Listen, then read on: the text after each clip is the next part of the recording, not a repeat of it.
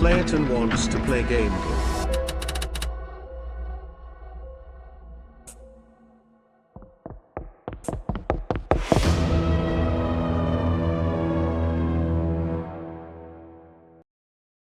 Good morning, good day and good evening. How are you doing, ladies and gentlemen? Hope you're doing well. Slightly late, maybe, allegedly. I'm not gonna admit to it. But hope you guys are doing well on this very fine Wednesday, yes. I have some exciting news for anyone who's not one of the cool guys who hangs out in the Discord. If you're in the Discord, you might already know, but here's the link in case you want to be a cool guy who does hang out in the Discord. But we just got notice today that our application for my girlfriend to move here has been approved. So Miss Chirpy is coming to Sweden. Isn't that pretty fucking exciting? First of all, huge shout out to the one and only Codin Gree with the 5-month resub during the intro here. Appreciate you, man. Does mean a lot and hope you're doing well. Muito obrigado. First one in today, none other than Pirogi. Second place, we have Codin. And third place, we have none other than Ronin. Welcome in, guys. We also have Jin in here. And we have Moonies. Hope you're doing well. We have the bot doing a bit much spamming, but oh well, it happens.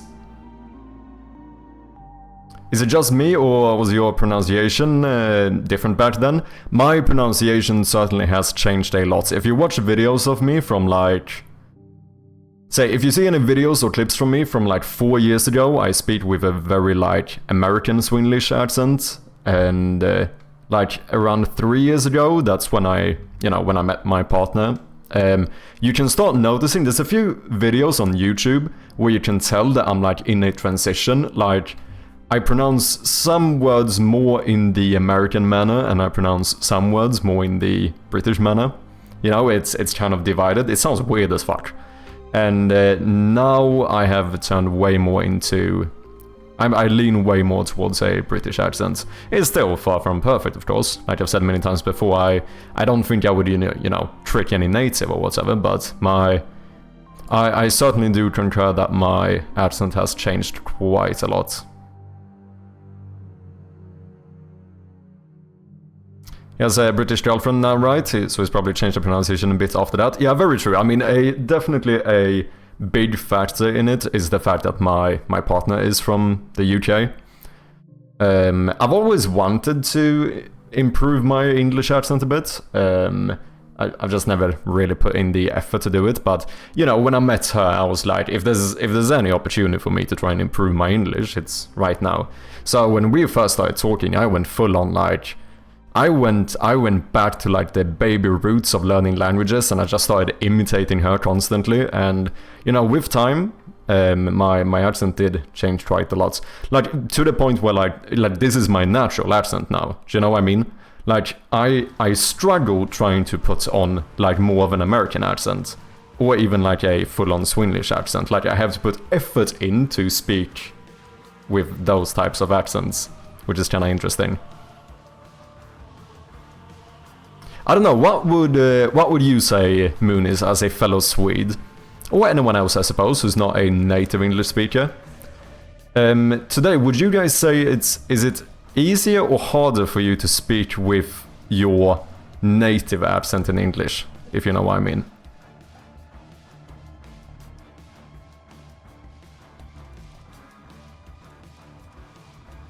Slayatan, welcome in as well, good to have you.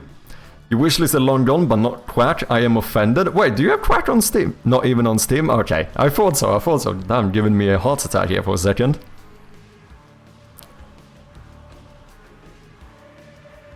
T-Tries is really good. Yeah, it's the best shit, you know. Where's this? I was watching those reruns. Give me back my VODs. Well, I do have a VOD channel. AI channel. It's not an AI channel. What are you on about? Codefox, welcome in, man. How are you doing? Nice to have you. So guys, I'm still catching up with chat here, but good to have you, man. Hope you're having a good Wednesday. Miss Chirpy Pog, indeed.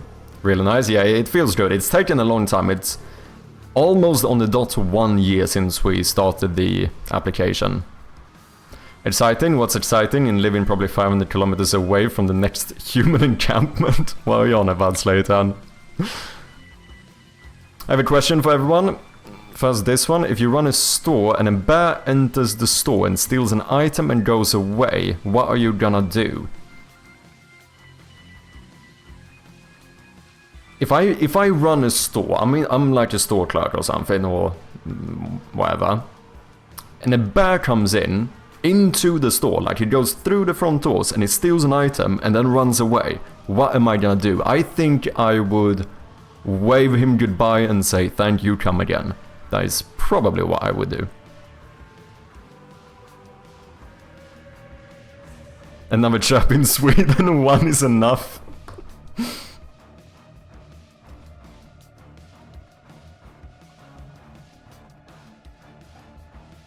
Just wait till they start making little chirpies. By then I'm going to be rich and can move away from Sweden. Where would you move, Munis? Does she speak Swedish as well? She does. She's not fluent, but I would say she's on like a... How would I explain this? I would probably say she's on like an upper conversational level, if you know what I mean.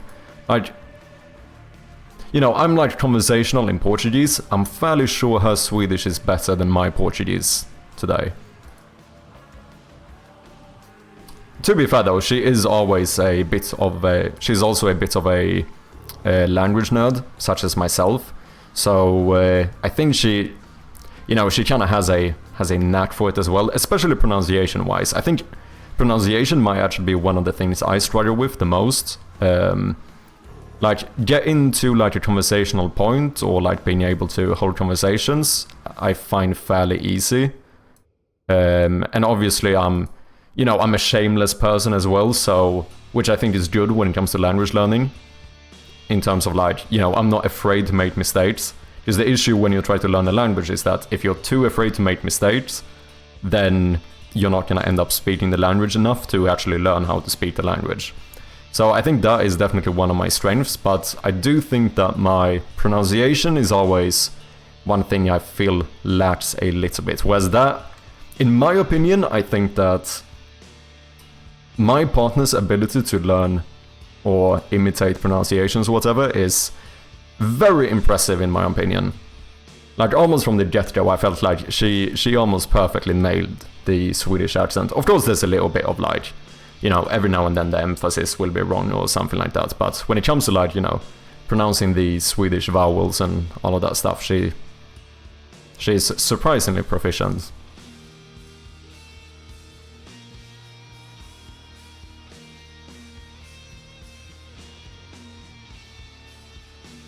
I can switch accent on the fly. I don't think I'm a good person to answer. Okay, interesting.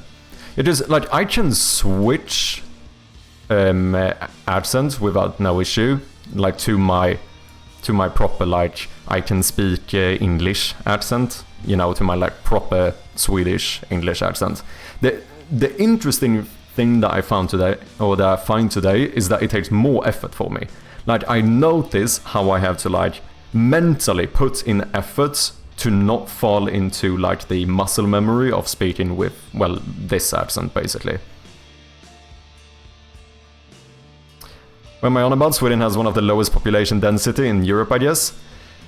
Well, I don't know. I mean, in some regard, if you take the entire country into account, that I would probably suspect that to be true.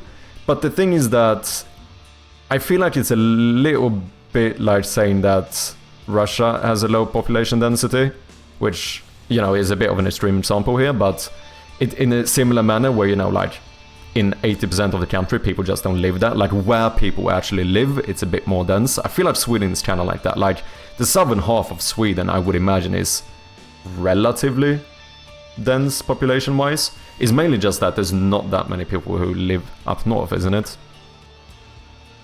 I don't know, this is my armchair theory here, but I think that's kind of the case. So it depends a little bit on how you view it. If you take everything into account, I think you're correct.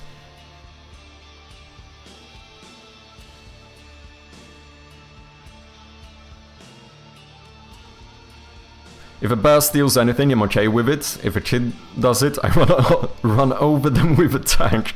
What's up, Wakasha? How you doing? I would buy my own island somewhere. Oh, you're talking that rich. Okay, Moonies is gonna get rich. Are you fluent in Swedish, Chappy? Fucking barely at this point. You know what, guys? I legitimately speak more English than I speak Swedish. Like, that's not even a joke. Like, on a daily basis, I probably speak like fucking 80 times more English than I speak Swedish, to the point where I actually think my Swedish is getting worse. Like, I notice myself more and more struggle to find the words in Swedish, whereas I will like instantly find it in English. And I also noticed another weird little habit I've gotten recently. My mate Björn, who's doing the audio, has pointed this out to me a few times as well. You know when you throw in a little English word somewhere, like mid-sentence? At least if you're not a native English speaker, you probably know this. Like, there's a lot of like English loan words and so on. So sometimes you will like, you know, just have an English word in the middle of a sentence. When that happens in Swedish nowadays, I have a tendency to almost, like, after I say the English word, I will accidentally almost continue speaking in English while talking to someone in Swedish, which sounds fucking insane. Like, I end up kind of laughing at myself for it, but yeah, it's kind of funny. If her Swedish is better than your Portuguese, then she's really fluent in Swedish. Nah, because I'm not fluent in Portuguese either. I think it's easy to overestimate my Portuguese. Like, I am very happy with where my Portuguese is at. Like, I am conversational, and I can, like, as I often put it, I can survive in the language. Also, Dark Row Moon, or Mun, thank you very much for the follow. Welcome in, man. You know, I'm comfortable in Portuguese, enough to get by or whatever. But, like, I am far from fluent in Portuguese. Like, if you would put me in, like, a working position in Portugal or something, like, my vocabulary would probably fall behind at some point. And, like, I know enough to be able to ask the questions in Portuguese to probably, like, get to the point eventually, but it wouldn't be without a hassle, if you know what I mean. Like, you know, a normal conversation, just a casual, everyday conversation, I'm kind of fine with. Most of the time, at least. Except if there's some weird niche word or something.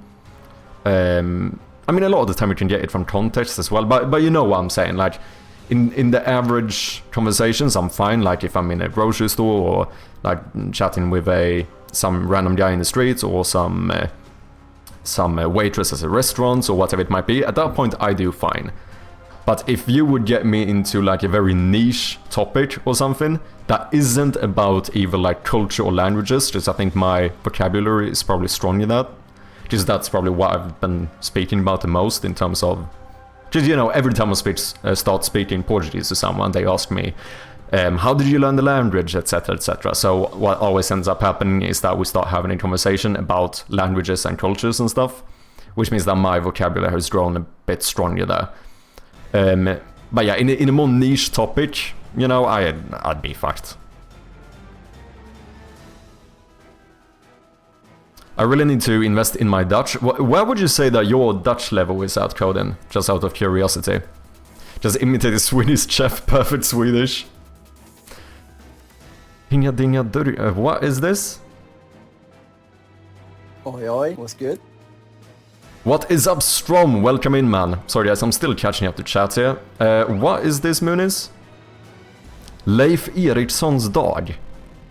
That's the Viking. I know this. I know who that is. Hey everybody, it's Leif Erikson Day! Hinga-dinga-durgan! Okay. Ahoy, Patrick! It's Leif Erikson Day! There's a note. SpongeBob went to get more giant paper. Patrick. P.S. Happy Leif Erikson Day!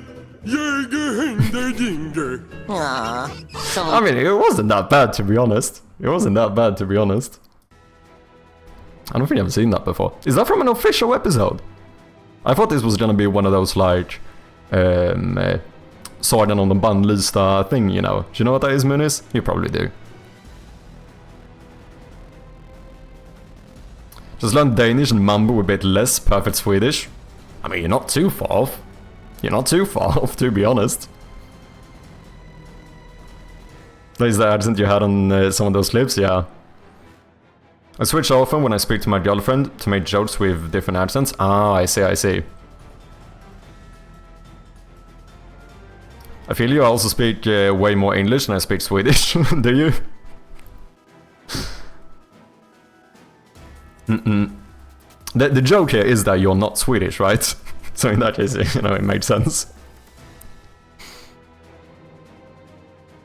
Just welcome in, how you doing, man?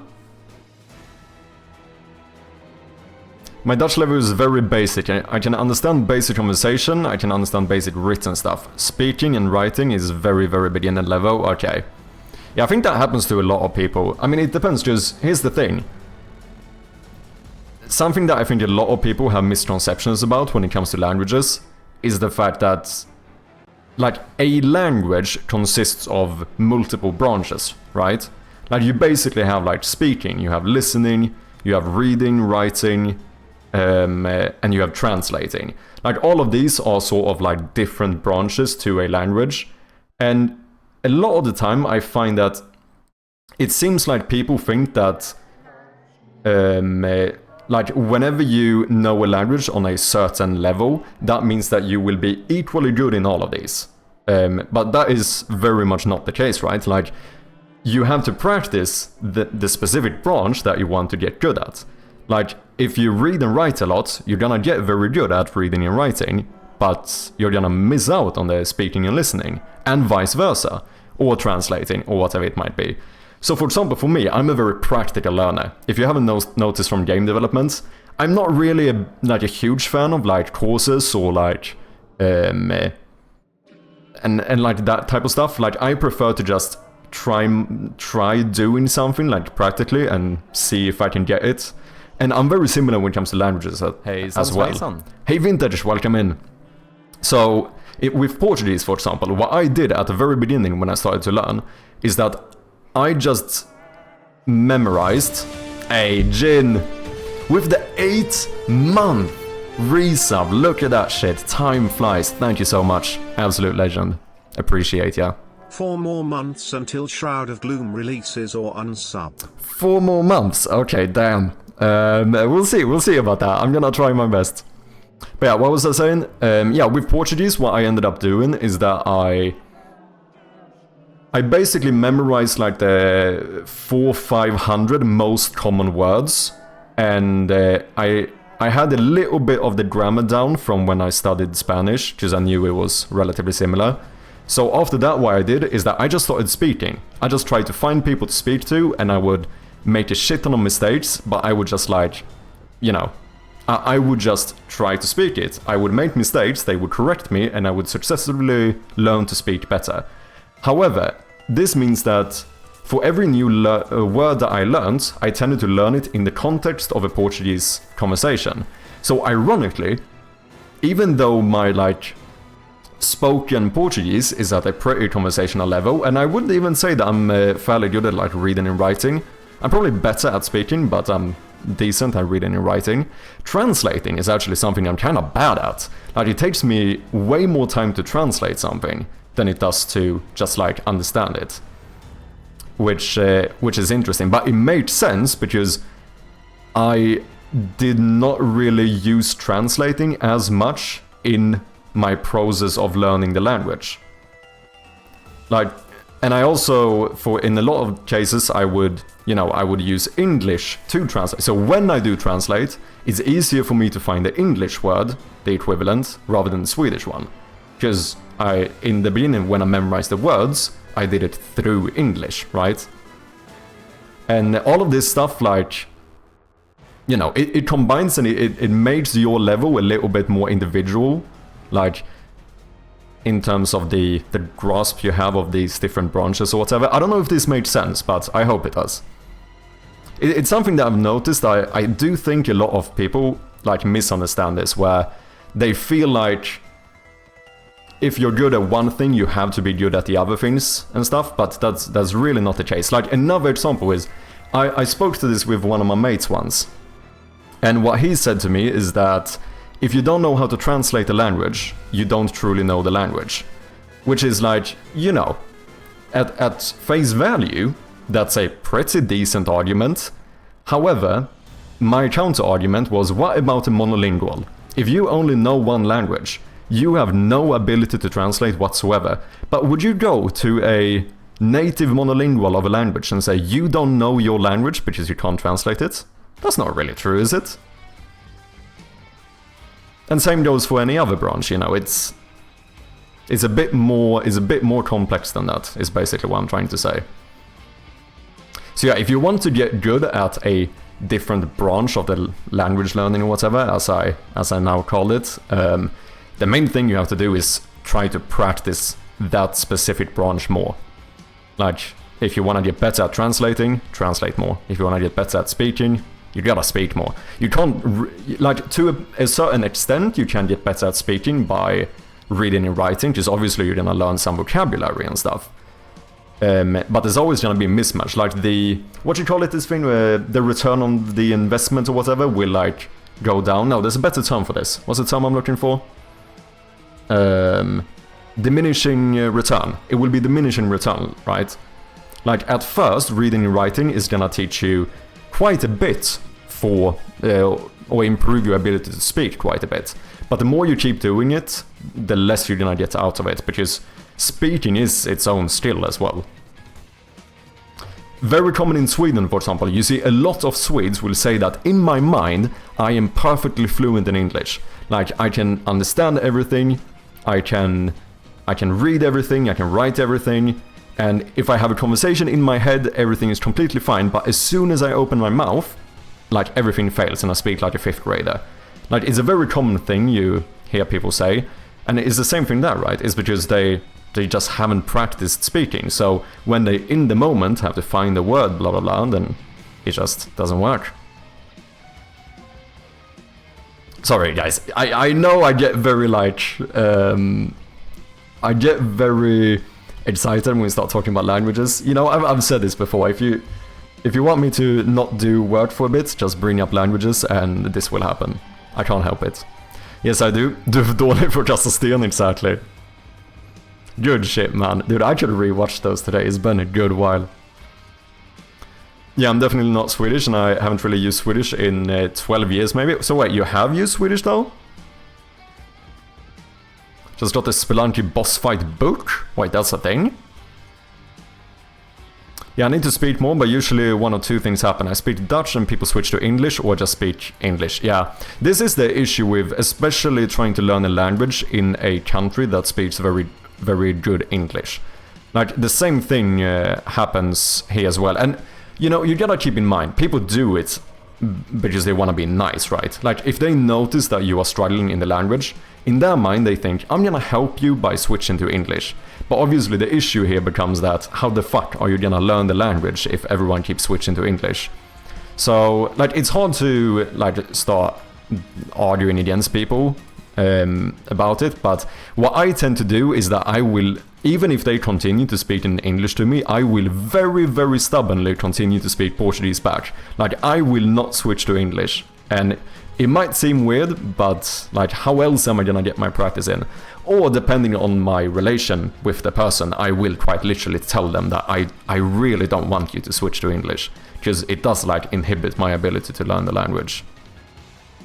So, like, for example, when my girlfriend tries to speak Swedish to me, like, most of the time I will very deliberately not switch to English. And if she doesn't understand me, I will try to continue to explain it in simpler terms or in another way in Swedish, because that's where you get most of the practice, in my opinion. The worst is legit trying to speak the language and the person you're talking to just switches to English rather than hear you budge it. Yeah. No, it is a actual problem, and I think Sweden might also be one of the harder languages, or Swedish might be one of the harder languages to learn because of this, because the general, like, English proficiency in Sweden is very high, so, like, Swedish people tend to very, very quickly switch to English if you speak with, like, broken Swedish. Like, since I am a language learner, I usually try to not do it. Like, you know, I much rather simplify my Swedish to try and make the person understand me, because as a language learner, I know how frustrating it can be when no one like gives you the opportunity to practice the language. But I also want to be clear, like I'm not shitting on the people who do switch language, because I very much understand that the vast majority of people who switch to English when you struggle with their language are trying to do a kind of thing, right? Like they want to help you. They say, oh, it seems like you are struggling, let me make it easy for you. Like, so it's kind of a noble thing, like in that context, but like if you are very dedicated to trying to learn the language, it can get very infuriating, because it's like, so when am I gonna get better if you always switch, you know? Watch movies and shows in language you're trying to learn. Best way to spend your time, to be honest. It's good for like listening practice and stuff, but once again, you're not gonna be speaking the language. Which is kind of the issue, like you actually kind of deliberately have to find people that you can like physically speak to.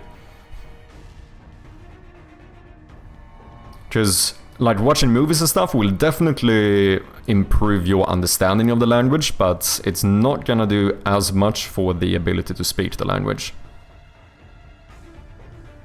I understand you're not working on a side project. What is up, Pons? Yes, we are not working on a side project. I promise. I promise. Hope you're doing well, man. Craft Picks, welcome in as well. Good to see you, man. Nice to have you back. Have a great stream ahead. Thank you very much, man. Appreciate ya. I used to learn Swedish. I think maybe you said this to me. Sorry, I think you might have. Then I went on holiday to Malmö. Then I went back home, and that was probably the end of my journey with Swedish. Okay, fair enough. I mean, Malmö is probably not the easiest place to learn Swedish either. Let's be honest here. It's like half Danish. If we're being honest here, like skånska, which is what the accent is called in around that region, is basically like a slightly like half Danish Swedish kind of thing, you know. Found a picture of you at your old job. I mean, I hope you didn't. If it's a meme, I'm fine with it. If you did, I hope you didn't.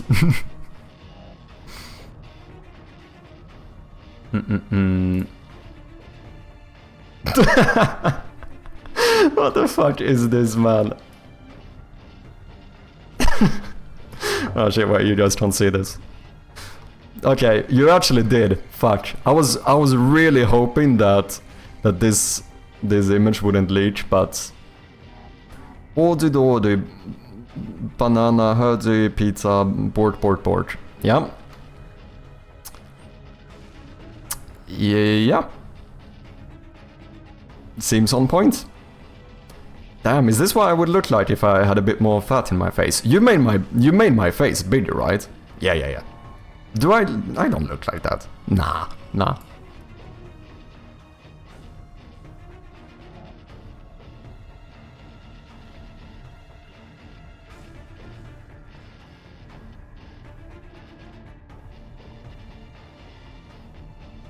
Fi, welcome in, hope you're doing well. And it fit you in the Swedish chef's face, so yes, yeah. Editing adds 10 pounds. It really did, man. It's kind of funny though. It's kind of like, you know, looking at myself if I... Like, this is probably what I'm gonna look like in a few months, right? Because my partner will make a bunch of delicious curry and shit, and I won't be able to help myself but to eat a little bit too much. Like, if I gain like 40 kilos or whatever over the next year, all I want to say is that you know why, right?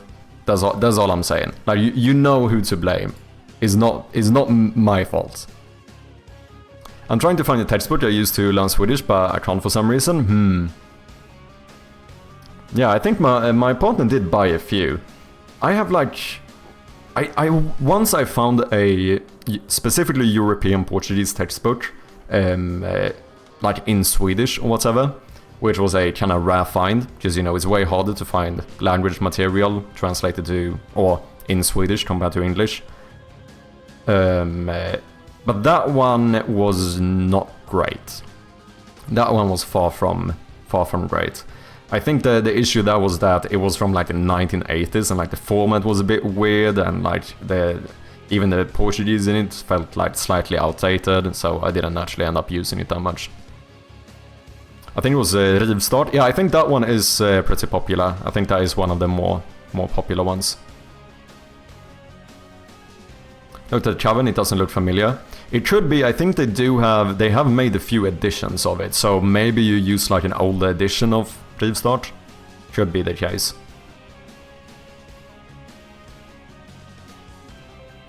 Other than that, other than the little good announcement, do I have any other news? Not really, I suppose.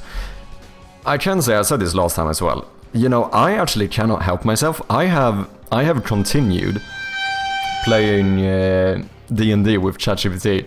Like, off stream, I will legitimately lie in my couch on a fucking D&D adventure with ChatGPT. I don't know what the fuck is wrong, but it's actually pretty fucking fun, man. It's actually pretty fun. Anyway, Gamedev, that is true. We did indeed have a Gamedev redeem, so let's boot up that one to start the day. Yeah, I think it's surprising fun. I wouldn't mind maybe at some point doing... maybe we'll do a little, like, short series or something out of D&D with ChatGPT. I did post the video of that stream when we tried it to my second channel on YouTube. And you know what? It actually did fairly well. I'm kind of surprised. Like, obviously my second channel is a little bit more like low effort content. But this one ended up, in the last 2 days, he has 500 views, which is quite a lot from my, for my second channel. 500 views. I do think the thumbnail was pretty good though. I kind of liked it. A little bit happy with the thumbnail. But yeah, go and check out the second channel on YouTube if you haven't. First of all, before we get into anything, I also have to say, if you have not wishlisted Shroud of Gloom, then make sure to do so. Would very much appreciate it. We are more than halfway to 1,000 wishlists, which is pretty sick. But you know what? We're not gonna stop here, right? Just a quickly reminder before we get into the daily Gamedev. So we're gonna do the daily guess as per usual. And the Redeemer was indeed Slayton, so if you have a first game, then let me know. Jotson and Ojima, welcome in, hope you're doing good. Did you guys know that the one and only Jotson is another developer, and not only is he another developer on Twitch, he recently published his Steam page for his game, The Mailroom. Look at this shit.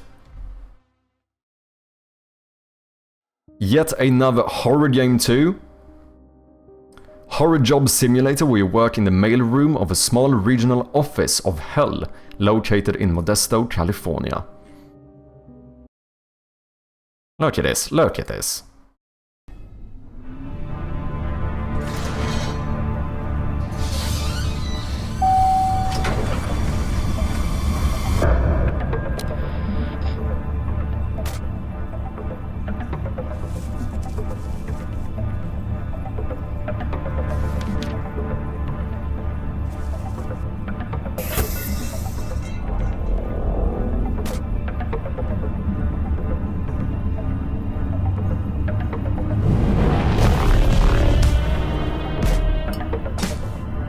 I know this game guy looks sick, man. Art style looks cool.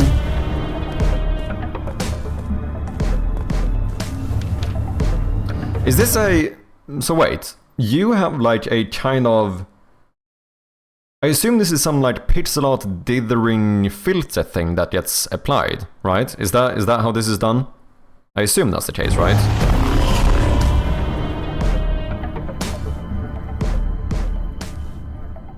Look at that, ladies and gentlemen. Go and check out the game, support our fellow creators here. Make sure to click that wishlist button, click the follow button too. You know, the follow button does help people out as well. So go and support our fellow developers. Show him some love.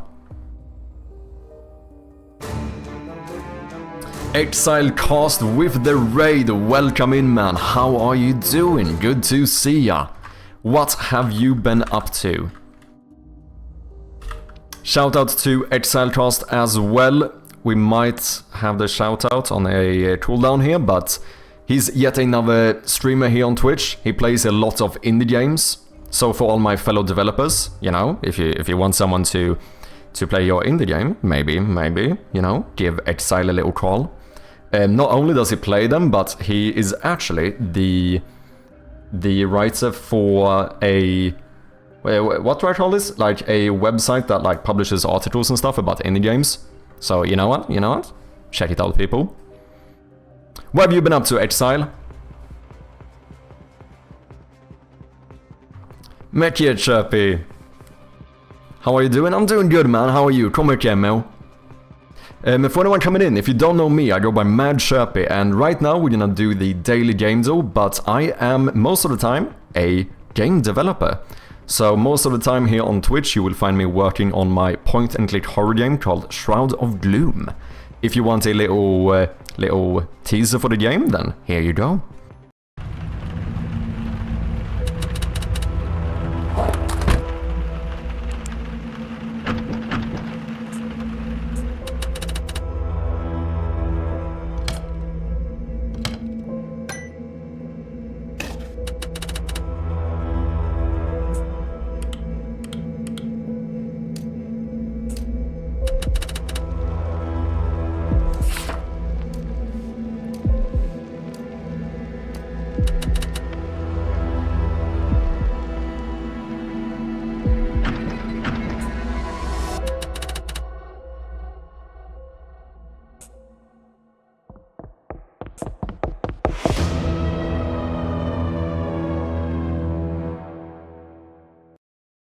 There you have it. The game is available on Steam for wishlists, and we do appreciate those very much. Yeah, it's a post-processing shader. Nice, man. I like it. I like it. Out of curiosity, do you allow people to turn it off? To be very clear, I'm not asking this because I would want to turn it off. I'm just curious. I find it interesting to see which of these like stylistic choices for games that people allow players to toggle, if you know what I mean. Something I put some thought into with my game every now and again. I'm like, do I want to have a setting for this like stylistic thing, or should I just be stern and be like, this is what the game is, this is how it's supposed to look? Do you know what I mean?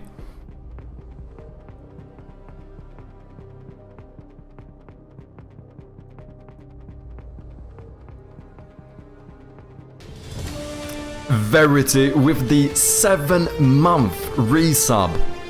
Thank you so much, Verity. I really do appreciate it. Absolute legend. Truly does mean a lot. How have you been, Verity? Hope you're doing well. Currently playing Hollow Knight. Ooh, nice, Exile. How do you like it? I haven't played it myself, but I do want to give it a try at some point. I do think I have it on my wishlist. And yeah, they are going to release the new one pretty soon, right? I know there was some announcement during the Gamescom. I actually haven't played that many, like, Metroidvanias in general. Like, Metroidvanias and precision platformers are something I've kind of missed out on. The same thing with, like, Celeste and, like, those type of games, which I do suppose are more of, like, those are more like a precision platformer, whereas I think Hollow Knight is a little bit more of a stereotypical Metroidvania, although there probably is some overlap between them, but...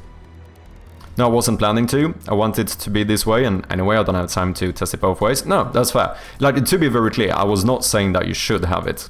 I was only curious about your thought process about it. Because, like, I think about this sometimes with my game. I have, like, a film grain filter and stuff like this. And that's also one of those things where a lot of games do have a setting for whether you should have film grain or not, but it's an interesting topic, like whether you should or shouldn't have that type of stuff. Some games let you turn off the pixel or CRT effect. I always thought that was an interesting option, yeah. Like, I see pros and cons both ways, right? Like, if someone is really turned off by any specific effect, it might be an issue, but at the same time, sometimes I feel like as developers, we just have to be a little bit stubborn and say, like, this is the identity of the game, it should be this way. So Yeah, I don't know. I don't think there's really a wrong way, like, it always depends, right? It's awesome, nice to hear, man.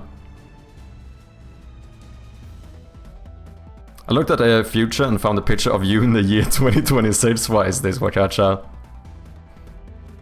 No.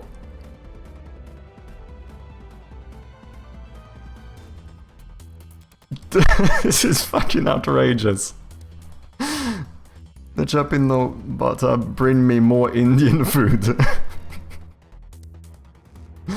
Oh. Good shit.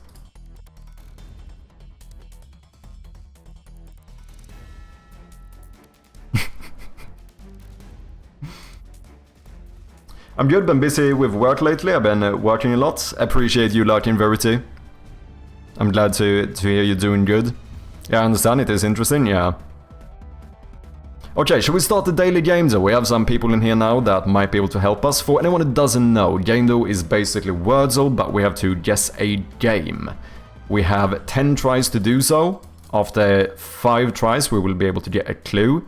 Each time we guess a game, we will get some more information, whether we are like on the correct platform, or if it's the correct game mode, or like if the themes or genres are correct, or if we have the correct developer, stuff like that. So basically help us narrow it down.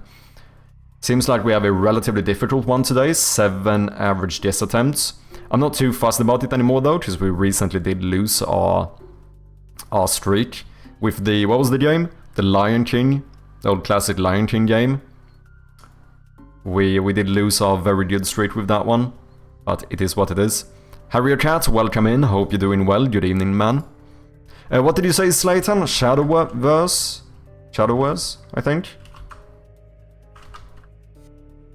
Shadowverse. Apparently I cannot speak.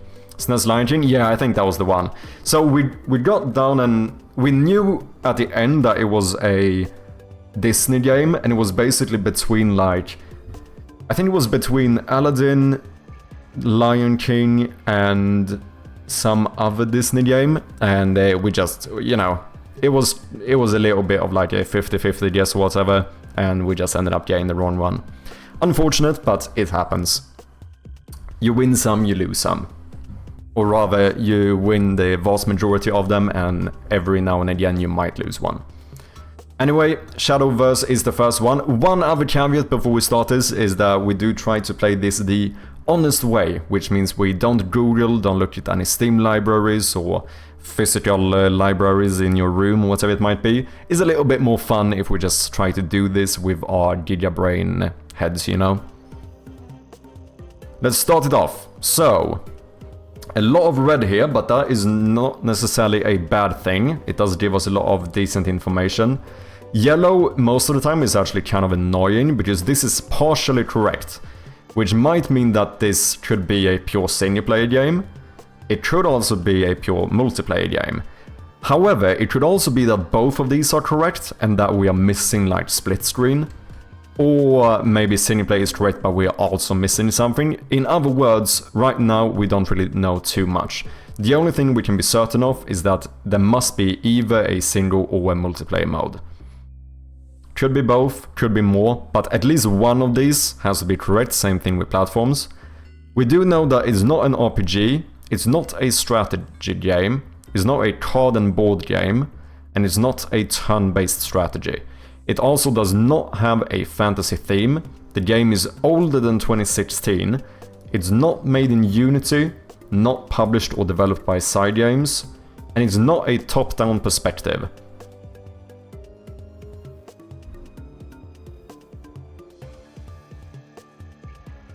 Halo 2, we could run Halo, so that would be like a first and third person sci-fi shooter. Think that might be single multiplayer and split screen. So it seems like that would fit most of this. There's Halo for Android and iOS. So yeah, this is the thing with yellows. Since this is yellow, we don't know what is correct. Like, it could be that all of these are correct and that we are missing something, but it could also be that only one of these are correct. And statistically with gamedev, we can probably rest assured and say that PC is at the very least correct. Doesn't mean that the other ones aren't, but since it's yellow, we just don't know enough to make any informed decisions. So I think we can run Halo and see what happens.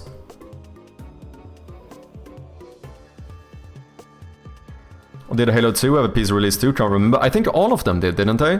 I think you can buy like a bundle with like every Halo game on PC now. I'm almost certain.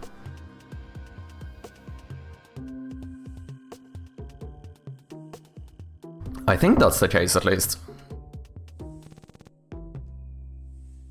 Later the remake, but that's different. Is it a remake or remaster? Because that also changes things. Oh, no, wait. The Master Chief Collection is actually its own game. I think this is what I'm talking about, if I'm not mistaken. Yeah, that is considered a different game here.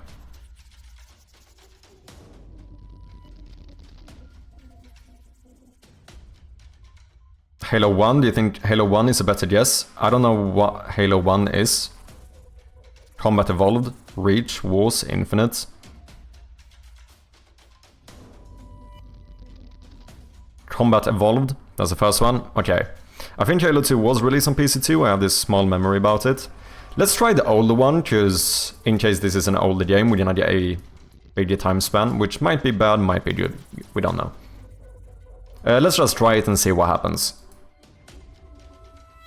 Oh, interesting. It's even older. It is older than 2001. And we can now see that it was not published by Xbox or Microsoft. That's a good clue. I would say most likely either first or third person is correct here. Still don't know too much about game mode. We know at least action or sci-fi must be correct, and since these are good, right?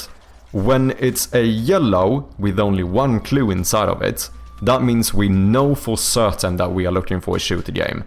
Because otherwise this couldn't be yellow.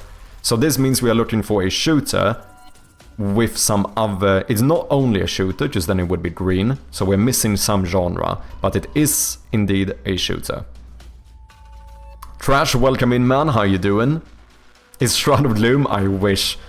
Imagine one day it might be in here, but we don't have it in the database, unfortunately.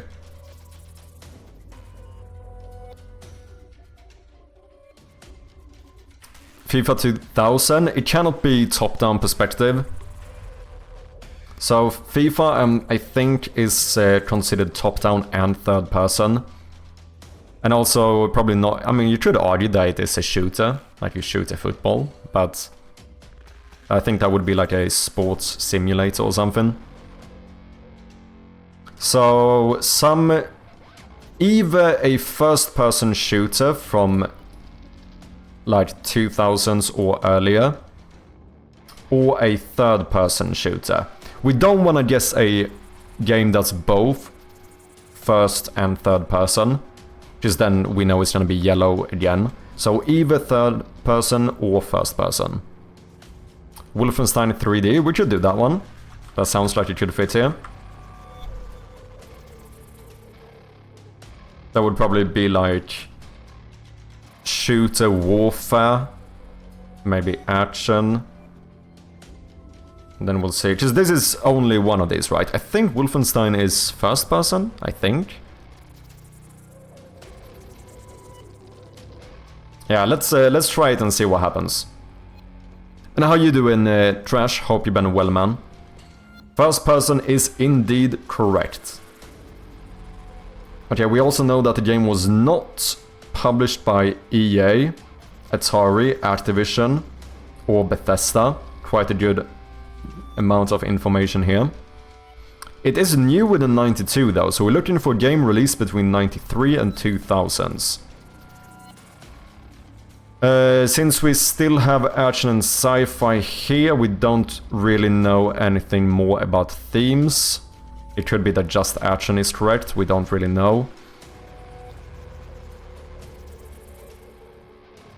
Half-Life 1, Doom, Heretic, James Bond, I think all of these could fit. Wachacha was first, so let's start off with Half-Life 1 and see what happens. Here we're probably gonna get sci-fi as well, but probably not fantasy or historical. I don't know about genres, but shooting will certainly be correct. Would this be considered an RPG? Nah, I don't think so. Let's try it and see what happens. Shoot a puzzle, okay. Ooh! Interesting. We have the game engine. It was made in Gold Source, but it was not published or developed by Valve, or published by Sierra Entertainment. This doesn't tell me anything. Also, keep in mind you're not allowed to Google, but might be a good clue. Still don't know too much about genres and themes, but we are very close on the year. We are looking for a game either released in the year 99 or the 2000. So if we can nail the year now, which we will, no matter, as long as we guess the game that's either made 1999 or 2000s, we will get the year, and after that we can run a clue and hopefully get like genres or themes. So, what did we have? Doom, Heretic, 007, Blood. Are there any of these games that you feel like still fits? I guess it specifically has to do with release year. I guess Doom is too old, right? I mean, there's multiple Dooms though, so maybe not. Oh, none is Gold Source. Oh yeah! Yeah, we do have the engine now too. Doom is in Source engine.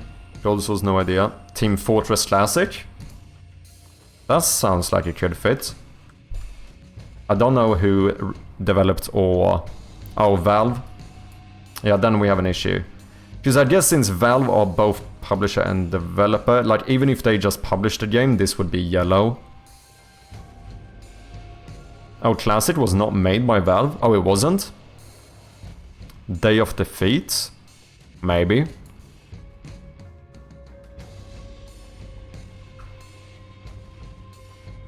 Team Fortress Classic. Should we try it? Like, as long as the year is good, we should be fine, because then we can just run the clue and we're probably gonna get some good information here. Oh, it's a fan-made project. Ah. I think Valve acquired Team Fortress Classic. Ooh, that might be an issue. Because I think if like another company published a game for a new console or something way later, or whatever it might be, I think they usually get added here. Same thing like Skyrim, for example, has like the VR perspective.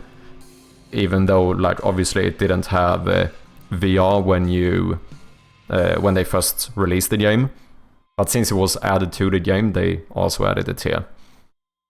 So, are we saying that Team Fortress might be no here?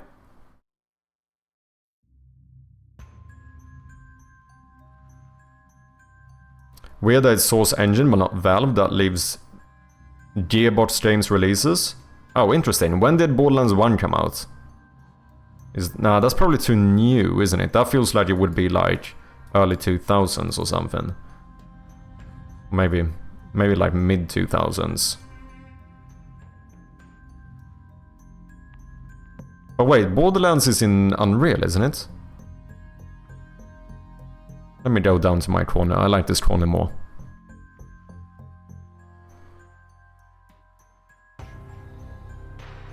I know what it is, but I won't tell. Yeah, if you know the answer, then don't. As in, like, if you proper know. Like, guaranteed.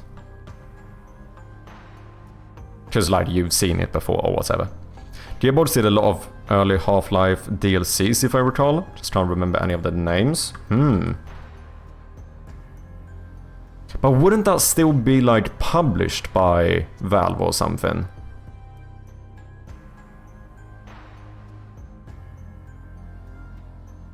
Counter-Strike? Is that not Valve? Does this site have this mod game called Sven Co-op? It does. Borderlands is not after 2000, isn't it?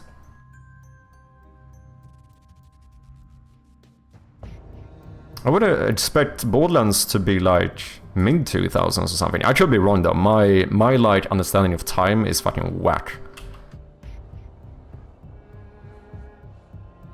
Counter-Strike is Valve's fan co-op would be Half-Life franchise, I guess. Oh yeah, that's true as well. We do know that since the franchise in Saga is incorrect here, it cannot be any Half-Life game.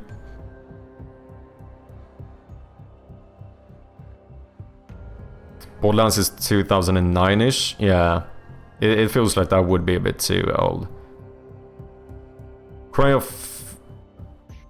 Fear being that year/engine? No idea. Is that the Swedish horror game? Is that what that is? Because here's the thing. Maybe we should just guess a game that is either 2000s or 99. Because if we do that, we're gonna get the year down. And at that point we can run a clue and get more information. At that point we might get something like developer, publisher, game mode, genres, themes or platforms, which could help us out. But I definitely don't want to run the clue when we are this close to getting the year. Because running the clue and now getting even 99 or 2000 would be a wasted clue basically. So maybe we just run some game that was released 99 or 2000 even though it doesn't fit. Where if you get a clue for game mode, it's still gonna tell us something. Just game mode we almost know... Oh no, we do know actually now that single player is correct, but we're missing something. But there's still quite a few different ones, right? It could be single player co-op, it could be single player co-op split screen. It could be single player multiplayer split screen, it could be single player multiplayer co-op. There's still quite a few different game modes left. So even that one would give us some information. Just that the year specifically would be a completely wasted one. Because as soon as we guess either a 2000 or 99 game, we're gonna, even if we guess the wrong one, you know, by the process of elimination, we will know what year it was. So I feel like we almost get no information here. Even game mode is probably the worst one to get, I would suspect, but it still gives us information.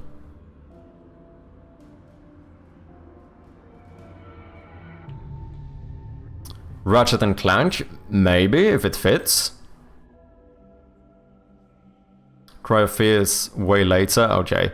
Can't remember the whole name, but Gunman Chronicle or something like that was released in 2000. I think that was made with Source.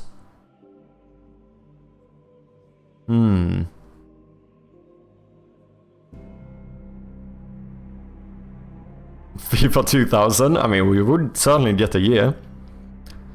Would a homebrew game be on here? No way, right? Wait, is the game called Homebrew?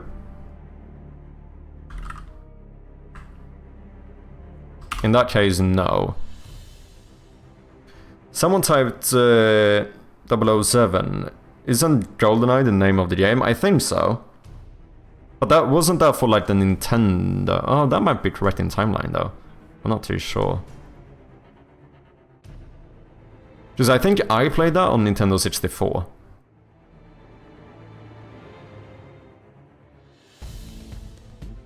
The Source engine being green and no Valve or Sierra for late 90s is breaking my brain at the moment. Okay, should we try the Gunman Chronicles and hope to at least get the year? And then we can... after that we can... at least get a clue, get some more info.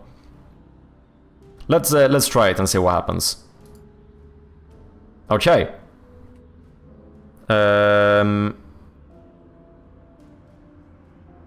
It is 99.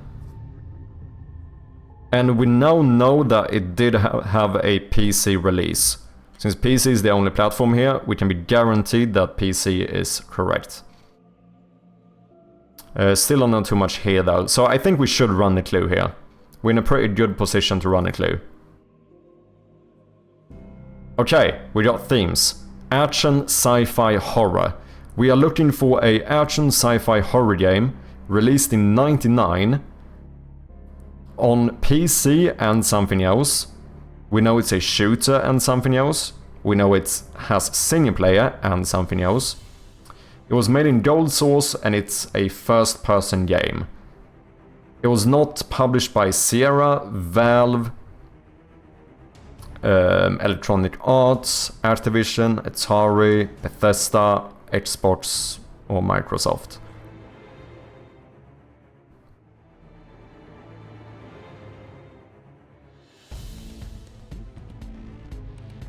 It's Day Hunger. Oh, I don't know if that had multiplayer. We don't know if this game has multiplayer either. It could be single player co-op. It could be single player split screen as well. Unless you count that in as co-op as well, but the literal multiplayer doesn't necessarily have to be correct. First person horror game? Yeah, shooter as well. It's a first person horror game with shooting. Sci-fi action. So not Team Fortress. Yeah, what does that leave? A Half-Life DLC? It can't be Half-Life either, since when we guessed Half-Life, it was the wrong franchise and saga, so a DLC would probably count as the same franchise. System Shock 2? Maybe. What's up, Canadian Corn Dog? If it fits, we could run it. Oh, that was a Dark Engine? Okay, should we try Day Hunger?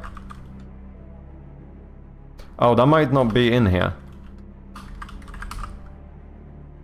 I don't think it is, so never mind.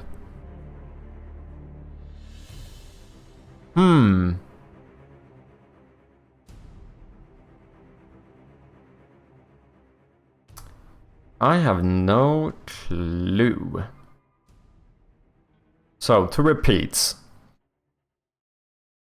We know the game was released on PC, but not exclusively. We know it's a shooter game, it has a shooter genre, but it's not exclusive to that. We know it has single player, but the game modes are not... That's not the only game mode. We know the game is a action horror sci-fi released in '99. It has a first-person perspective, and it was made in Gold Source. It was not published by like any of the big publishers, such as Sierra, Valve, EA, Atari, Activision, Bethesda, Xbox/Microsoft, Microsoft Games, Cygames. We have excluded a lot of publishers here.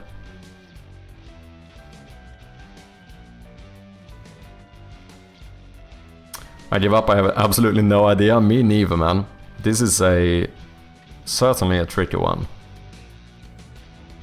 House of the Dead or zombie shooting game? House of the Dead. That is in here. Maybe Resident Evil, was that released on PC as well? Yeah. At the very least the remakes are. No, I think the old ones are too. I don't know about the engine they were made in though. House of the Dead is in here, so if you think that one fits, we could run it. Resident Evil is definitely not Source, okay. Oh yeah, it's not first person, true. Resident Evils are third person. True, I didn't even think about that.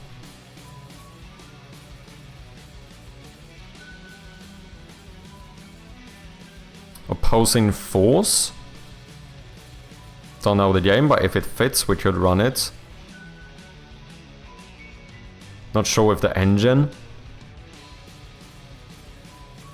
Okay, so right now it seems like either House of the Dead or Opposing Force. What do you think, guys? Which one do you think makes the most sense here?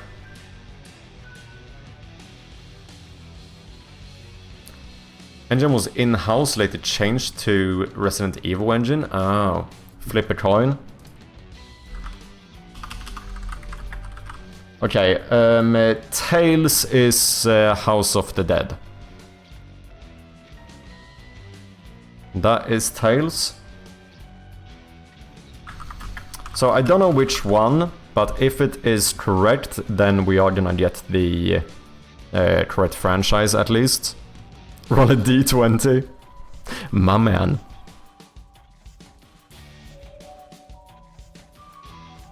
Were you saying this wouldn't be sci-fi? That would be an issue.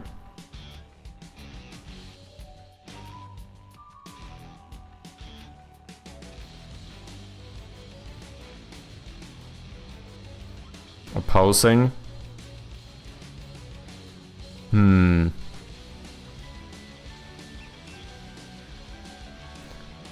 Okay, we have 3 guesses left.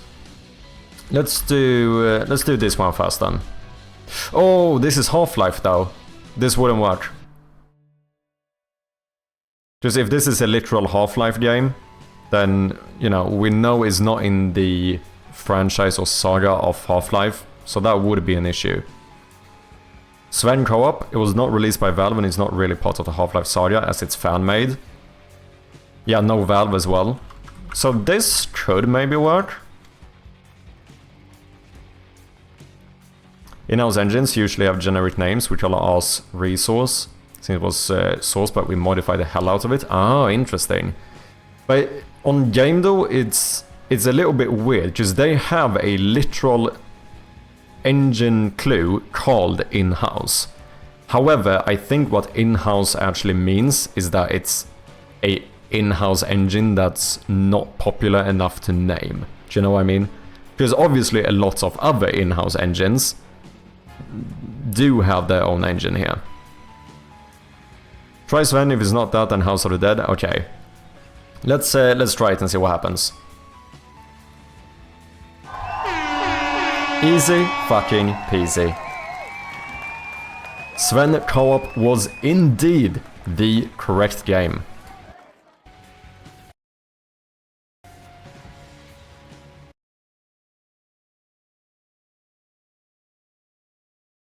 Yeah. Linux and PC, shooter indie, action, sci-fi, horror, single-player, multiplayer, co-op. Yeah, developed and published by Sven Co-op team. Mods count as actual games on gamedev.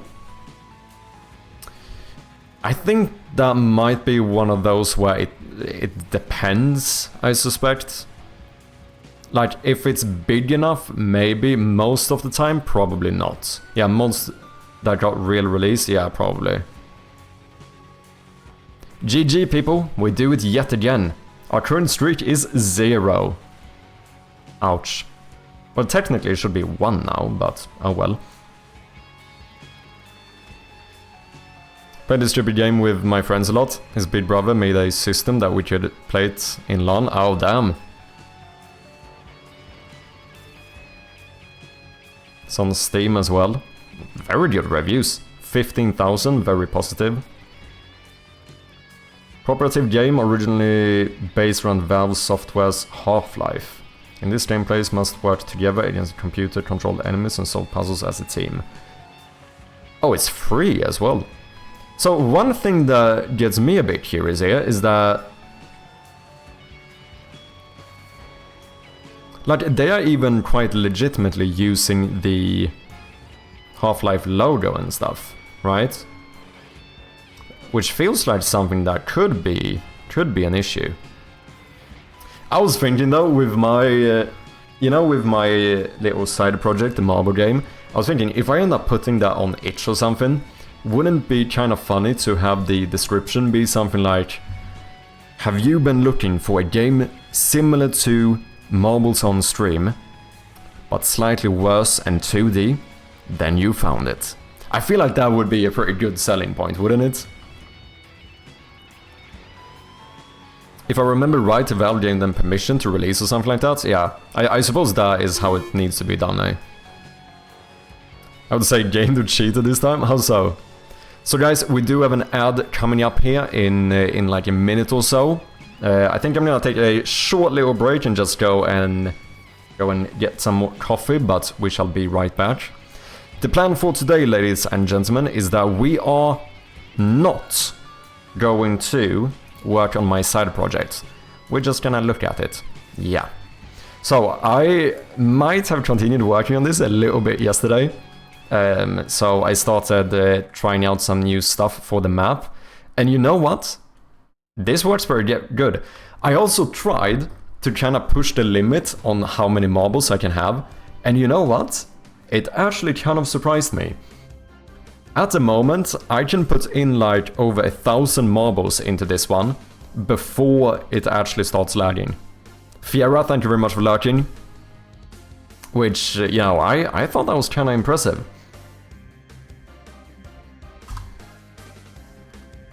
Default marble amounts, let's do like 10, and subscribers get 20.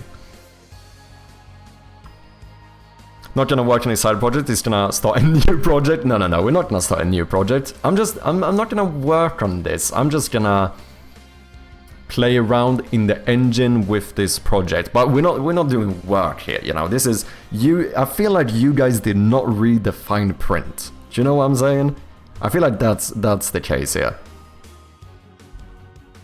Something we still need to do though is fix the actual Twitch integration, which is obviously the thing that's gonna make this a little bit more fun, a little bit more automated.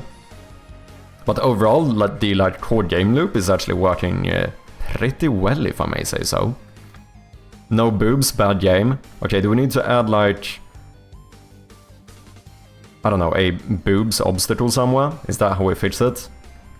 The ads are on though, so like I said, I'm gonna take a short little break here, but I will be right back. Went away for a bit, did we do the game though yet? We have indeed done the game though. But yeah, I'll be back in just a second. Cheers. And we are back just in time for the ads to be over.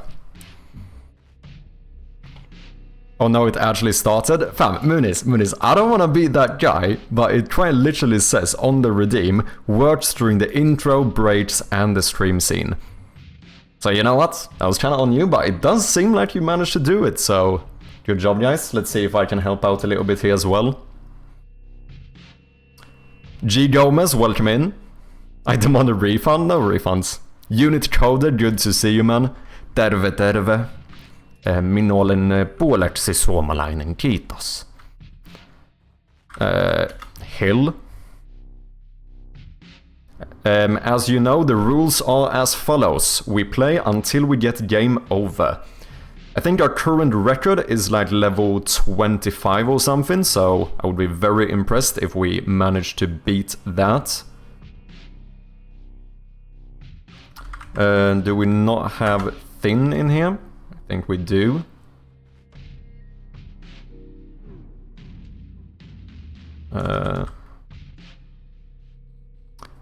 Come on, Stan, welcome in, good to have you, man. Am I free? We have Tool as well.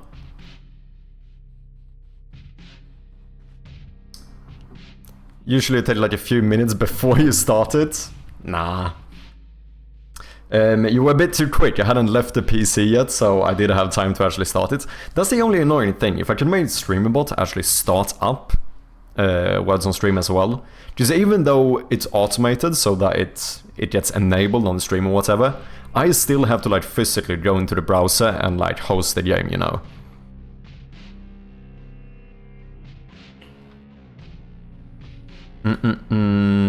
Okay, how are we doing? Anthill, nice one. Oh, what about anti? That's a word. Sorry, Strom.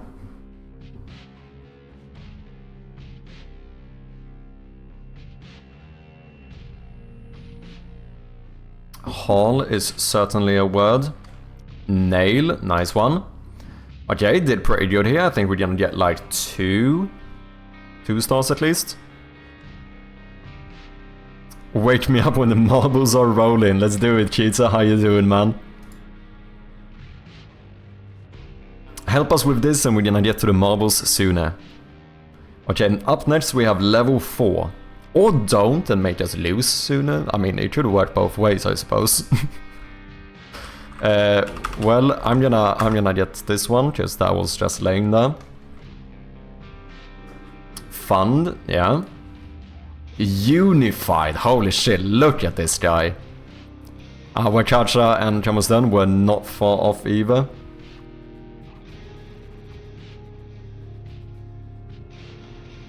Fiend, yeah. Ooh. Defend? No, we don't have 2Ds, never mind. Indie, ooh, good one, good one.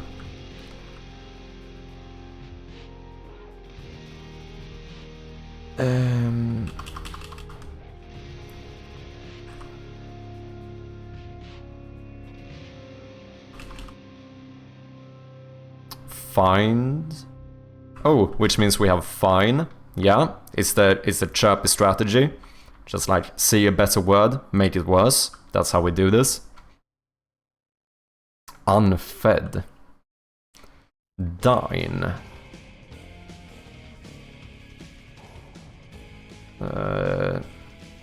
Nude, of course Moonis does that one. No one is surprised, am I right? I need to get that sound effect for my thingy. The brumch. I need to sort that out.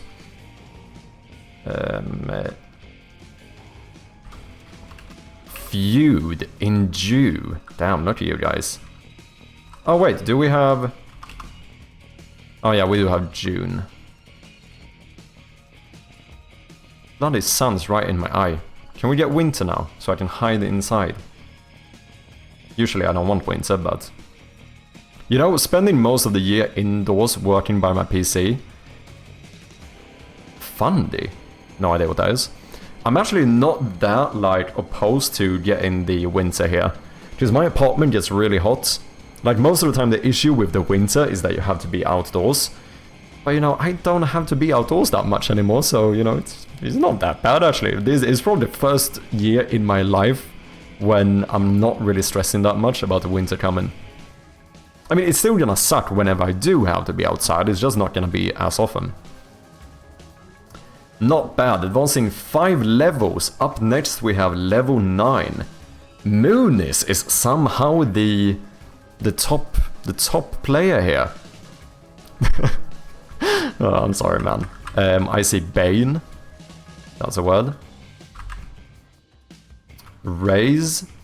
Brazen. Zebra. Look at you guys go.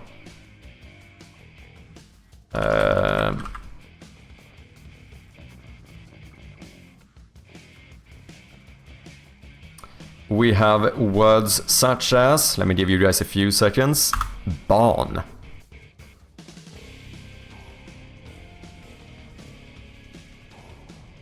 What the fuck is indie? Is that a synonym for broken unemployed? It fucking feels like it, man.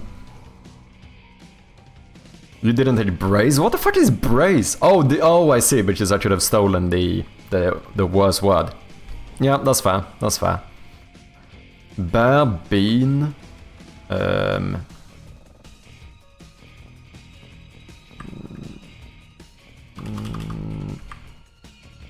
Bear. Shit. I was trying to look for that word as well. Bran. Bree. Earn. Nice. Okay, one more word. Can we do it? Looking for one little word here.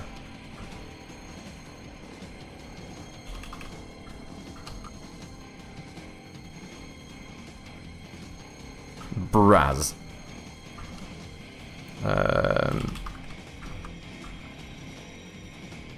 Bray. No idea what that is. 5 levels yet again. Up next we have level 14, ladies and gentlemen. 25 is our current streak. Moon is still in the lead, but Strom is the MVP this one. Random letters, let's go, man. We now have a fake letter and a hidden one. Let's see if we can figure those out. Okay, stick was correct. Do we have something like tent, maybe? No. Tusk? No. Trying to see if I can find the hidden letter here. Sick? Yeah, that is a word. Maybe sting, if we have a hidden G? No.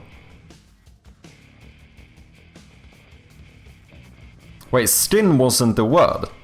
N is fake then? If skin wasn't a word, then N must be the fake one.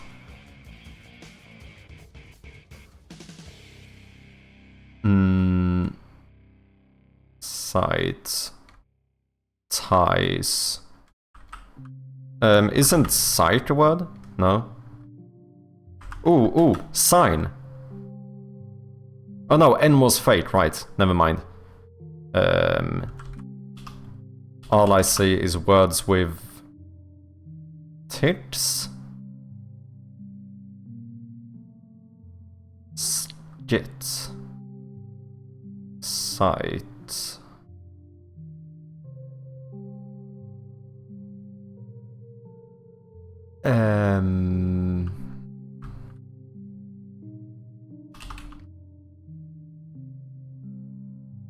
Sights. Good stuff, good stuff. We need a few more words to not lose this one. A couple more words. I can't see shit. T was the hidden one. We have another T. Do we have kite? We do have kite. Shit.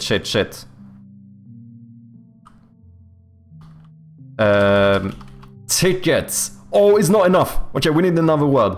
While it's syncing, you can throw in more words. Shit.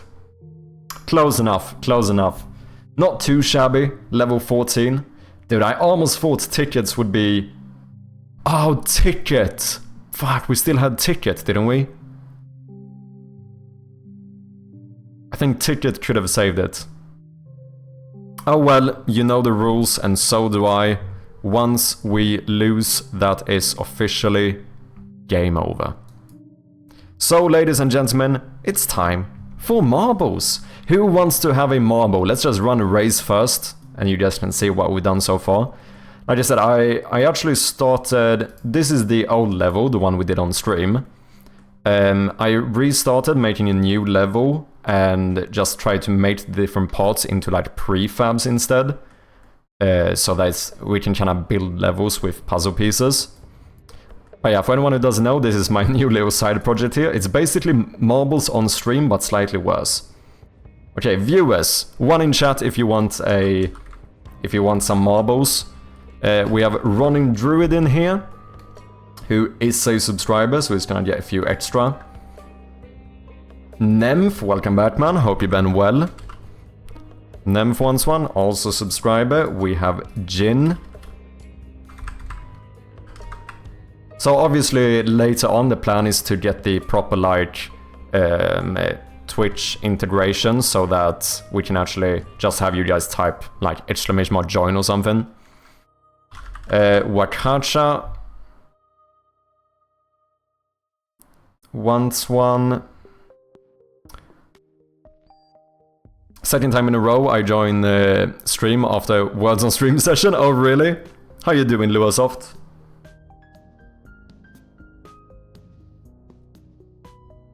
I want, but can my name be Rubber Boobs? So we can have some boobs in this? You're such a weirdo, Wakacha, but sure. I will allow it. Is this project just to learn, or do you have some goals with it? Not really any goals whatsoever. It's kind of... I guess it's a little bit to learn the Twitch integration stuff, to see how difficult it is to make that, but from what I understand, it shouldn't be that difficult.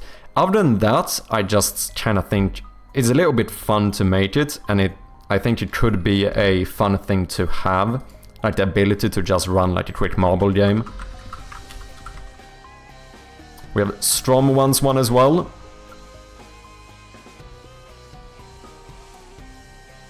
Jin, not a subscriber. No, Jin is certainly a subscriber.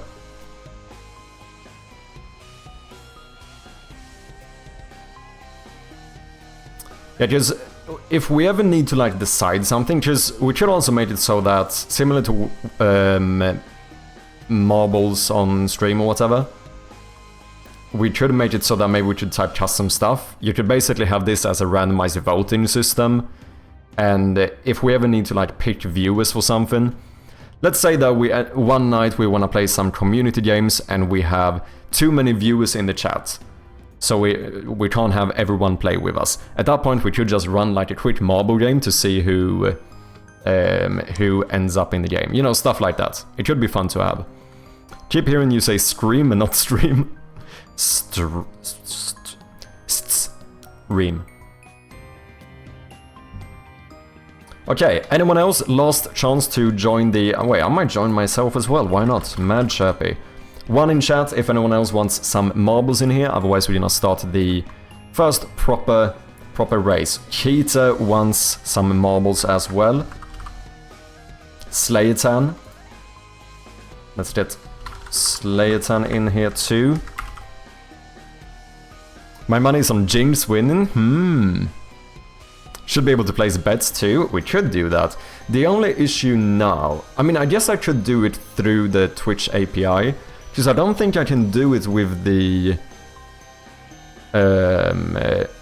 prediction system on stream, can I?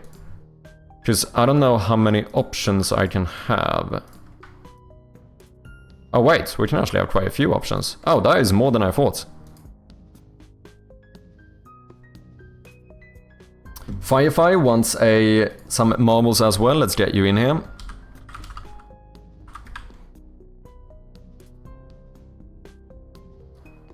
So it's a bootleg marbles? Yeah, pretty much. It's like, imagine marbles on stream, but slightly worse. That is basically what we are making. Okay, let's do a Gamba as well. Because apparently, I know in polls, I think you can only have like 5. Cheetah and Slayton, if you haven't added them yet, I have added them. They might have been covered by my camera.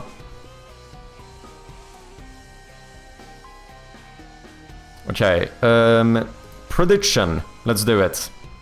This is the last opportunity for anyone to join. Once I finish this prediction, we will lock in the viewers. Start prediction. Name of the prediction. Who will win? Question mark. Let's do like a 2-minute poll or something. And here we have Ronin Druid. We have Nymph. We have Jin XCB. We have Rubber Boobs, of course. We have Strom in here. We have myself. We have Cheetah. Slayatan. As well as Firefly. 1 minute poll. You think we should do 1 minute? Is Jinx CB? Because Jin and Jinx are interchangeable. Wait, I've always said Jin, haven't I? You have rubber... no, that's not what I said. Okay, let's run this. Time to bet a lot of points, guys. This is gonna be an interesting one, because with a prediction, we have never had this many options. I can say one thing though, maybe fair to announce. We have 2 non-subscribers, which means they will have slightly less marbles. I guess we should maybe say that beforehand. How many are we in here? We have 1, 2... wait, we have 9. Okay, so I think we should have enough marbles for this. Let's do 10 marbles default, and let's do 20 for subscribers.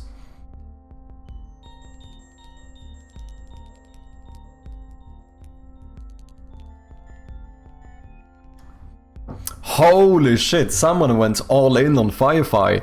13,000 channel points. We have 1,500 for Cheetah. 530 for Strom. 2,566 for Rubber Boobs. 30 points for Ronin. This is gonna be an interesting one. Because obviously only one person can win. So someone might end up getting a lot of points here.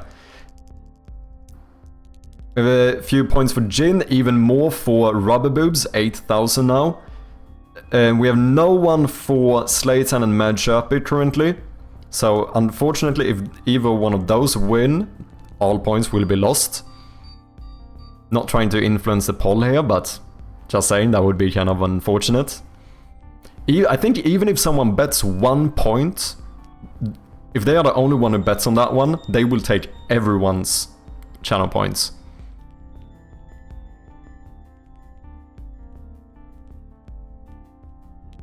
Oh yeah, Jin, but I meant so you don't have to say the X on its own. Oh, I see what you mean. I see what you mean. I've been training very hard, beware guys, okay.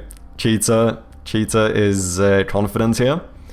The poll is over, so it's time to start this.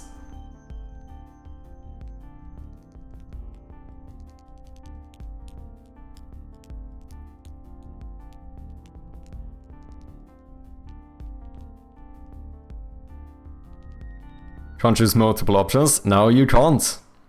Chubby gonna win, the fix is in, that would be kinda mad. I hope not, because in that case all we do is steal everyone's points. Wait, what happened to my music? Do we have some boss fight? Here we go. Okay, let's boot it up, ladies and gentlemen. We have all of our marbles in here. You know, I've actually done quite a lot. I made it so that the leaderboard only shows the top 10. I can now scroll up and down myself. If I can also lock it. Oh wait, shit, I started it. We can also zoom out. Let's see, we have Rubber Boobs in the lead, never mind. Who gets down first? Okay, Firefly and Ronin is in a very good position right now. Ronin has a good lead at the moment. Let's see if we can keep it up. Here it can get a little bit chaotic. Oh, that was not bad. 2 Ronins down here early. I think this might be over.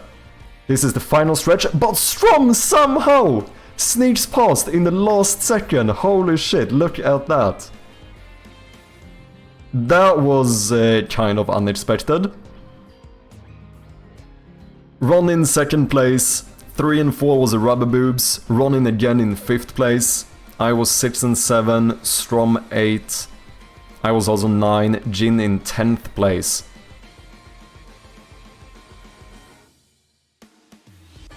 We still have some marbles going down here.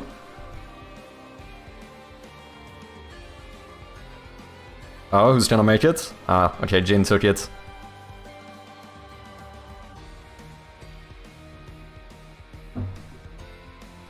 Not too shabby. And Chirpy 5 thanks for the win. Now we need this but 3D. That doesn't exist. No one has ever thought of making this game in 3D. I want to be very clear. But why do we have like 160 players? Because the way I did it now is that I can give more than 1 marble to each person. So the way we did it is that by default everyone gets 10 marbles. And then if you're a subscriber you get 20. But obviously I can change this myself. I just think sometimes it looks more fun when there's more marbles.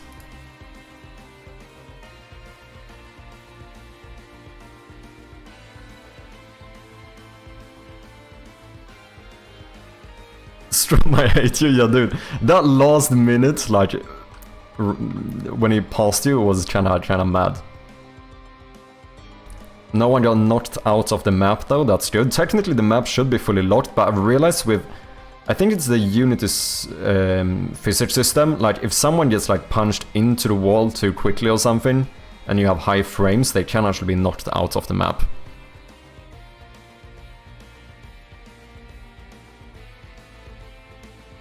The map needs to be longer, yeah, that's kind of the plan that...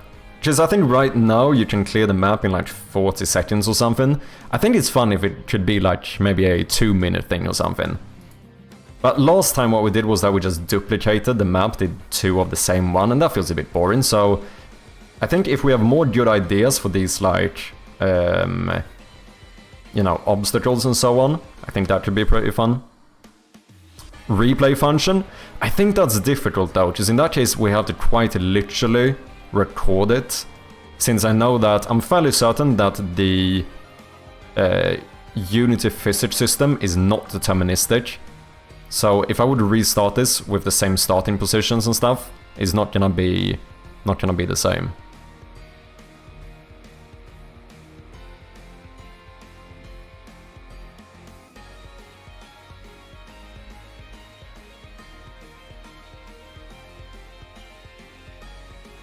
Or make a map editor. That would be sick, but that feels a little bit big in scope. Yo, I bet on Storm. Wait, did you? Very entertaining, but yeah, I could use more stall mechanics, so there are more leader changes. I think so as well. I think you're right. A bit of sound effects. I don't know how to do that. I guess we would check collisions, but then it might be spamming those sound effects. I don't know. Does the collision trigger thing, if two things lie next to each other, will that constantly trigger? Or is it only when they first connect? Like, what does Unity constitute as a collision? Does anyone know? Marathon length map, 1-to-1 scale. Turn this into a screensaver. Where's Jin and my points? You're gonna get it. Let's manage prediction. So, the winner was indeed none other... let's see, choose outcome. The winner was none other than Strom, which had, let's see here, 11% of the channel points. So a lot of channel points are going to the people who bet on Strom. Let me just double check. Strom is indeed first. Complete prediction. 27,955 channel points will be rewarded to the people who will be split between the people who bet on Strom. Not too shabby. Not too shabby. When things collide into each other, I believe. So in that case, it's like the first one. Like the first touch or whatever. Like if they lie next to each other, it doesn't continuously trigger. Because that would be an issue if I use that to check like when to play sound effects. Bumpers when it chaotic launches, that could be fun. These are a little bit like that. When you say bumpers, are you talking like flipper bumpers, or do you mean something else? That was kind of what I wanted to make this into first, which I think could be more fun actually, if we made this into flippers. But since I already had this one, I was like, fuck it, that will do for now.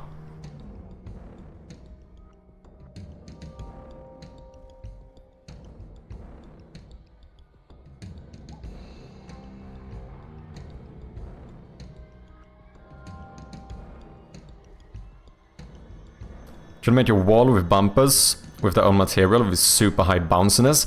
Oh yeah, true, we should definitely play around with the bounciness as well. Strom, you stole my points for VIP badge. You are now in my enemies list. Damn. Okay. So I think sorting out the system for like the Twitch integration would be very good, but let's see if we can make some more interesting stuff here. Because I do agree that the map feels like it needs to be a little bit longer. I think we should stop doing this though. Like everything needs to be connected. I also don't know if I maybe... To make this a bit easier for myself, I just decided on a width for all of the connections, so every puzzle piece. Like, every part of the map can be connected to any part of the map. This one is a little bit placeholder, because I haven't finished it. But I don't know if maybe I did this too small. I don't know what you guys think, because if we end up doing like 100 or 200 marbles for each person, then a lot of people, I think, are gonna get stuck at the top. Because all of these connections becomes like a... Ooh, a little bit laggy. They become like a bottleneck, right?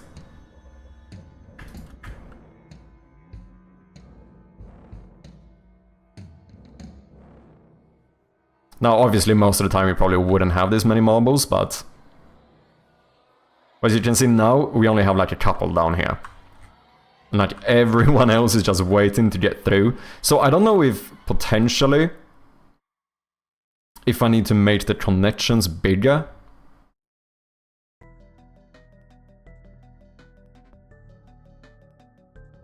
Because you see this, like we still have a bunch of marbles we haven't even gotten down yet.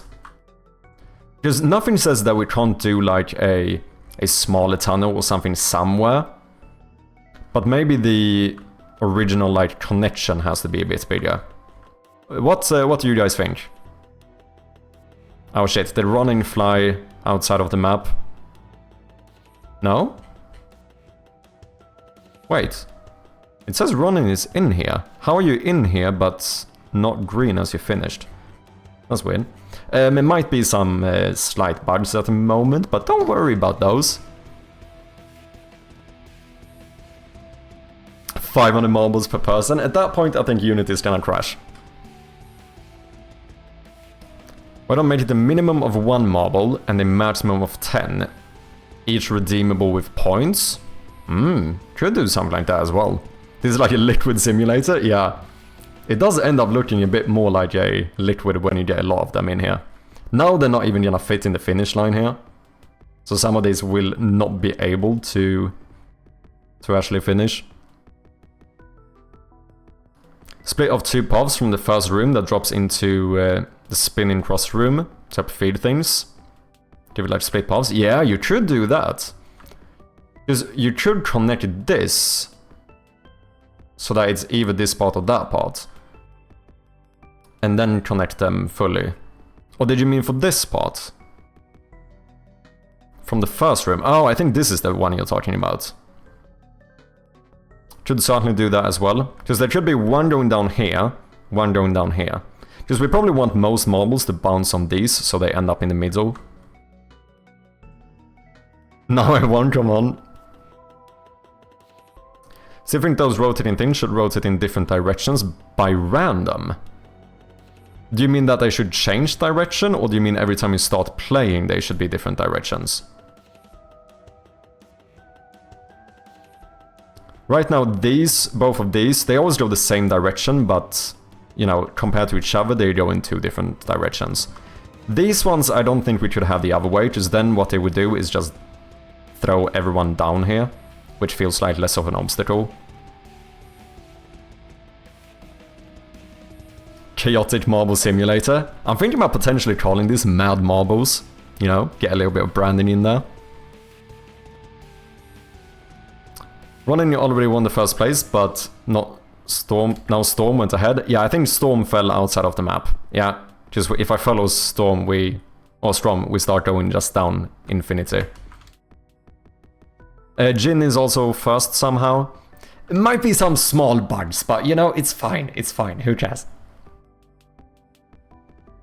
No one needs to know. I think it's when we get like a lot of marbles in these like spinner rooms, because they end up, sometimes they actually get thrown through the wall.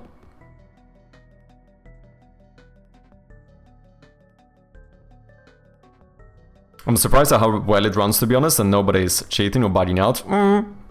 Not entirely true, but I am surprised. Like I said, if at least when I'm not streaming, I could do like, I think I managed to do like 1500 marbles before I started noticing any real lag, which was way more than I thought it would be. Because obviously I have like no proper optimization in this. I thought like getting 200 in here, the game would like freeze completely. So it did actually run a lot better than I thought it would.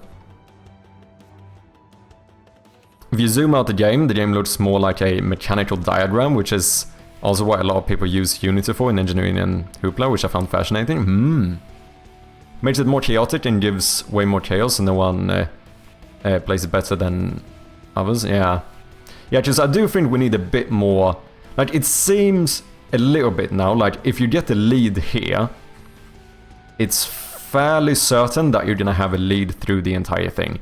Except for this room. Like, currently this room can really, you know, mess people up. Because you could get like thrown up like multiple times here, where someone else might be lucky and even fall through immediately. So this one can certainly change things. But a lot of these are very like, if you're in the lead, you are most likely gonna end up in the top, kind of thing. But it would probably be fun to make these two into proper like flippers instead. Or bumpers, like boom boom. Just continuously throw people up. Maybe even put a stop here so people can't go down here. Like, they actually have to be thrown over the top. maybe separate these two and have like 2 entrances here. But I think it feels like I might need to make the connections a bit wider. Like these do become pretty big bottlenecks. I don't know if maybe even like this thing, like this width should be the standard. Potentially. I don't know, what do you think, guys?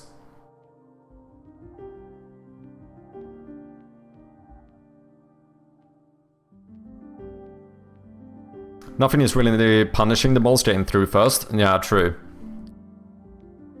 However, we did have an issue with the last one when we kind of flipped it. I think I removed that part. Yeah, because here before, I had like completely, almost like horizontal rows like this, so you would have to like go through it, you know? That one ended up being the opposite, because whenever the first ball landed, the second one would come down and push that one. And that almost felt too unfair, because this was the opposite. Like, if you were first into that one, you were guaranteed to not be the first out of it. And that feels like maybe it shouldn't be the case. Like, you should certainly be able to lose your place or whatever, you should be able to get stuck and, you know, whatnot. But I don't know if there should be a obstacle where it's guaranteed that the first person in is not going to be the first person out. That feels like it almost could end up feeling too unfair instead. Because it becomes a bit weird where, at that point, like, you don't want to be first here. Yeah, it needs to be more random, exactly. It like, any outcome should be able to happen, basically. As soon as it's like, if you're first and you're guaranteed to stay first, that feels a bit boring. However, if you're first and you're guaranteed to not be first, that also feels a bit bad. More random, bit more length, more chaos, yeah. I see we're working on the main project today. Indeed we are, indeed we are. Yes, yes. We don't do side projects here. I am very dedicated.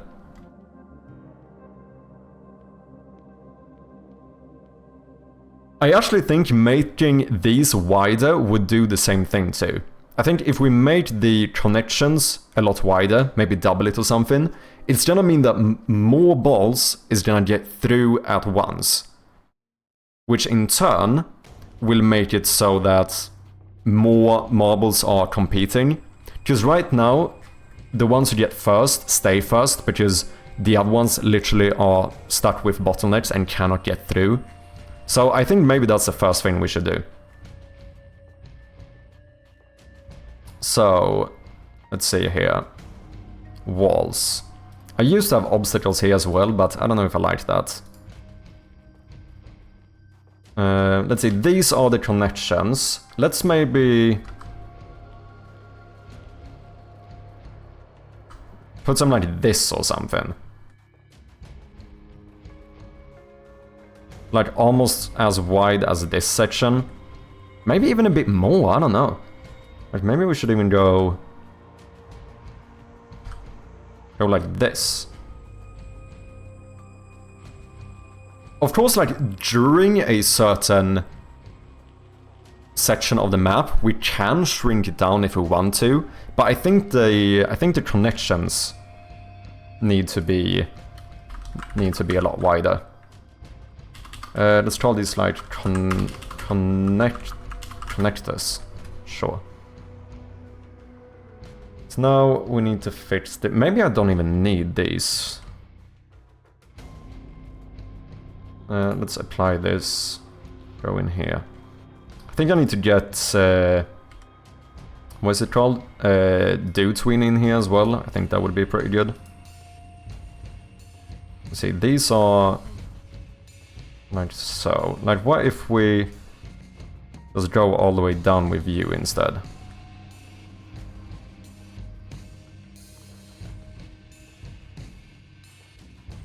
Do something like this.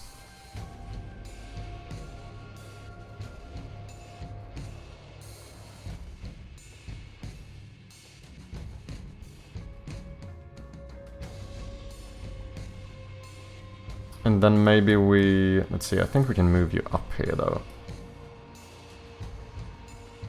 Probably have you like here or something.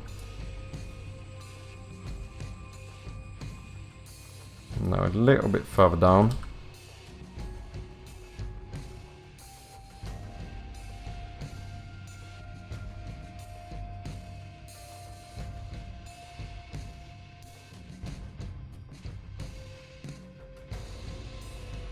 There must be a better way of doing this. I think that's good. Okay, let's copy this wall, delete that one. I'm gonna paste you in. I'm gonna move you over here. And we're gonna flip you. Not like that. We're gonna... Wait, can I flip you like this? No. Oh, I have to do this. Minus on the rotation. There we go.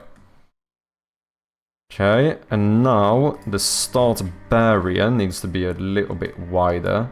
Maybe 16, that looks good. Okay, so this is the new start area. A bit wider.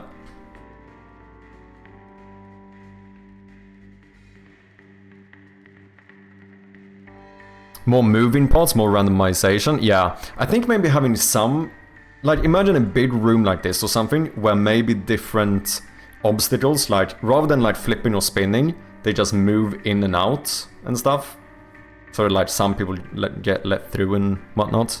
I think stuff like that. Stuff to hold people up and make sure that other ones catch up too. Maybe at some point, maybe there's a door that literally closes and holds for like a few seconds before releasing again.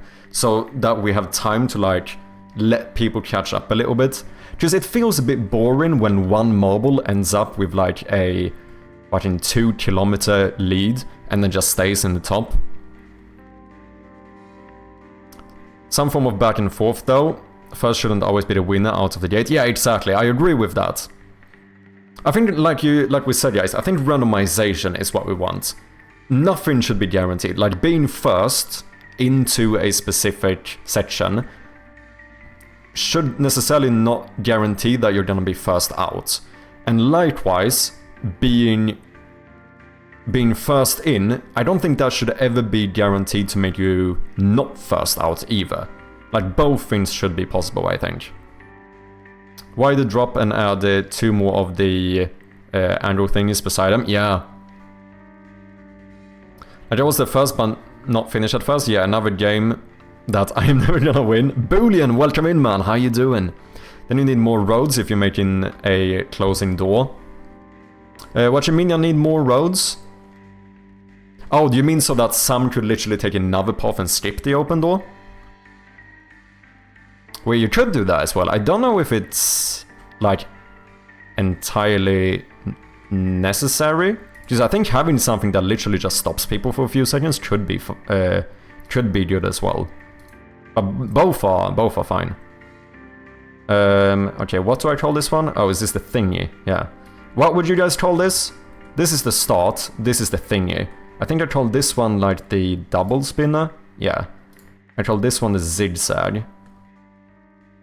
Then we have the flipper down here. What would you call this?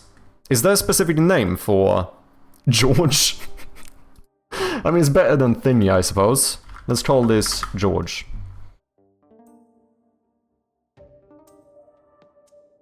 The thingy. Added there.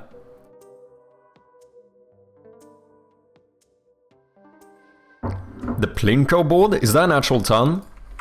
Doodad? A gadget or other object whose name the speaker does not know or cannot recall?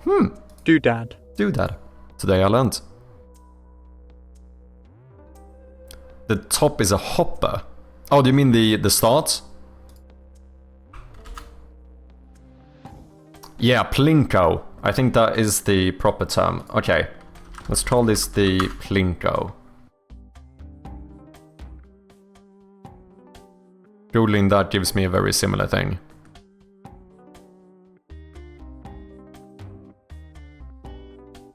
I don't know if the link broke there, but...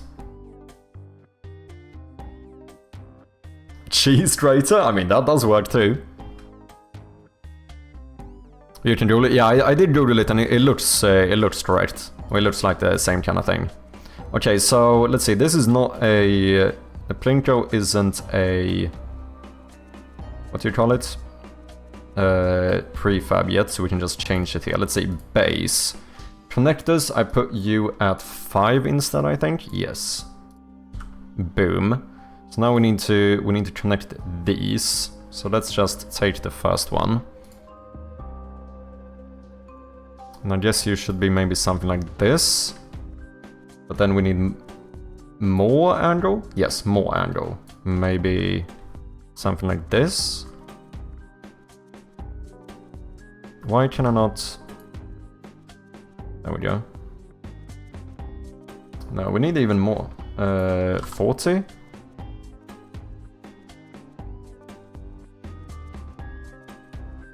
Another thing I saw in Unity, I don't know if you guys can answer this, but when you do 2D objects, I saw that you can make these sprite shapes open shape.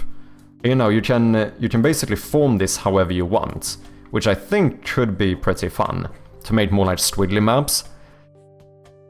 However, I could not understand how you easily made the colliders for something like this. Because without like having to customize the collider myself.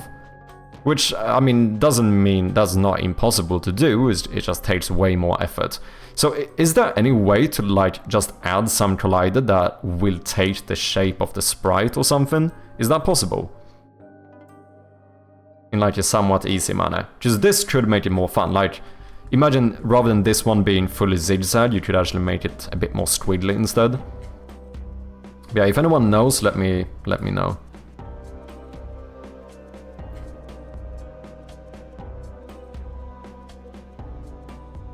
Okay, this is fairly close. I think that's good enough. Let's connect you here. Why am I such a perfectionist? Nobody cares about this. But for some reason I do. Like, no one would notice if that doesn't line up perfectly. Literally no one. But I just cannot help myself, can I?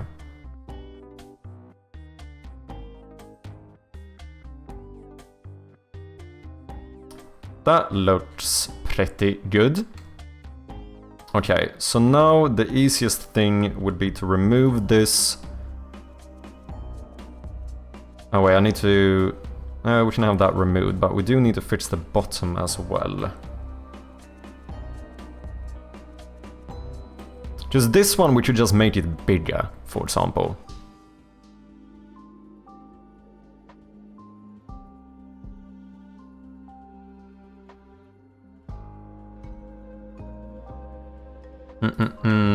Connectors 5. Oh wait, didn't I... Wait, we can copy this one, can't we? And then if I put you on minus here, and then I flip you the other way. Okay, you don't perfectly line up, but we should be able to make you line up. Huh? Where did you go? Oh, minus 100? No, minus 10. 13. So knowing that I can't use this one because I have rotation, like that one doesn't pull it straight up.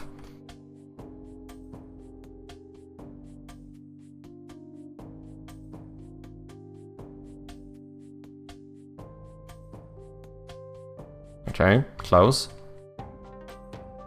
Let's see, I want you further up, so I want to lower the number.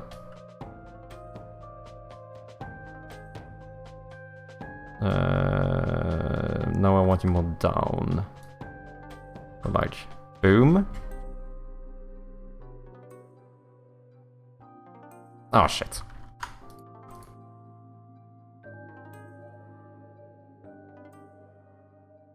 That's good enough. I cannot be this much of a perfectionist. Now we can remove this one.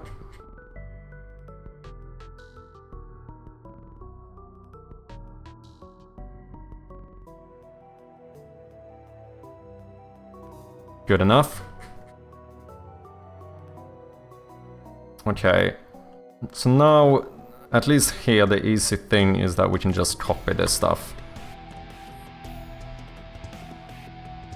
Oh, maybe what I should do... Should have made the entire thing wider as well, because I can just make parent objects here. Call this like the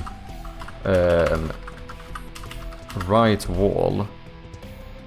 We duplicate the entire thing, and then we flip you. That's a lot easier. I'll use something like the left wall. But yeah, now I think, as Strom said, I think we need more of the parting thing, as I call it.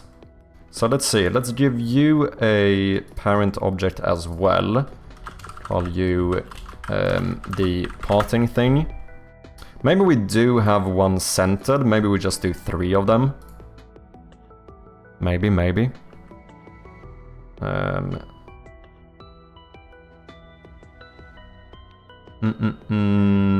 Let's do a parent here as well. Call you the, I don't know, the obstacles or something. Duplicate the parting thing. Then put you at maybe 5. Nah, 6. That should be good. No one should be able to get caught here at least. And then we do -6. Okay, let me just see how that part looks. I know how you could fix it. Download Epic Game Launcher, choose the tab Unreal Engine, download Unreal Engine 5.6 and start using it. Nah. Okay, let's see how this works.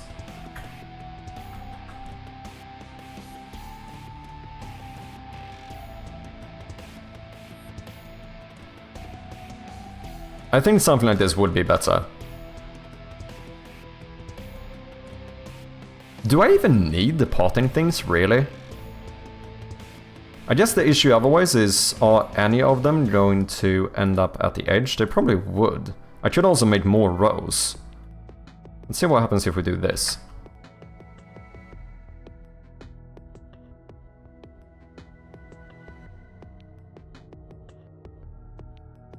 Like, maybe just doing this is fine. Also, most of the time you're not gonna have this many, so let's maybe lower the amount a bit. Let's do 10 and 20 again. This is what we did before. Initial spread looks way more distributed now. I think so too. Let's see with less marbles what happens. Because the best thing would be if it works kinda good with a lot of marbles and a few marbles. This looks good. I don't think we need the parting things. It looks like people are still getting pretty spread out. Maybe we just add like another top row like this up here, and we call it a day.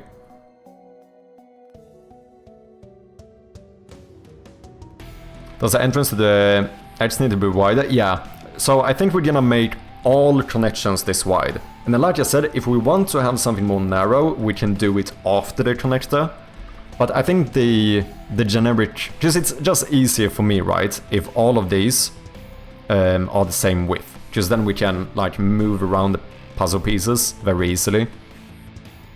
So I think we're gonna do this as the new default one. But yeah, that does mean that we're gonna have to change a lot of these. But I think it's gonna turn out a lot better. The flat spot looks bad at the bottom. Yeah, it's not gonna be like this. So this is gonna have to be as wide as well. So I think I might just make the entire spinning thing a lot bigger.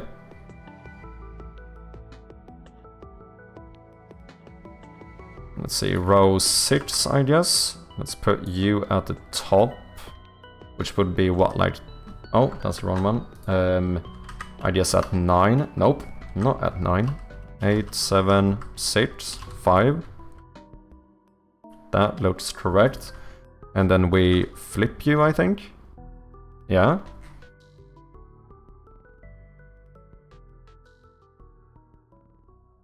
That's not too shabby. Either bigger spinning things or multiple spinning things. Good point as well. Yeah, you can certainly have multiple. Like, you could make a room as big as this one with like 4 or 5 different like smaller spinners in it as well. Hey, Strom with the 1-bit. Cheers, man. Marble Madness, Balls of Gloom. Let's go. Marble Madness is a very good title as well, to be honest.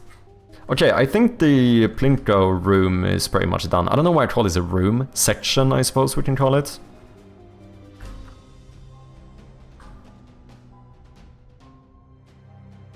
Then it would be nice to add some type of a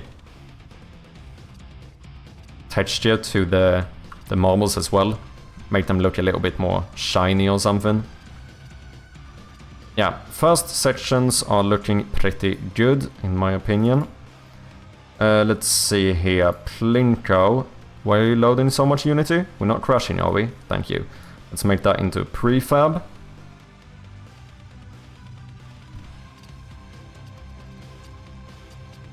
Multiple roads would fix many other problems. Yeah, we can certainly do multiple roads at different sections too. Like, you know, just split off. Like with the zigzag, for example, we could make one that just, you know, is kind of like a, you know, 45-degree rotated square. That shape. There's two different paths to take. Maybe give one a little bit of a advantage. Like maybe there's a bit more obstacles in the others, so it actually matters which one you go through.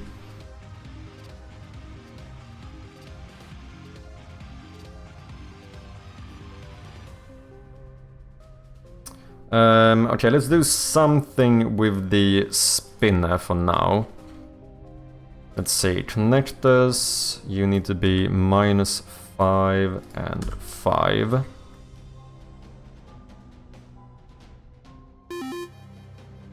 -5 and 5. I wonder if I should just be lazy and... You know what, I might actually do this for now. Let's say... I could just make this straight down. I'm gonna do that for now. Let's remove all of the corners.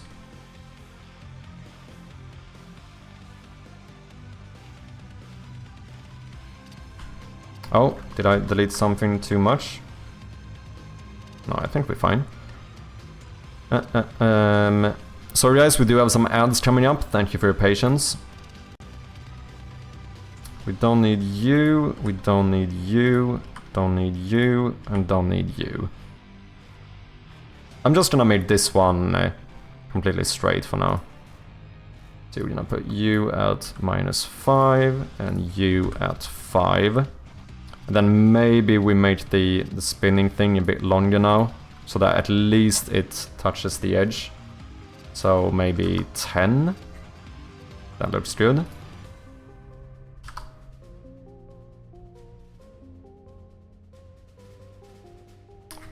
Just do something like that for now.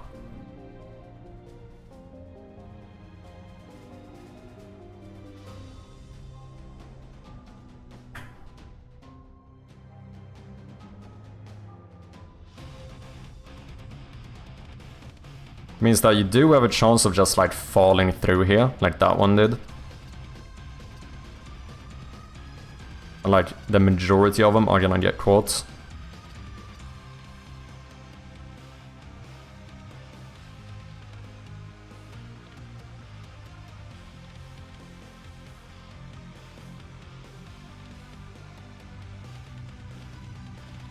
Yeah, I'm gonna do that for now. And then the zigzag we could fix fairly easily as well. Like we could keep this zigzag and just fucking move the walls. Let's see, part 1, you're the top. Okay, let's separate the left and right side and we can just move the entire thing. Okay, let's put all the right side stuff at the top.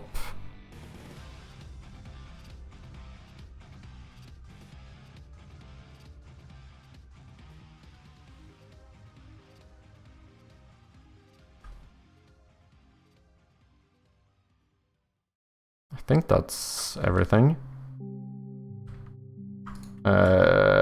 Create empty parent. Let's call you, oh sorry, left wall. That is correct. So now I wonder, can I not move you like... just like -3 or something? Look at that. Fucking perfect. I'm just doing some simple stuff to be able to get my current ones to work. We can always fine-tune them later. And then we do 3 here. Just gonna make everything a bit wider. And let's do the same thing here. Let's put all of the left-hand stuff at the top.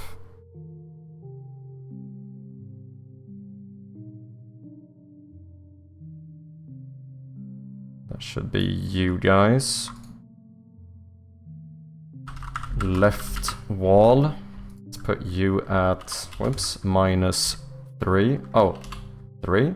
Oh, that's weird. Don't know why that happens, but oh well, I'll take it. This will be the right wall. Boom.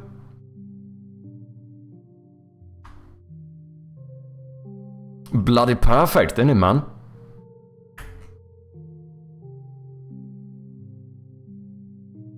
I think this is better. Just in general, keeping the entire thing a bit wider.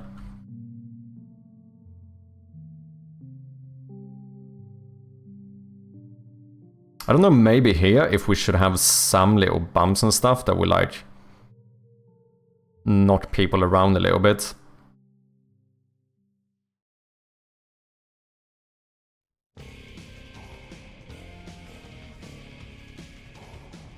Okay, so far so good. Ooh, I just realized something. Wait, if I go into the Plinko, can I not just copy the base from you? Because I think I used the same one for the flipper. Let's copy the base here. I'm gonna go down into the zigs. No, not the zigzag. We're gonna go down into the flipper. Let's see. Oh wait, did I put everything in the base? Oh shit, I did. Okay, let's remove everything that's not a part of the base. That would be you. I guess everything down from here. Yeah. All of this stuff. Let's create an empty parent object. Try to use something like flipper stuff. We're then gonna move you away from the base. The base should now be fully separated, so we can remove the base, paste in the new base. Look at that, easy peasy.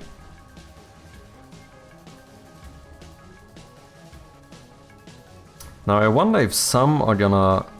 No, it should work still. Obviously we can move this stuff around very easily now as well. This is the old section.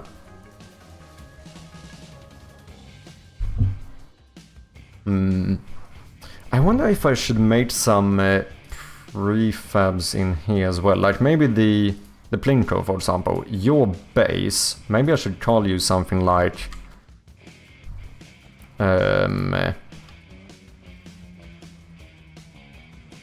was this like a... some type of like octagon base, maybe?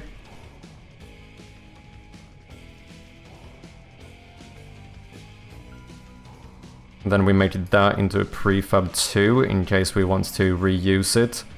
Maybe same thing with the... with this spinning thingy. I'll use something like the double spinner, which I call this section here though. That could be an issue. So maybe we rename this one into... Maybe we preface this with section. Section double spinner. And then the double spinner... Ah, wait, we do this. We rename this one into obstacle double spinner. Yeah. I know how to organize things. So now we can easily reuse those as well.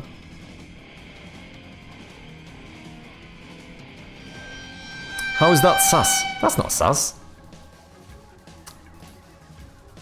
And I think I might just get rid of this spot. For now.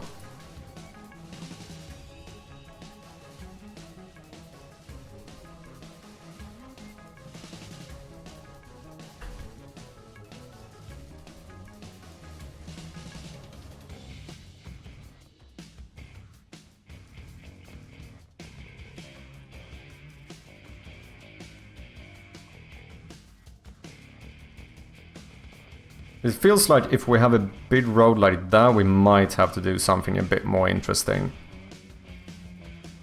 Like maybe there needs to be something in these.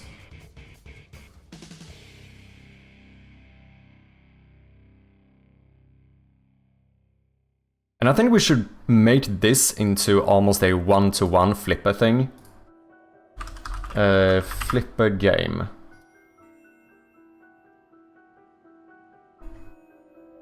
And how do these usually look? You have these, you have the flippers down here. You can fall in between the flippers. I think maybe I'll make it so mine connect, but then they quickly go like this. So there's a small chance that you could get the lead by bopping down. But otherwise, compared to a flipper game, basically you want to lose. You want to go down here, right? Now, that should maybe be like the main path.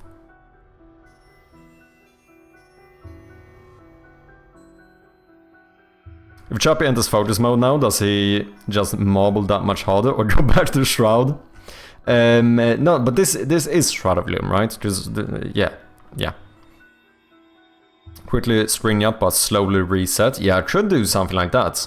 Just to like really throw people up, but then let a few of them through, basically.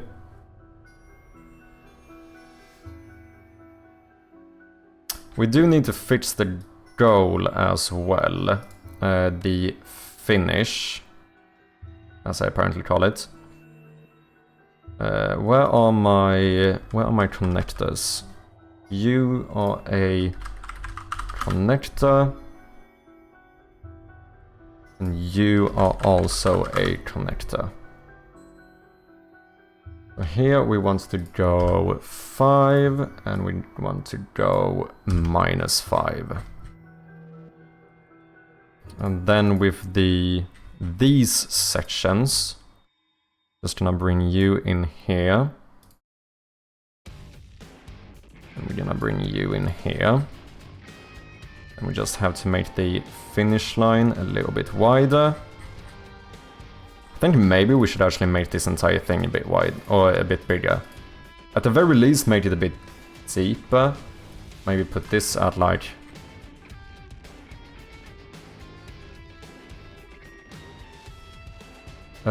where are you? You are at 5, so I guess we could... Oh, but wait, you are at 8.25. So 16.5. So 5 minus 16.5.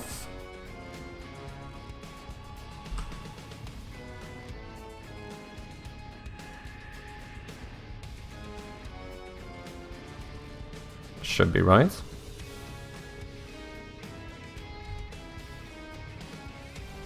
Oh shit.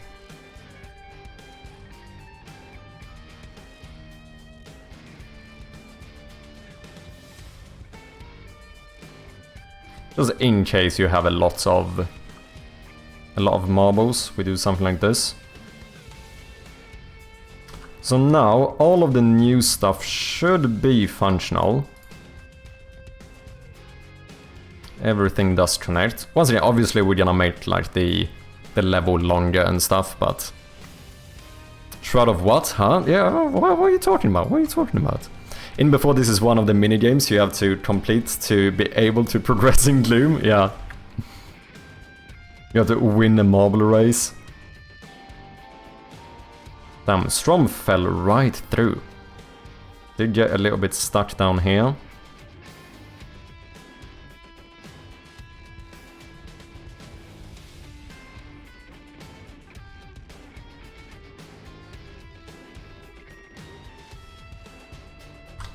chaos trying to follow people. I think I need to do something where if you're following a marble that goes into the goal,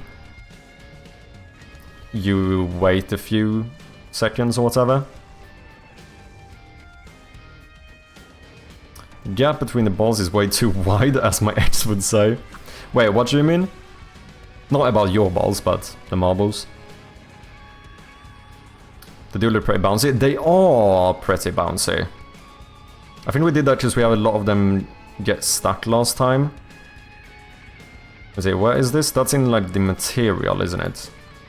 Bounciness 0.3, so it should make like 0.1. And I think actually potentially that we could up the gravity as well, because they do, I feel like they kind of do look a little bit floaty. The annoying thing there is that that makes the game much quicker, which means that the maps have to be even larger. But we can also do stuff that just slows people down more. Like maybe some stuff that plays a lot more with like the horizontal axis or whatever. Let's see, prefabs, marble, simulator. Like I have 0.3 in gravity scale. What happens if we do like 0.5?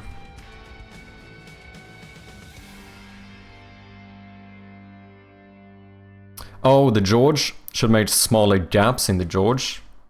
The issue is, if we go much smaller than this, then people start getting stuck. Like, at the very least, we kind of need 2 balls, 2 marbles to be able to fit in between. Because if they don't, that's what we had a problem with when we started making this game, is that a lot of them end up like, if they land at the same time, they will get stuck there.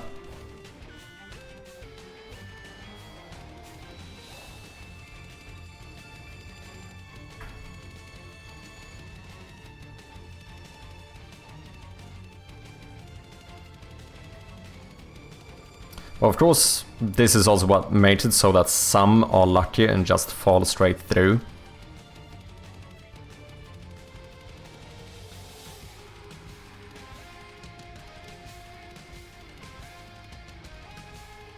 I wonder if the dividers would have helped there a little bit. Potentially.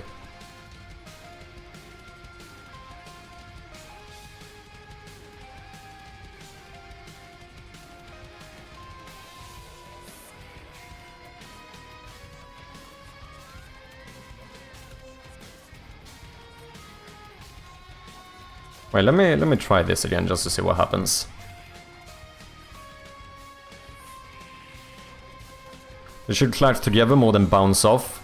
But yeah, I think staying stuck is a consideration. But I think as long as we keep it more... If we never go below a 2 marble gap, I don't think they will get stuck. It's really when we have a gap where 2 marbles next to each other doesn't fit, that's when I've noticed that we get a lot of marbles getting stuck.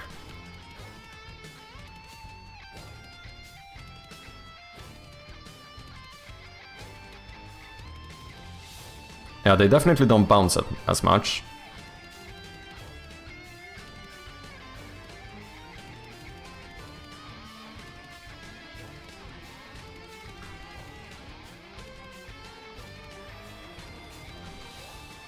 Okay, maybe we do keep these. The zigzag is very boring though, I have to admit. It feels like we need something fun to happen here. Maybe just add like a few spinners or something.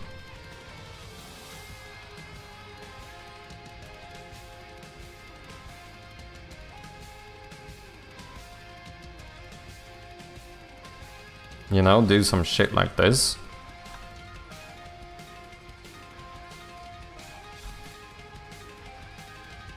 This is not Shroud of Gloom, release date is next week.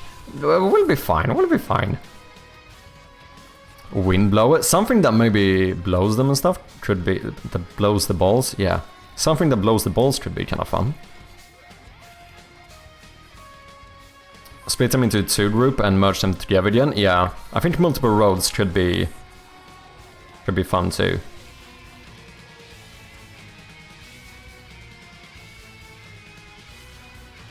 Oh wait, these should spin the opposite way though. They should do this, so they hold people up a bit.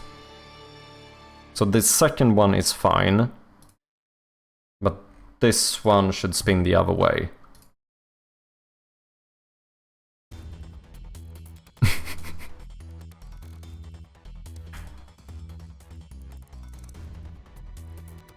Oh damn, Jin going straight through this time.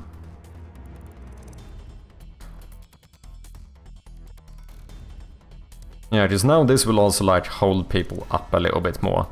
Basically just let more marbles catch up. I don't know if maybe something like this is better.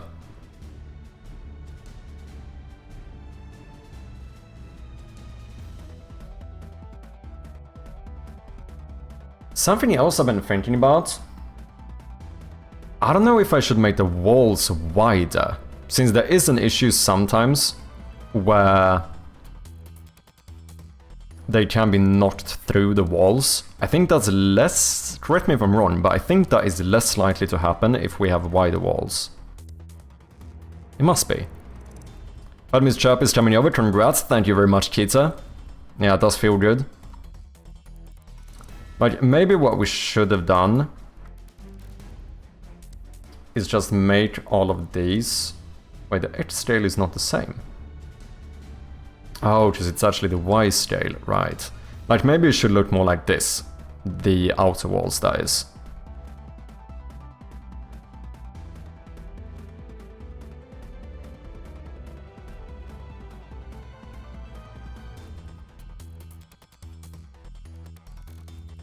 I think that might be good.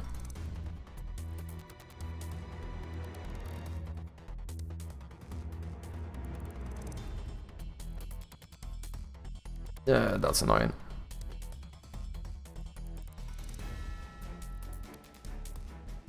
Oh, but wait, I just made the other one longer.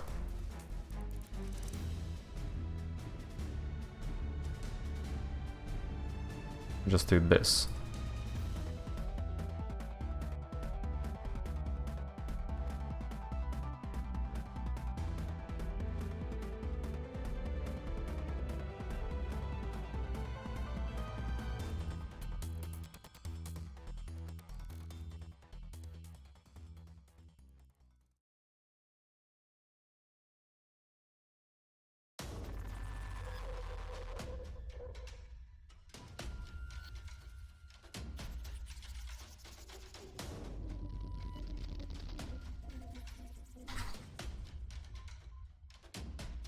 You know? Seems too fast. No one can luck out to pause instantly. Has to... And has to turn around with the spinner. Wait. Are we talking about the same... Wait, the spinners, do you mean this one? That one I did turn around. No one can pause instantly. I don't think people can pause instantly here now. I do think people can be kinda lucky here.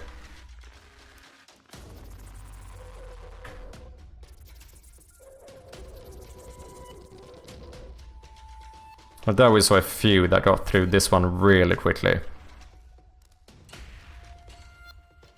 That's also one of those where I think it would be better.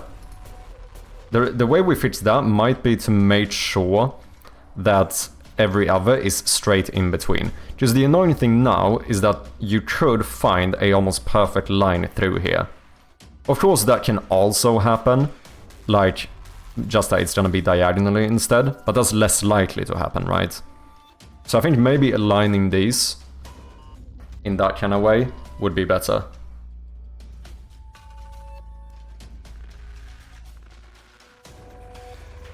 Okay, start is finished. Let's go back and try that. I think that would be good.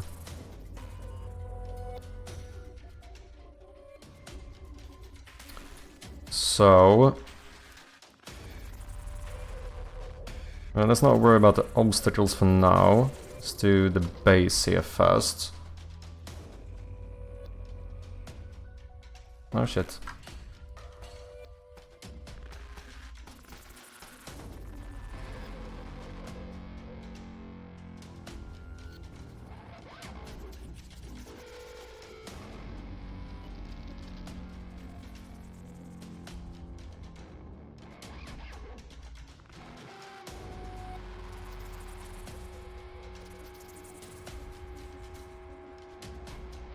Boom. We do something like that. As I said, it should make it less likely that people somehow get through. Okay, let's not worry about the left wall. I think I might even go ahead and... What? I'm in the prefab. Oh no, this is the prefab of the octagon base. Right. Okay, so... Overrides to octagon base. Apply all of these and then open the octagon base. Now delete everything on the left hand side.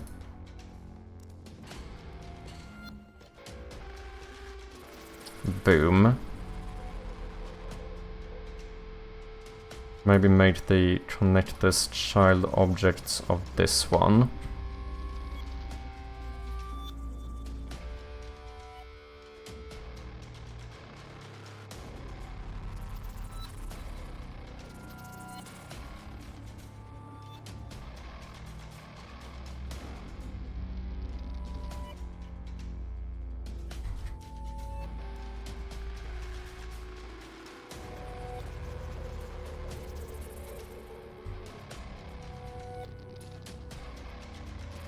Do some shit like that.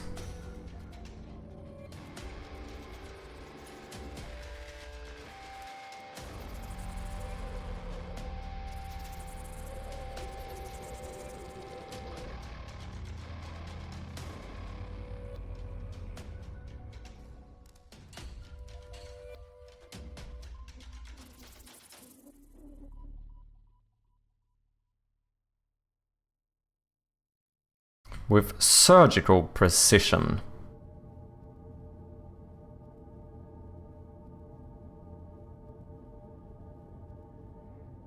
Good enough.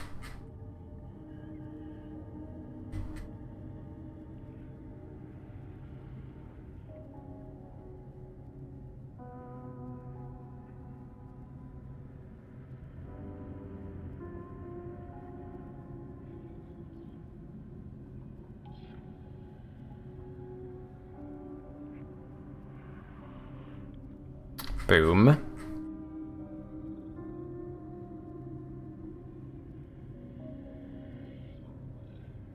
And we duplicate you. We rename you into left wall. And then we are just going to flip you. Easy peasy. Okay, that is good. Now. Obstacles. Here, I think we need to line this up in a different manner. I need... Basically, what we want is to have one that's fully centered, which this one isn't. So, if I take this row, you are 0.25.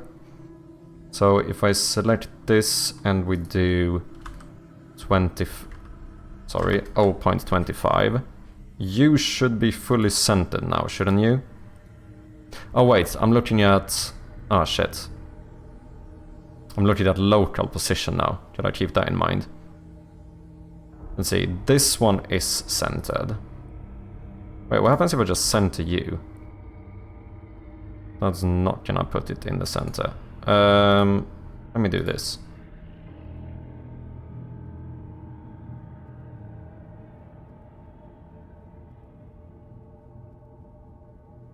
That is the center. Kinda don't wanna redo these. Hello. I mean, that looks good. Okay, I think that is centered. What's up, Spectacular? How you doing, man? Okay, so we do that one like so. And then the next one, I want you... These balls should be... These obstacles should be at the center of these. Which means we want to have them like, you know, here somewhere-ish. 2, that means it should be 1. And then if I flip you, whoops, -1, that should be the center. 0.75. I think. That looks fairly centered to me. How you doing, Spectacular? Okay, and then we just do the same for every other row.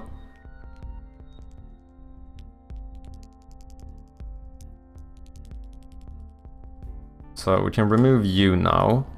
Let's say 0.25, 0.75. 0.25. Let me just copy that. And every other row would be at 0.25. And every other here should be 0.75.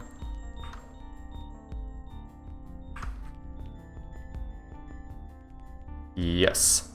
I do think we have to get rid of these ones. Because there's gonna be a risk of balls getting stuck here.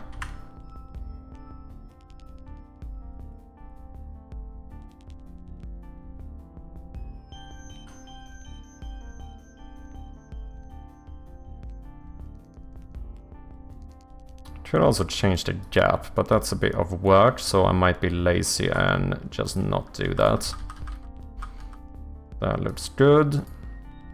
You treat in Shot of Gloom as you do with series you watch, you don't finish it? I don't know what you're talking about, man. I have no idea what you're talking about, Spectacular.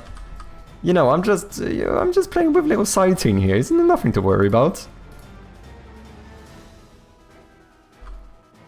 Oh, is this enough? Or are people gonna get stuck there? That should be the case.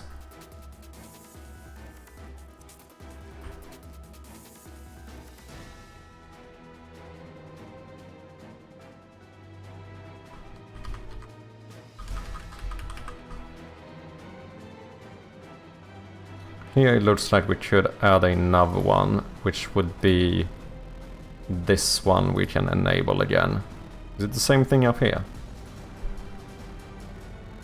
No, that looks good. Why? Oh, because we are uneven rows, or rather even. 1, 2, 3, 4, 5, 6, 7, 8. Yeah, we are. Okay, that's fine. Let me see how this changes things.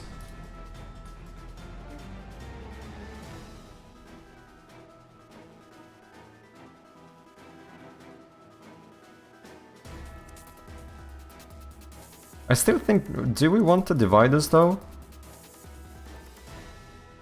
I think we might do. In that case, we just need to disable the top row. I think it seemed like the dividers might be a good thing.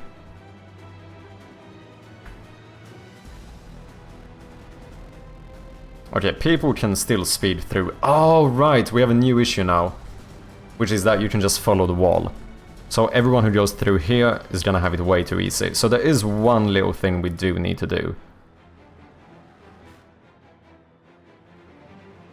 It's not gonna be like a perfect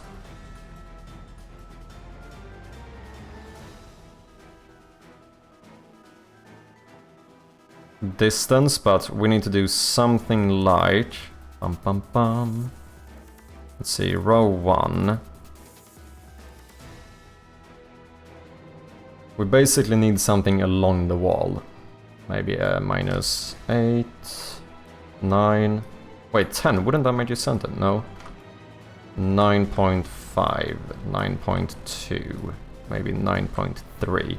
We do something like this. So in case anyone gets all the way out, there will always be something that can like bounce them back into the thing again.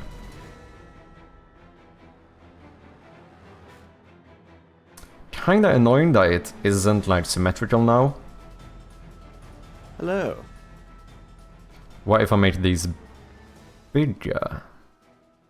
Tommy Gaming, welcome in, man. How you doing? See, I don't know if we actually need one up here, but we want it on these rows, which would be this one. Duplicate you. What did I do? Like 9.3? Well, that certainly didn't work. 9.5, 8, 10.2. Oh, that actually doesn't look too bad. I could also make these a little bit bigger. I might do that, do something like this.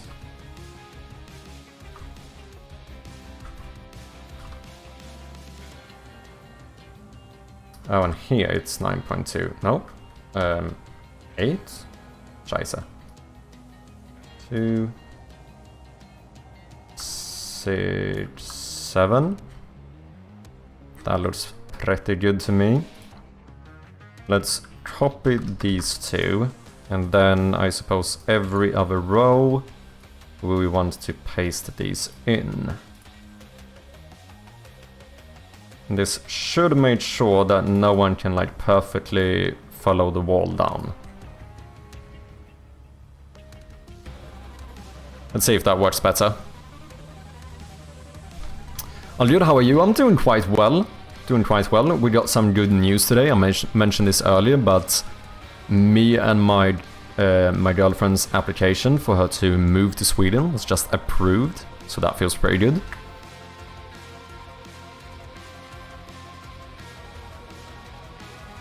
Yeah, it's much better. We definitely needed something along the walls.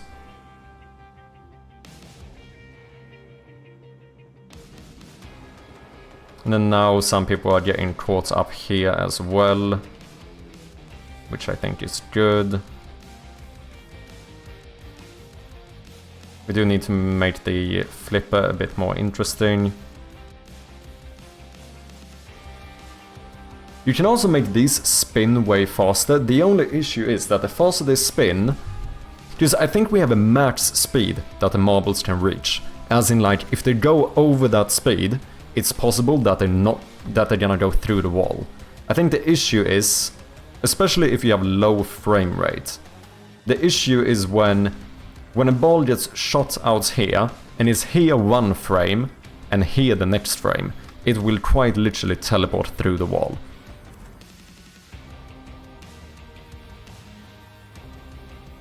So that is like a frame rate thing, and it's also a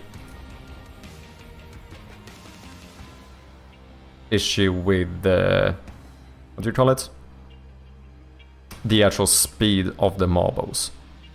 You know what? I think I changed my mind. I think I don't want the potting things. And maybe we do another row instead.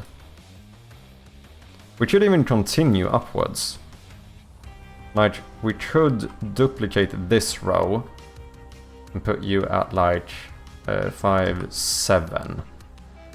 I might do this instead.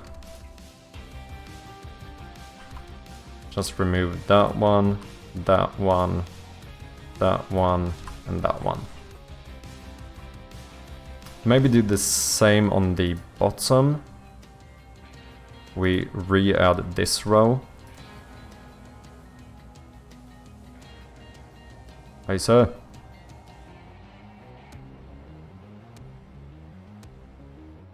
Apply everything, open the prefab.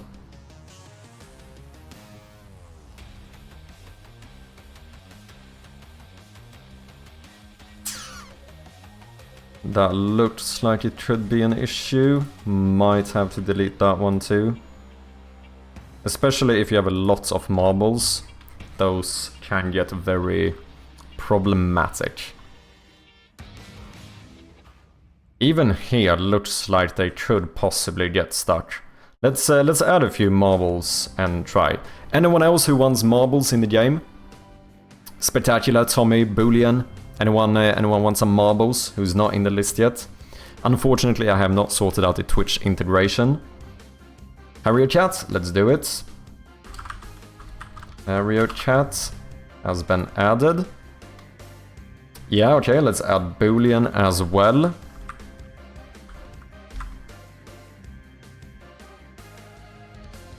And then we have Tommy Gaming 27, who is a subscriber, so let's check that one as well.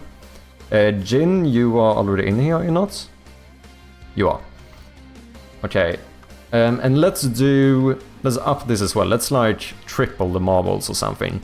So let's do 30 marbles by default per person, and we're gonna do 60 for subscribers. I thought you reset it. I have not yet. Okay, now we're talking, now we're talking. We have a few more marbles in here. Let's see who actually wins this one as well.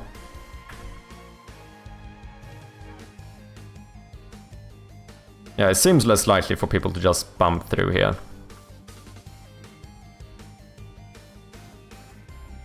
Strom looks like he's having the lead so far. Let's see if he can keep it. Nah, Cheetah. Cheetah takes the lead. And the winner is Jin. Jin bouncing there really quick. I do need to sort this one out. Right now it's too easy to just fall through here, which shouldn't be the case. Nymph second place, Strom, Firefly, Rubber Boobs. Firefly, me, Running, Tommy Gaming, Nymph. That was the top 10. Let's see, who's last? We have Rubber Boobs, the 600th marble. So it looks like you could probably fit like 1,000 marbles in here. Right? Maybe that should be like the max you can have. How many are we? 12. So what, like 83-ish per person? This would be 1,000 marbles. Next to add weapons so people can destroy each other's balls. It could be interesting having something that actually could like legitimately destroy a marble. The only thing that's the issue is we need to make sure that it's kind of impossible for all marbles to be destroyed, because that would be a bit boring. Literally no one ends up reaching the goal. So I do suppose it's it's a little bit of a balance there. That looks marvelous. This is when I need my brumch sound effect. Holy shit. Add random weapons with each, not control anything. Holy, what's up, Miss Chappy? How you doing, love? Maybe something like Mario Kart. Give a higher chance to get a booster when you're behind. Yeah. We could have something that enables after a set period. So maybe if you run 1,000, after like half have gotten through this one, maybe this one starts like spinning quicker or something. So just time it. Like on the average, when half the marbles are have gone past it, we just make it spin quicker, so it's gonna fling the other ones faster. Could do something like that. You could even make these. Wait, we could easily make these like legitimately just spin quicker and quicker. Like the more time goes on, the quicker they start spinning, until maybe a cap. That does kind of a similar thing as well. You take the color of the view and name with the Twitch integration. Ooh, I don't know. That would be pretty cool. Right now, you do always get the same color, because we actually use the name of the viewer to... we use that as like the hash or whatever for the randomization. So me, for example, you can see one of mine here. Right now, I always turn blue. But that's an interesting one. It's probably possible. Would be pretty cool. And then maybe you do this thing if you add someone manually. Trypophobia? Wait, what the fuck is trypophobia? Oh. An aversion or discomfort caused by a cluster of small holes or bumps leading to symptoms like intense disgust, fear, nausea, or physical discomfort. Sorry, I shouldn't laugh about phobias. Anyway, let's see what happens now. So we should have pretty much exactly 1,000, slightly below actually. I want to see if we can fit 1,000 marbles in here.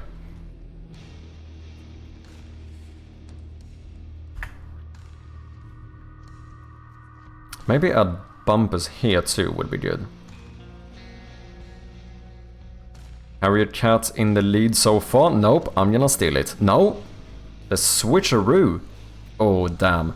Yeah, Harriet Cat in a good lead here going into the flipper. Oh, but Nymph somehow takes it. Okay, let's see if we can fit all of these marbles. Rigged. Boolean still hasn't ended up in the top 10. Unfortunate, man. It's not read, I promise. I have a check. If username equals Boolean, marble speed -2.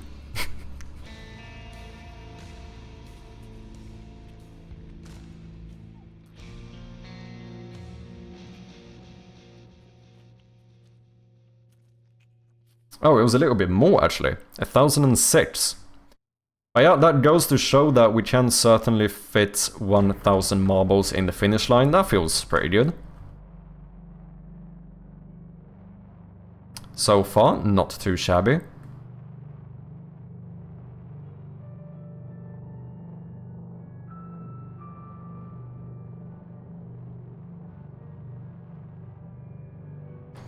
Seventh this time, let's go, man.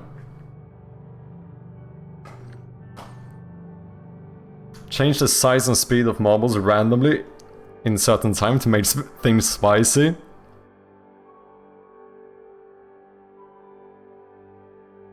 Did you ever listen to that song I sent you? What did you think? Wait, which song? I don't remember straight off the bat. What was the song?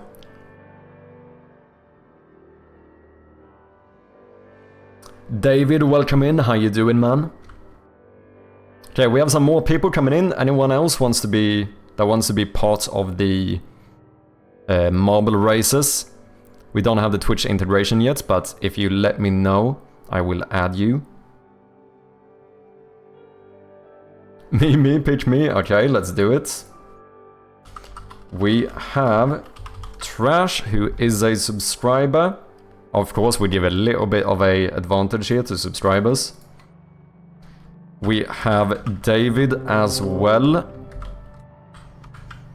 Also a subscriber.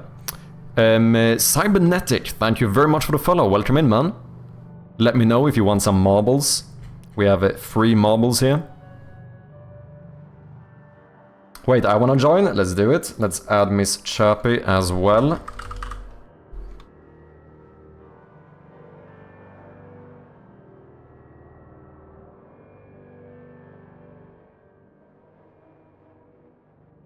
Maybe we can, let's do, for now let's do,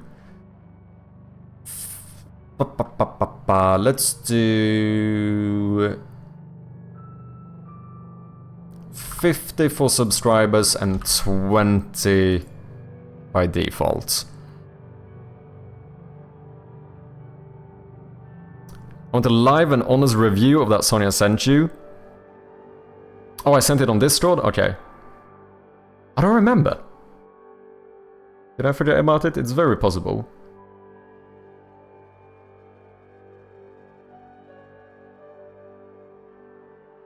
Wait, where on Discord? In the server?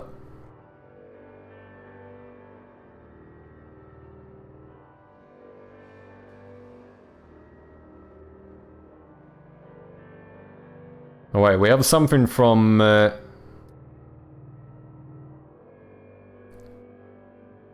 Unity Coder here as well. Chirpy would enjoy Box 2D 3.x in Unity for thousands of marbles.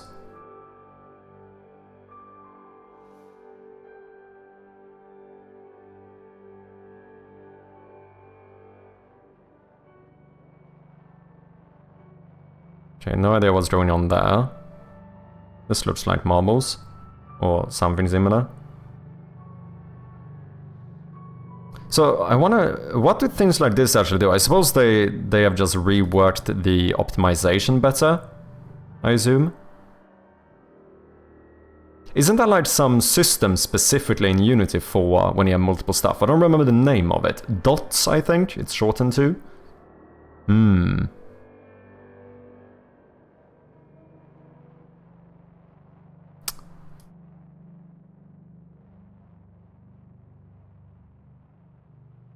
What Trash asked, Trash gets, true.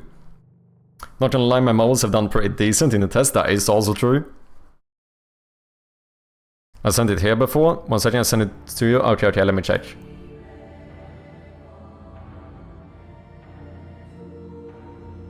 I don't think I listened to it, did I?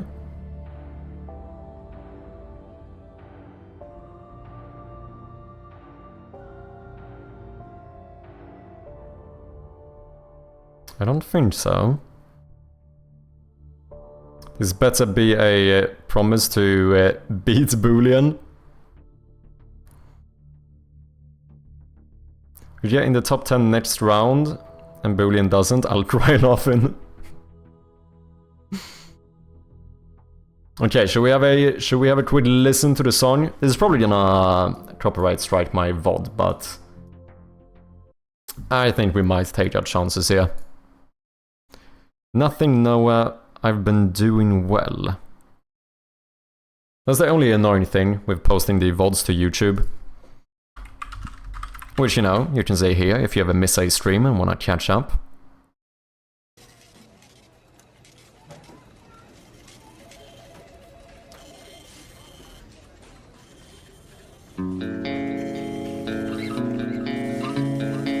Okay.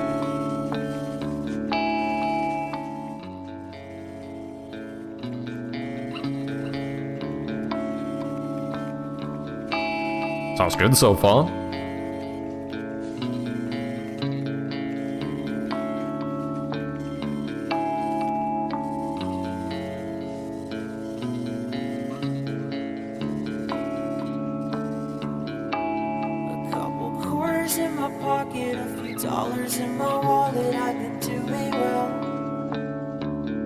Sounds a bit like pop-punky so far.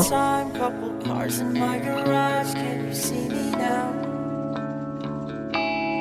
Haven't heard from you in months, I wonder what you're running from. Can we talk it out? Yeah, my hands hurt too, man. I know that feeling.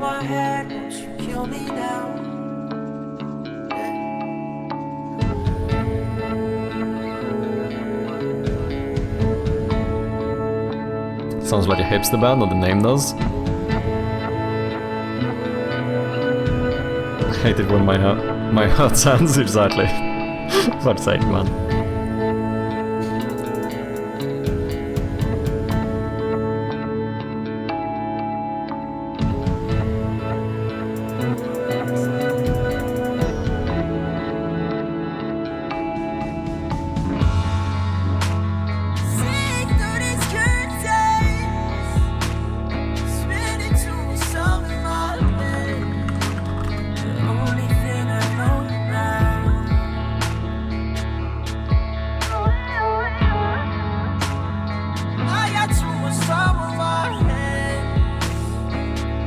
Indie alternative. It sounded like it was gonna be quite pop-punky to start with, but I guess it's a singing style, I think. Time to grow up, get a real job. 5:35 at the bus stop. Heard they got benefits and it's evident that you got what it takes to get to the top.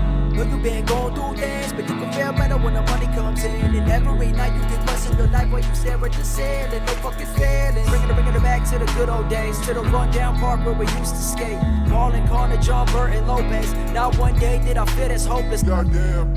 And they try to get me to go to therapy, please. No human alive could read by my mind what you think is Definitely didn't end up where I thought it would. $4 in my pocket, a few dollars in my wallet. I've been doing well. I've been working overtime, couple cars in my garage. Can you see me now? Can I pop-punky? Can I rappy? Haven't heard from you in months. I wonder what you're running from. Can we Song talk artist? it out? Nothing Nowhere. I've been doing well. At night I go to bed, I see the Dan, thank you for subscribing to the YouTube Boolean. I have way too many channels. Here's all of them, in case anyone wants it.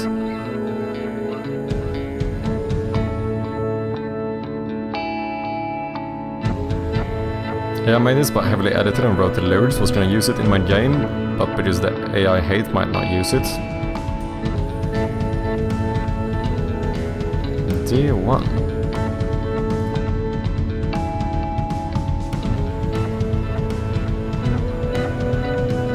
It's not bad. I don't know if it's entirely my style, but it's not bad. Swear to God, I've been trying. I've been just finding all of the things I don't know if I'm as big of a fan of these sections, like the rappy ones. I think I'm a little bit too... I'm too boom bappy. Like, So it's back to the basics. I'm picturing When it comes to like hip hop and shit, I do prefer, you know, kind of old schooly boom bap things, and I think that might be why. See, I think about blasting it. Leave a stain on the wall to the frame of my bachelor's. But the pop punky vibe of it, I don't really mind. I used to listen to quite a bit of pop punk back in the days. I think I've done more punk though with years, but not too shabby, man.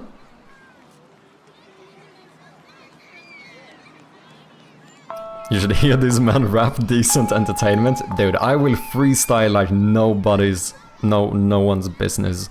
I think that's an expression. I think it is.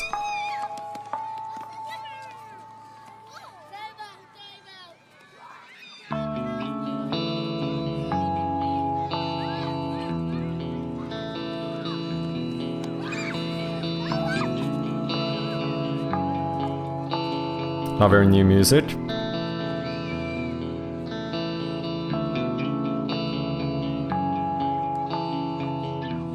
Yeah, not bad, man. The melody is good.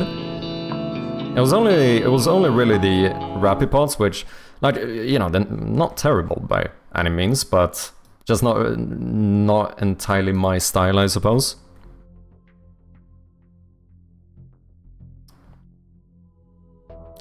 Does he rap song or more tortilla rap? Nah, dude, I drop some proper bars, man.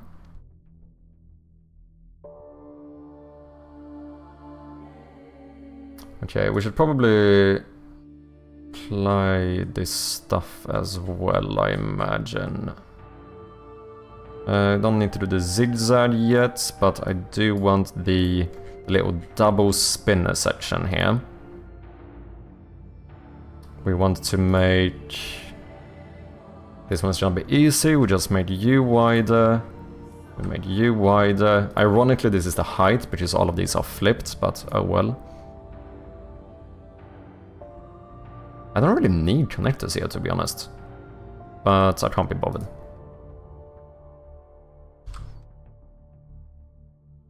Something like so. I don't know about the zigzaggy part yet. I don't love it, but the spinners did make it better, I think.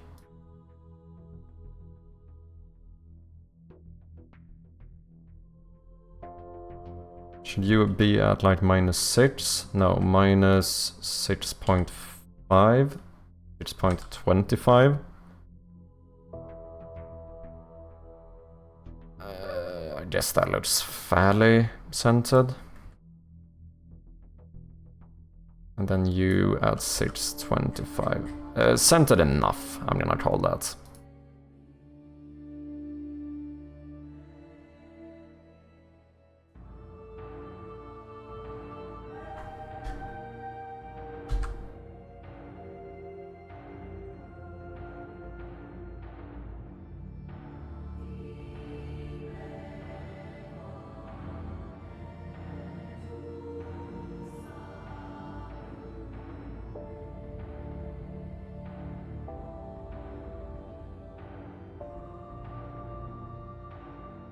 Oh wait, I only need to do one side here, right? And then we move it. Yeah. I know how to be clever sometimes.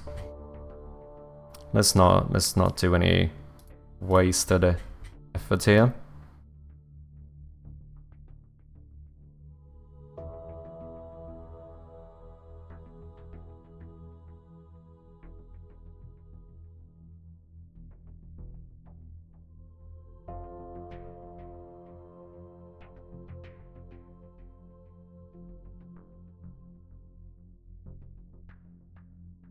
Sorry to anyone who has perfectionism, because I cannot be bothered aligning this entirely perfectly.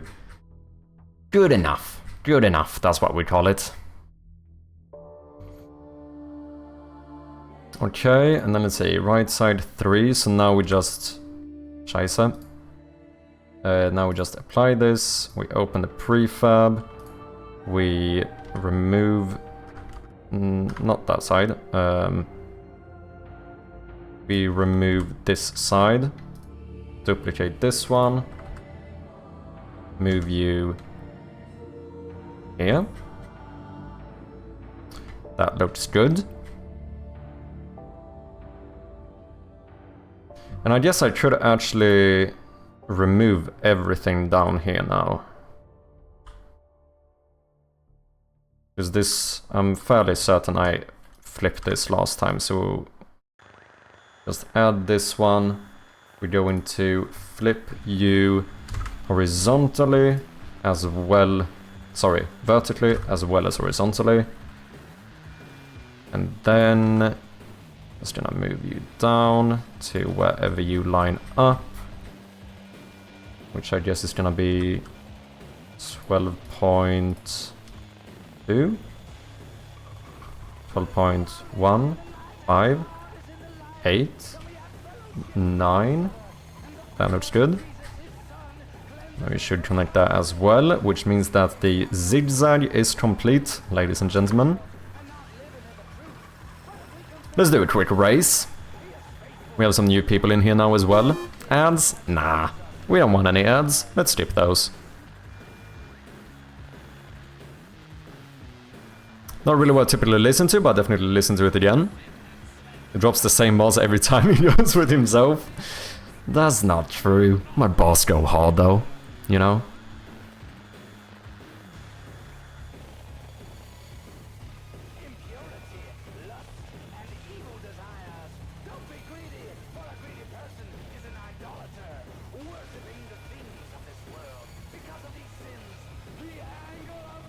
You ready, Tommy Gaming? Yeah, it is time, ladies and gentlemen.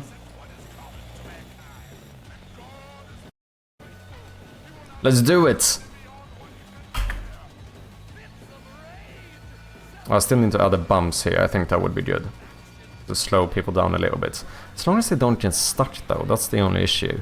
Currently David in the lead, never mind. No it is, the back and forth here. Ooh, no, I think we have trash now, but things can change quickly in the flip back. Never mind, David took it. Running, Nymph, David, running, Tommy Gaming, trash, Nymph, running, as well as Harry Riot. Still no Boolean, but we don't have any Miss Chappie in here either. Hashtag rigged. Embarrassing, I'm sad. Now let's see, who is last? I think it's Cheetah. Do we have anyone else? Nah, Cheetah is officially the last one. Ooh, you're a bit wide. It would be nice if we could make this so that it never goes outside. That one is fine. But maybe these spinners. So annoying. Let me actually just unpack you. Because I don't think I can change your thingy here. Yeah, that's gonna affect the child objects. Ooh. Unless I change the child object too. Could probably do that. Like, what if I do you 9.5?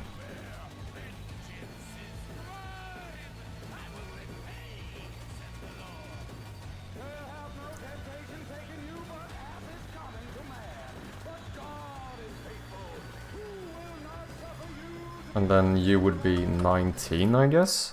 But you are a bit thin now, are you not?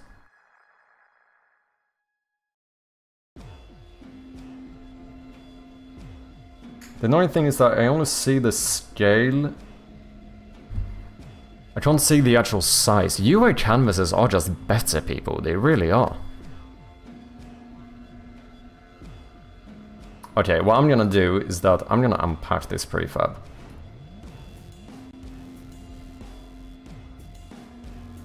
Because I cannot be bothered.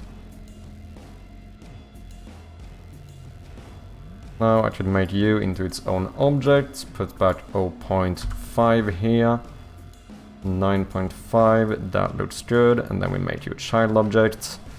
Fuck it, delete this one, duplicate this one, move you down here at like, I don't know, 13.5, 13.25.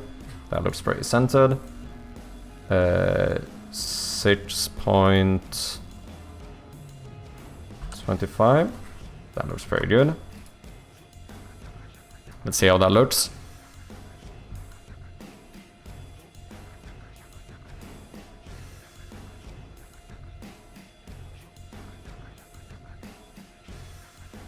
Balls are hitting the side of the flipper, just yeets them towards the finish line. Yeah, I think I'm gonna change the entire flipper. I don't know, maybe if I should even make it so it's impossible to go straight down.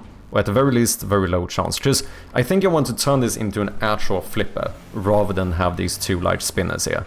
The thing is that I can't just do like a row here, because then when they just squashed here, they might actually be hit through the wall. Or at least something weird is gonna happen.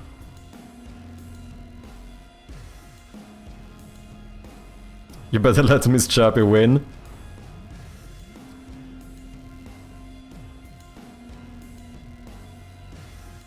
This, but make the first 10 a -10. Oh, we could do that. Since we got all of these gifted subs, I think we still have some emote slots left. That would be my favorite one. Come on, man. We could do it. I don't mind. Oh, do I have standard slots left? I mean, we could animate it too. Otherwise, we might have to move it. I'll have to double check. I don't remember how many slots we have. Because I did add quite a few new emotes.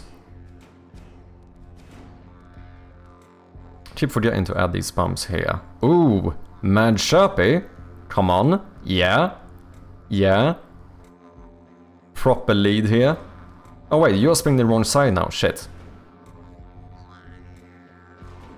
Oh, I actually did take it. Something messed up here though, but nonetheless, Mad Sharpie is number 1. Not rigged. Hashtag not rigged. Still no Boolean nor Miss Chirpy. Okay, I forgot to fix this one though. You need to spin the other way, just otherwise you basically don't do anything. And then I think in the Plinko, in this little thing, I think I want to copy these two. I'm gonna add you on... I don't know if this is gonna work. I'm gonna add you on this row, and then I was thinking if I should just add like a little bump here somewhere. But the issue is people are probably gonna end up getting stuck here. That is the only issue. Now the balls do jump a little bit every now and again, so they would probably end up getting unstuck. We could try it.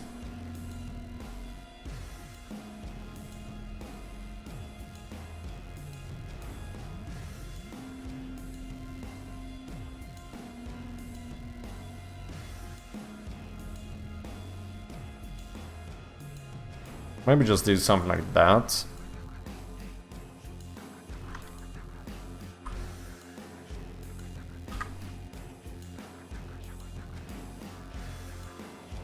Is that the same? Oh, it looks pretty good. Let me see what that does. So we can also check if Boolean or Miss Chirpy can actually make it into the goal. I only win if it's rigged.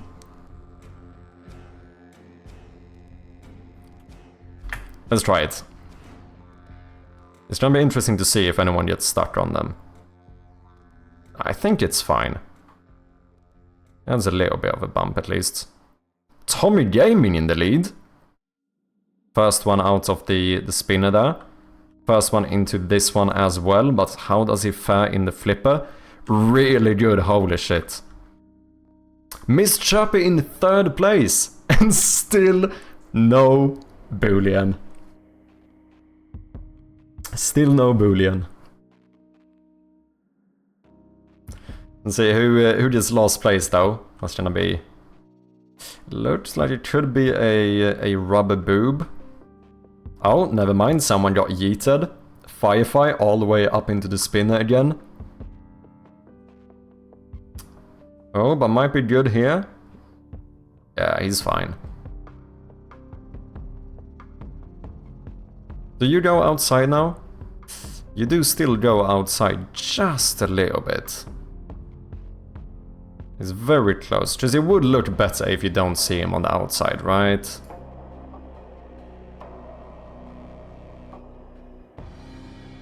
Was this in the zigzag?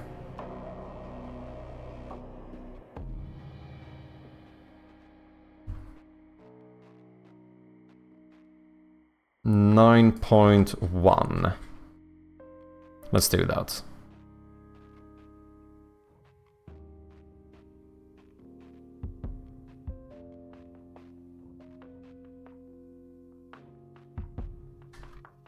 .1. 9.1. I think that's gonna look better. Okay, we have the flipper left. First thing we can do is to fix the walls. That's gonna be fairly easy. And so is it gonna be here, actually. Here we just select all of these and do one. Ah, shit, no. It wasn't that easy. Almost.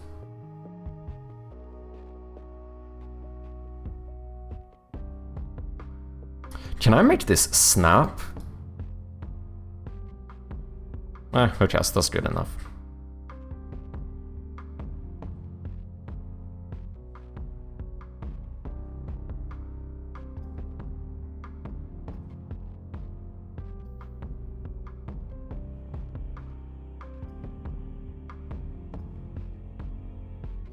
Wait, 5.25. Did I type that? That doesn't seem right. Oh, that's your position though. That might be fine.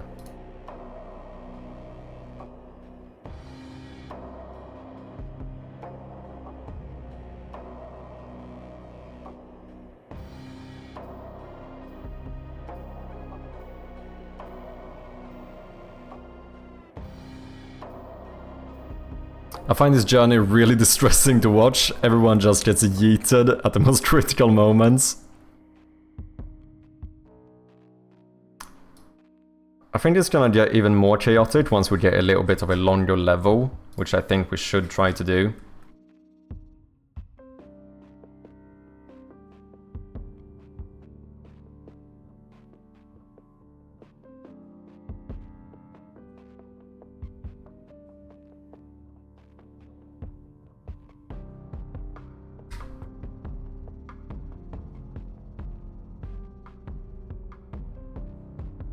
At least it's nice that you can just click in the scene view to grab something.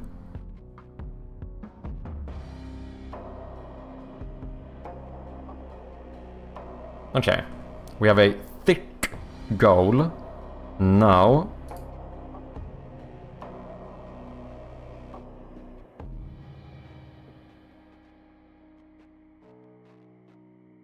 see, apply all. Apply all. The flipper is gonna be really easy because we are just reusing the base, are we not? And that one is overridden or whatever. So flipper for you, we can just remove the base and then throw in this one instead. Easy fucking peasy. You know, every time we do a change like this, we gotta run a little race. Oh, sorry guys, we have some ads running, I completely missed that one.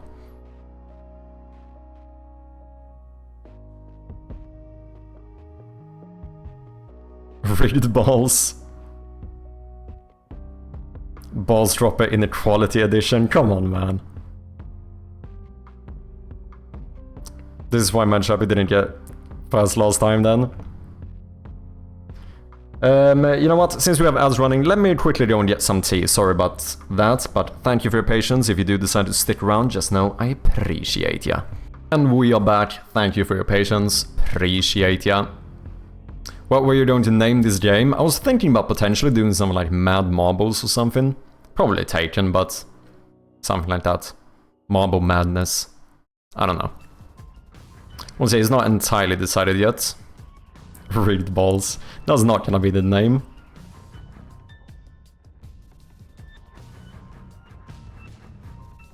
I think the C in Chappie stands for con man. Okay. Okay. Even my own partner. It's just speculation right now. I'll keep you guys updated. Oh wait, before we start this, do we have any new people in here that wants some marbles? We can add more people, if there's more who wants to play. Let me know. You'll have a few seconds before I boot this up. Also, is there anyone in here that has used the Twitch library, or Twitch lib, or whatever it was called, for Unity? Well, partners, if I'm not bullying. Oh, you have a Strom? How quickly do you think I could set it up to get the... basically just get the exclamation mark join to work? Like, rough estimates, how long do you think that would take? As someone who actually has some real experience with it.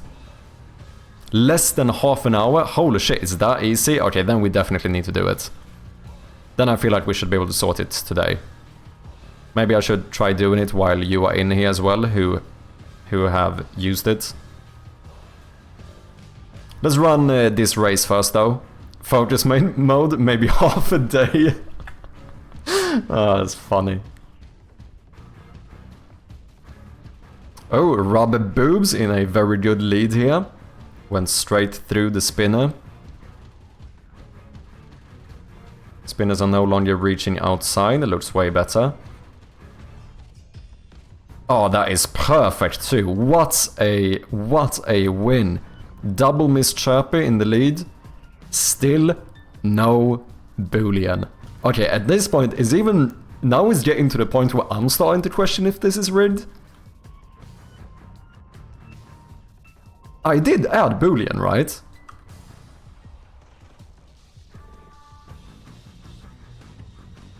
Do we actually have a Boolean in here somewhere?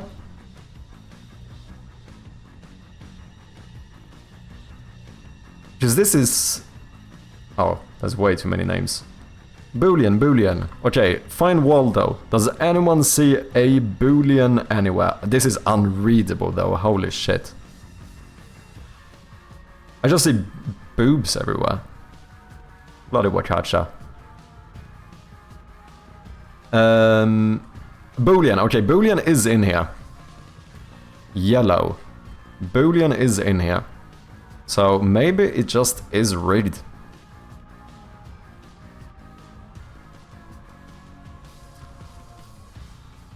Bottom right, up about 4, left 4. Damn, Strom is good at finding Waldo.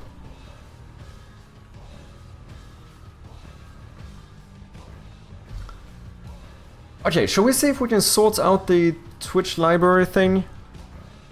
Like, I now have 2 people who have used it, and both seem to be saying that it is fairly easy to set up. Because it would be kind of fun.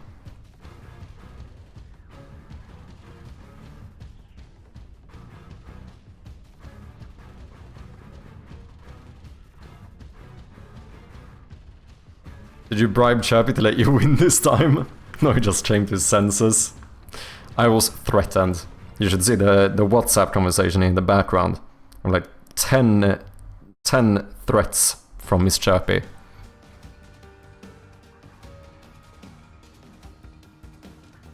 What did you just say, Chirpy? Shaking my head, man. No, this is not on me. This is on Wakacha. If you want to blame anyone, look at what you're doing, Wakacha. Look at what you have done. Oh, fam. This is going out of hand. Getting out of hand? Yeah.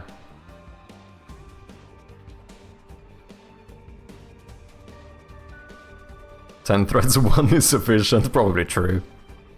Okay, so what exactly do? I put this into my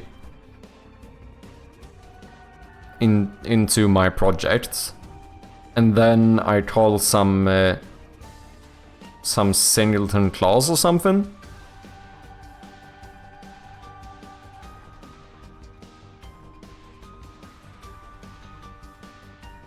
Like, even if we try and sort out like the subscribe stuff and so on, I wonder, can you read the color of the username?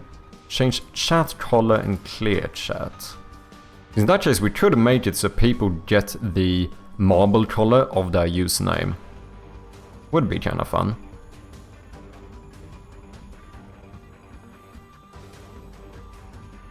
But that's not the most necessary stuff. Like, the thing we really want is the exclamation mark join.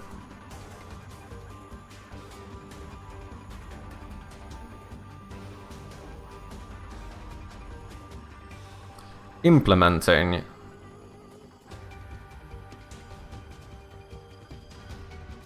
Okay, a bunch of libraries here. Bot, new bot, console read line. Bot, Twitch client. Connection credentials, Twitch username, access to... Is this a login? Is that what that is?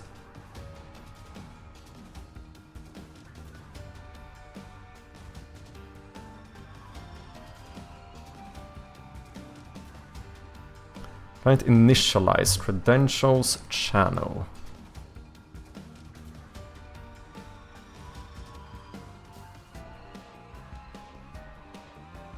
On connect, on join channel.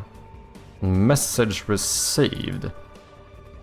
Chat message contains bad words. So I do maybe something like this, like chat message contains exclamation mark join. Oh, but then we don't want to time out the user. Here we just do something ourselves.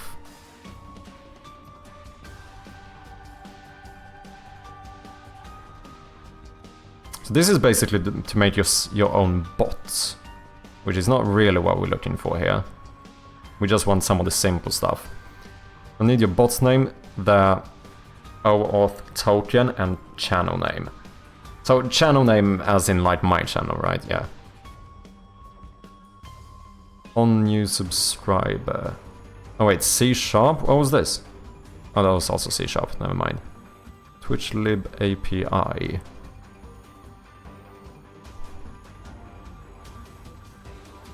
Client ID access token. All subscriptions. Broadcast. So I think there are functions here to check for subscribers as well. Yeah, get channel follows, number of subscriber, get subs to channel.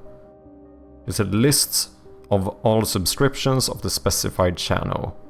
So we could probably do something like this and then loop through it and check if this name is in the subscriber list, then check the subscriber thing.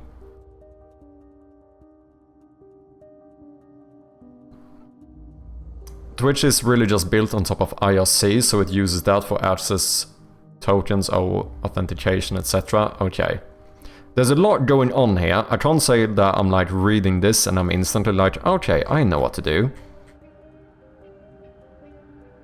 But I guess I need the thing to connect. So I guess I'll connect this to my actual... Well, the best thing is if I could make... How does like Marbles on Stream do it? Because there you connect inside of the game, right? Rather than like hard coding it.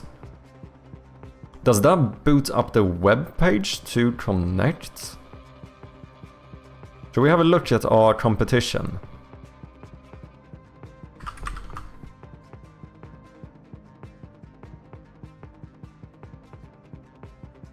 $8 GB? Surprisingly big. Marbles on Stream. Because if we could do it that way, then it makes... Yeah, they have something like this. Viewer companion app. Allows you to toss my marbles for joining live races, blah blah blah. Twitch, sign in. So you sign in through the thing.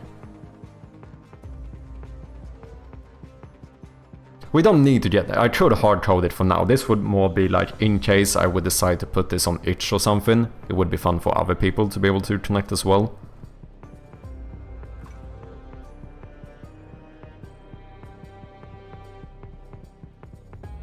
I wonder what actually happens here. Sign in. Do you open one of those authentication... I kinda wanna check. Maybe there is some how to connect marbles on stream. Is there some... When you load up the game, you can log into your Twitch account and it connects your chat to the game. What's going on, guys? Leon Brat here, and in this video I'm going to teach you exactly how to set up marbles on stream. This one's going to be a super short tutorial, so let's get straight into it. Let's go. Let's go. So the first thing you're going to want to do is open up... Got all that loaded up. All you need to do is come to the top right and click on Select Platform. Then you need to sign in with Twitch. You need to authorize it with Twitch. So click here to sign in. And then all you need to do is input Okay, it actually Twitch opens details, a web page not in your the Steam game. details, your Twitch details. The next thing you're going to want to do is put that into Streamlabs. But we don't need that to work right now. If it only works for my channel for the time being, that's okay. I haven't messed with Twitch companion apps like that, but I imagine it's not too crazy, yeah. And like I said, this is scope creep. This is in case I want to make this playable for other people. Like right now I'm mainly worried about making it so we can play it. So if we have to like hard code my stuff, I think that's fine.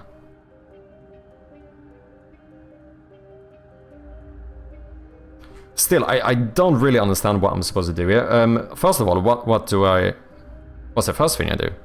I don't use GitHub enough. Code? Download zip? I guess? I just... Does that download everything? I only use this for version control, I barely... We're going to have mad balls on the stream, let's go, exactly. Credits and other project licenses, contributors.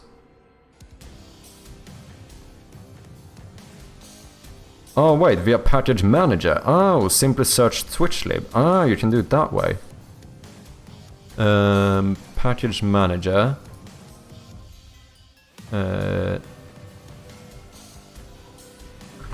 Twitch.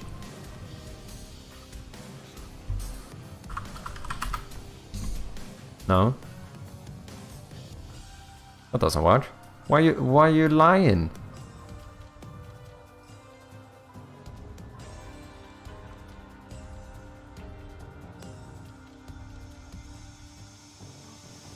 Oh, is this after I've downloaded it?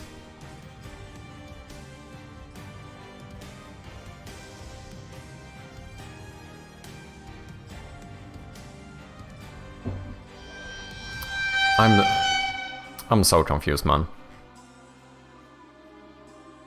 Do I download this and just put it in my project files? Is that what I do?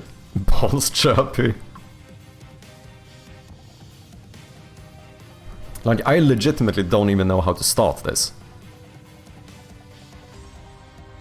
Don't know about the half an hour thing. Maybe an hour. If we have some help.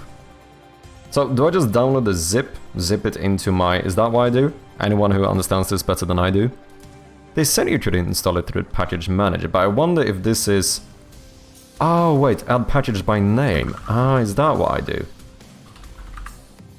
Which lib?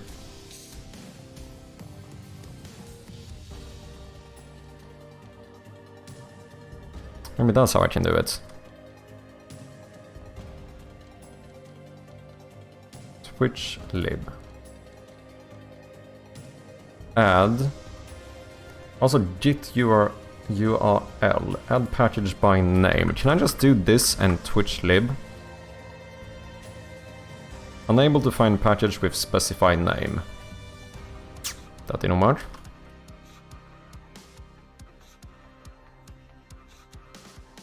Git URL. I feel like this is not supposed to be this confusing. I think I'm just supposed to download this and put it into my project. I think. More than welcome to clone, okay. Let me try to download this and see what happens.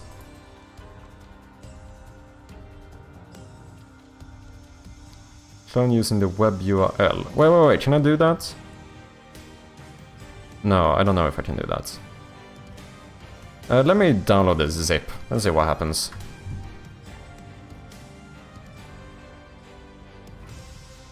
I am utterly confused. Wait, let me do this. Sorry, guys. Oh shit. I just need to pay for WinRAR real quick here. Extract to. I think I want to extract this to my project. Or is there some Unity? Do I have a folder specifically for this kind of stuff, like in my Unity files? Okay.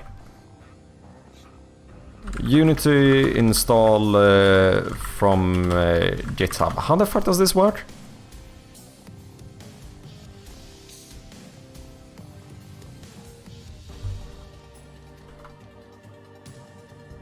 We install the Git client.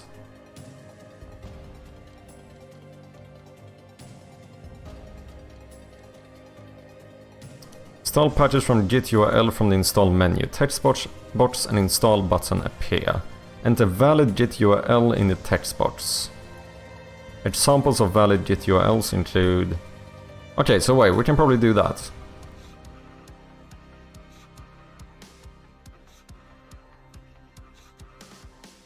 Is that this thing? .git. Yeah, I think I can use this then. Okay, so I'll take this. We add it by git URL and I just paste this and add.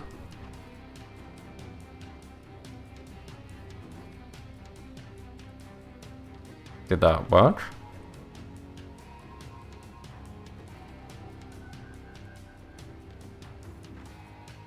Oh, you know, while we're here, might as well import DoTween as well. Probably gonna want that.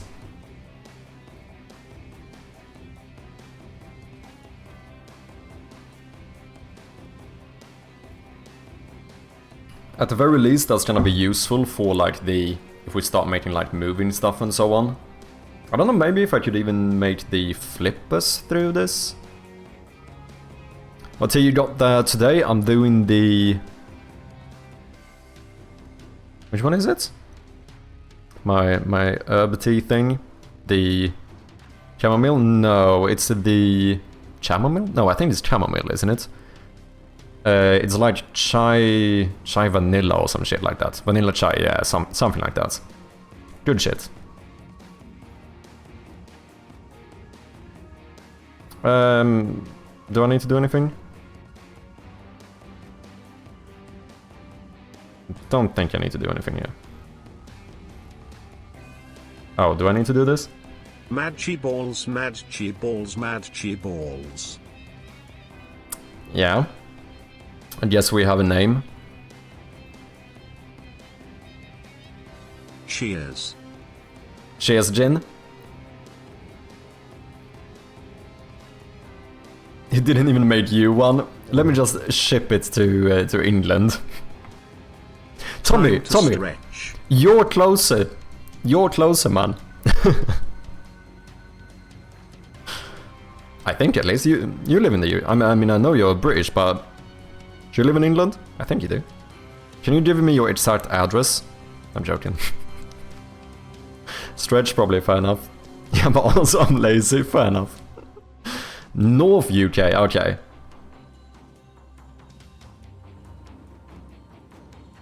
It's okay, I enjoy my cup of sugar and milk anyway. Nah, I like it. I like my tea like I like my coffee. Plain. Nothing whatsoever. I just want pure tea.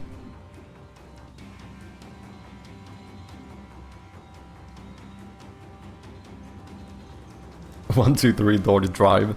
Imagine that's actually the one.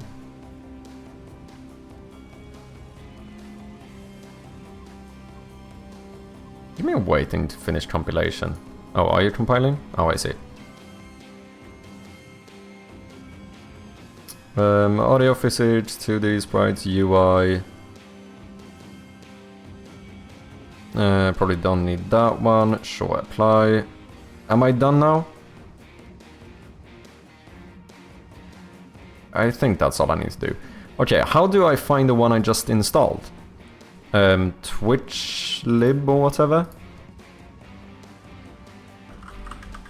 Because I never clicked install, did I? Why is this like surprisingly confusing?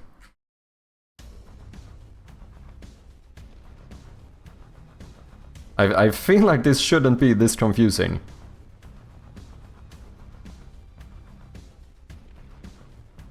Or am I just dumb? That should be. Did I mess this up? Add. Oh wait, did it fail? Did I get an error? Error adding package, GitHub, Twitch lib, blah blah blah. Editor, internal call update functions. Okay, it doesn't say fuck all about what the issue is, but it didn't work. Basically. Why if I just try again? No. Okay, it seems like... Oh wait, there's another one here. Cannot perform UPM action, unable to add package. No git executable was found. Please install git. Oh, I need some actual git thing for this to work. Okay, never mind, I can't do this. But I can do it from... Wait, I know what to do. Because we can do it from dist, right? So what if... What if I just extract the thingy? Let me... let's see here. Let's put you in gamedev. Unity assets.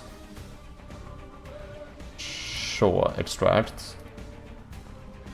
And now I should be able to add package from disk.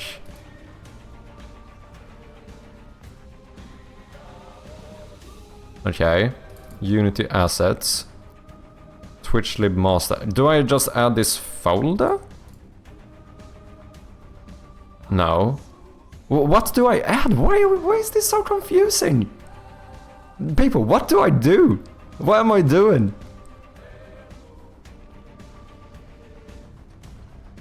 You made by putting the tea bag in the water and heat it in the microwave, right? No, I don't. I use a boiler. Not boiler, what you call it? Boiler is the different... we call it a water boiler, but a boiler is like the warm water preparer in English. This is called a kettle. Oh yeah, a kettle.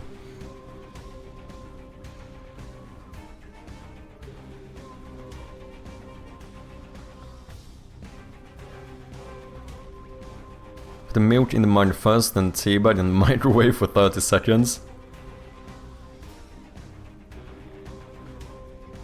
Let me catch up with chat here. Chap is stressing when we talk about tea. Yeah, pretty much. I'm like begging for help here. And everyone is like, but how do you guys like your tea? Download Epic Games Launcher? No, I'm not downloading Unreal Engine.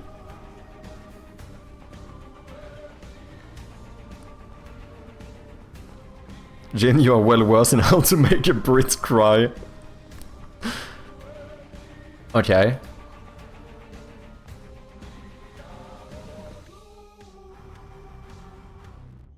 Three days later to download the Unreal Engine. Okay, here we have a different thing. Ooh.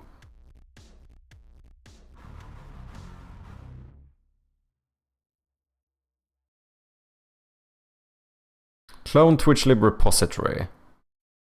Repository URL by clicking the clone or download button. Clone in source tree. Here's the... I'm lost on step 1. Like, I don't... Because I have the thingy here, right?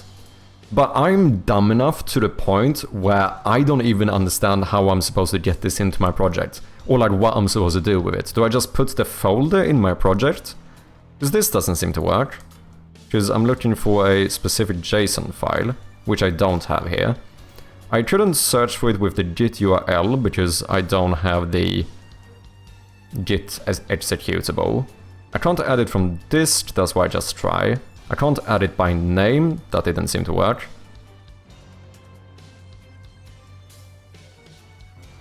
Link the git link to Unity? Do you mean here? Like add patches from git URL? Because this is what I tried. And then here, clone using the web URL. If I do this, wait, let me clear my console first. If I do this, I get an error saying that I cannot do it. No git executable was found. Please install git on your system. I think I need git for this.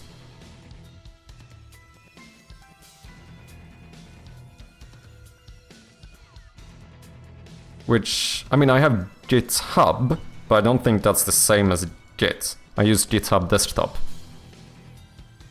Don't you have Git? What do I need Git for? I do have version control, to be clear. But I do it all through GitHub desktop.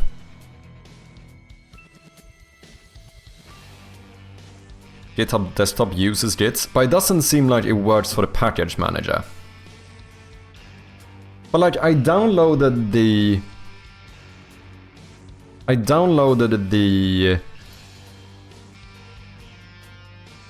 folders from GitHub. Can I not just put them somewhere?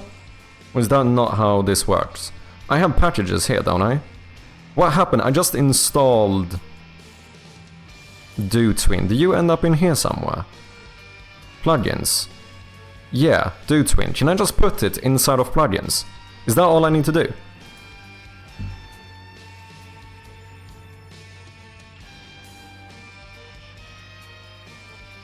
Is that... can I just copy the files over?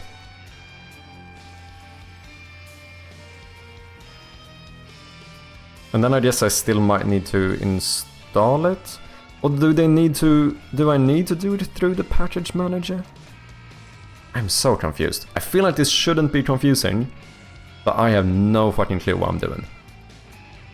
Unity assets.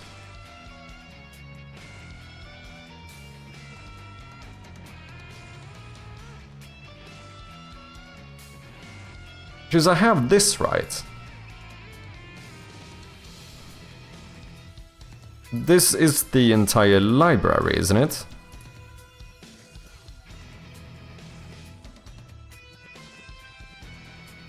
Can I just throw this into my plugins folder?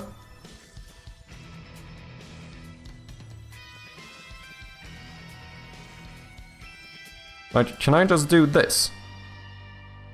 Do I have it now?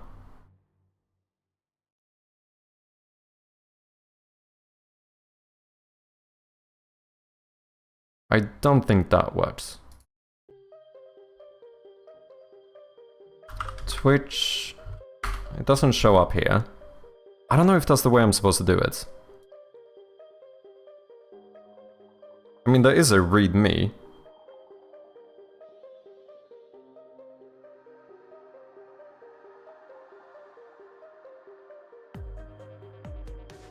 Default asset.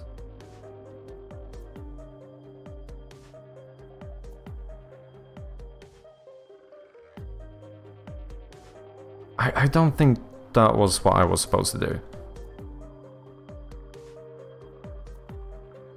Am I dumb?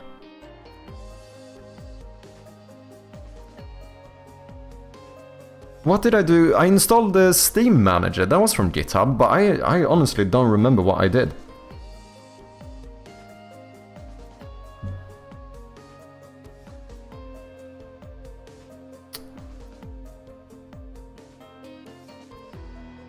Oh wait, twitchlib.unity. I'm just looking at the twitchlib. Oh! This guy has a compiled version. Okay, so if I download this one, if it's compiled, does that mean I can just put it in my project and we're fine?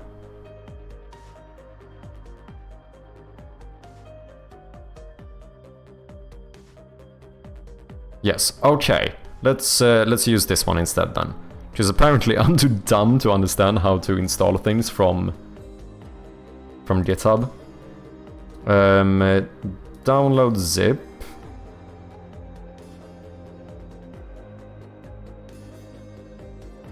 Twitch Unity Master. Pay for WinRAR. Gamedev. Unity assets. Okay, thank you.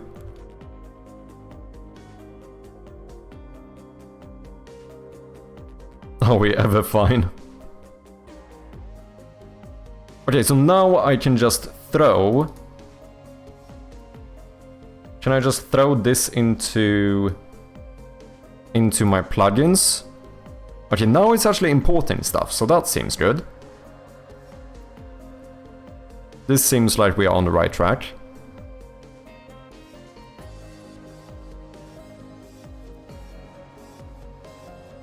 Oh wait, make a DLL folder under assets. Drop all of the content of that zip into that folder. Okay, so it should not be in plugins. Yeah, because I got a bunch of issues here.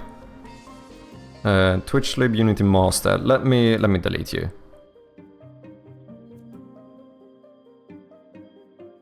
When you say all, do you mean quite literally I just drop in this entire... Or do I just drop in these? Or these? Or literally everything?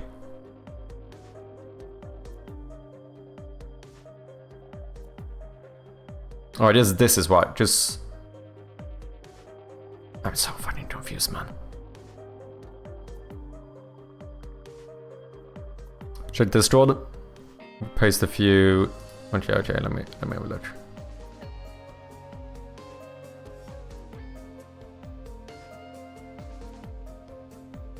What is this, Wakacha? Better one? What have you done?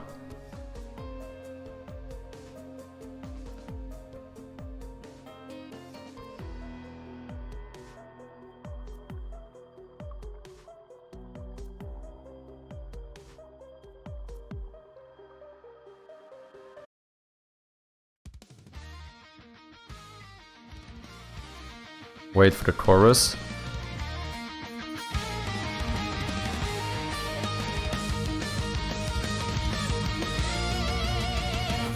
Iron spheres, they roll with might through the tricky roads and moving lines. Wheels of fate, the path unfolds. Adventure carved in steel and gold.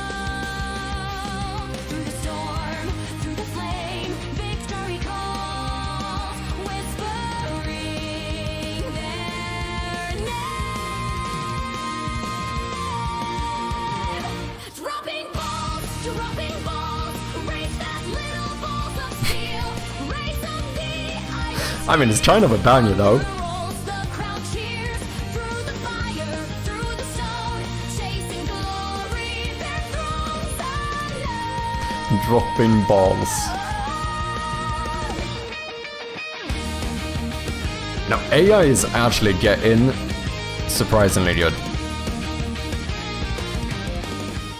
Like, even with the ChatGPT, like the voice mode now, like the voice of the AI is starting to freak me out. Because they have started doing these like they actually speak with like the jargon or whatever of like, or the cadence of a person.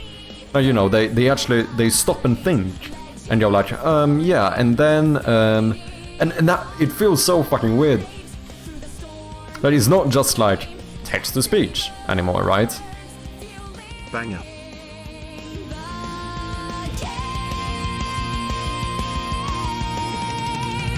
Dropping balls, race fast little balls of steel, race of the iron spheres. Okay, so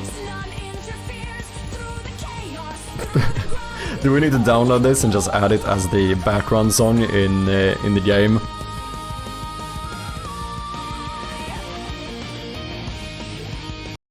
Pretty good shit though. Suno went backwards a few steps as they are trying to train without copying just other songs. Song of the year. Okay, let me check this out, Strum. This is mine. Okay, you have the zip. You have a shit ton of DLL files. Then you just put that in a folder called DLLs. And then you can check if it works like this. Okay, okay. I don't think that was how mine looked though. Like, I think the...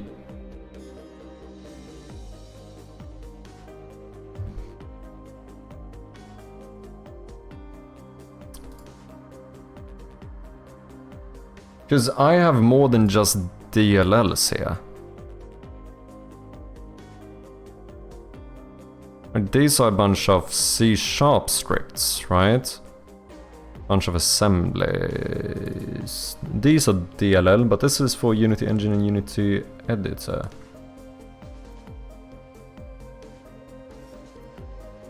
You have the source again. Oh, did I download this incorrectly?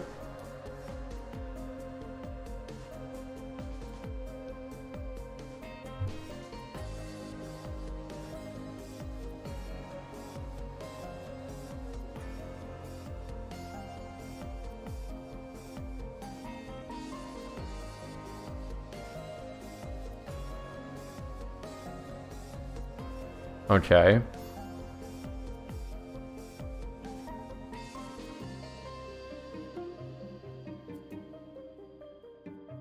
Okay, okay, so I just get this one. We open that one. Okay, now, yeah, now it indeed looks the same.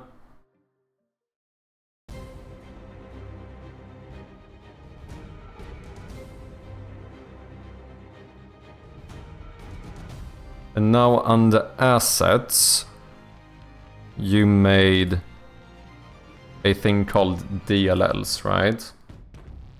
Assets slash DLLs. Okay. Create a folder. Let's call this one DLLs. We open this one. And then we're going to copy all of these in here.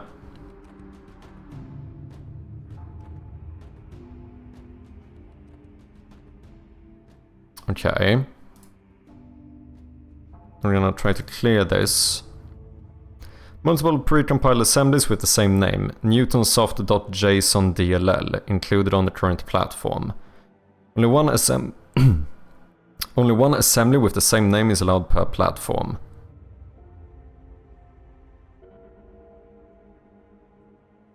Oh, so is this because I already have Newtonsoft? So can I just remove this one? Are the files in plugins still? No. No, I deleted all of those. But I do have a Newtonsoft. But this should be in different. This is in packages. That's a different assembly, isn't it?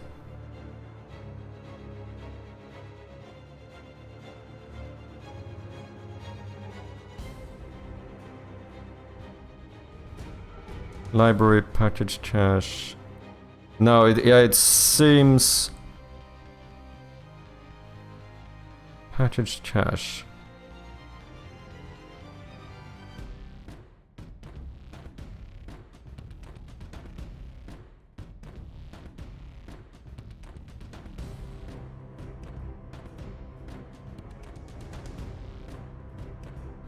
Marble game library. I don't have a library in here.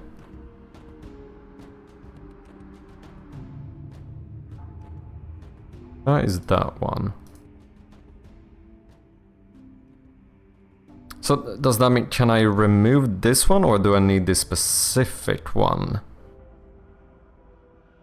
Why can I not find this one? Marble game library. Package cache.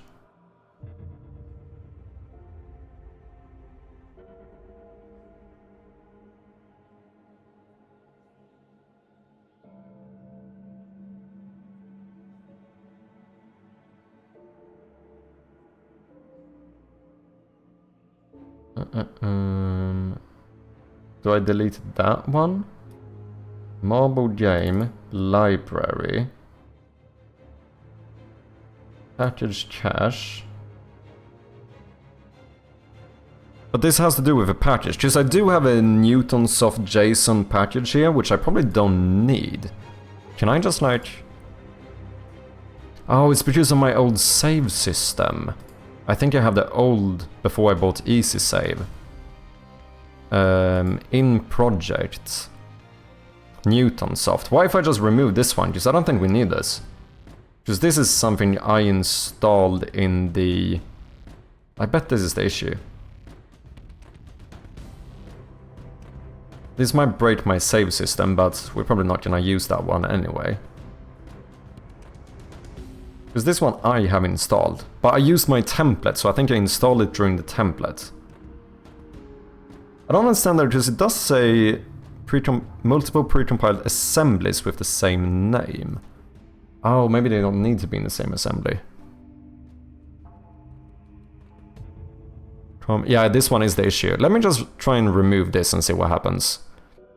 I might break my save system, but in that case, we just remove the save system out of the project.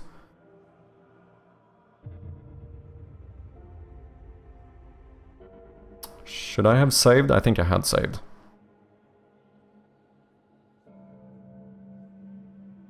Okay, that seems to work. Do I not have my save system in here? Using Newtonsoft.json.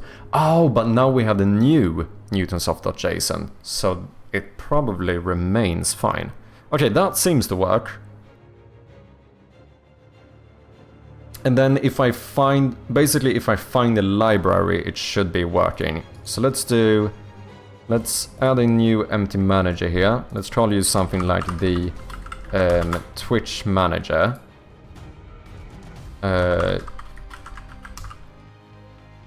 Twitch manager. Boot up this one. Which means failed to find entry point. Okay, so now the question is, can I do using TwitchLib? It does seem like I can. Okay, so I think we sorted it out. Now I have the package. Obviously, I still have no fucking clue what to do now, but it seems like we have the thing in the project, which is a pretty good step of the way, I imagine. And now I guess we can just look at stuff like this and maybe figure out what we need to do. String channel... That's not what I meant to do. Channel to connect to. Secrets... .username from auth token.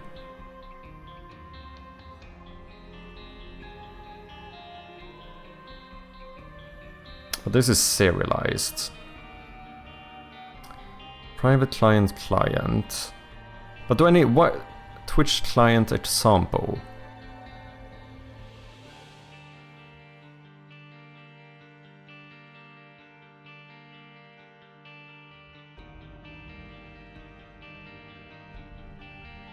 What username just joined channel?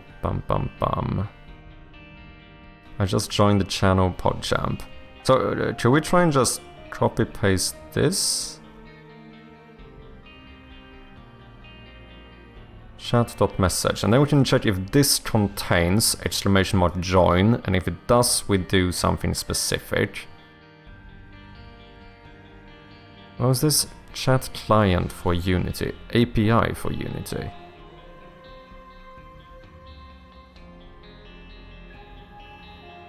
Invoke the channel videos async.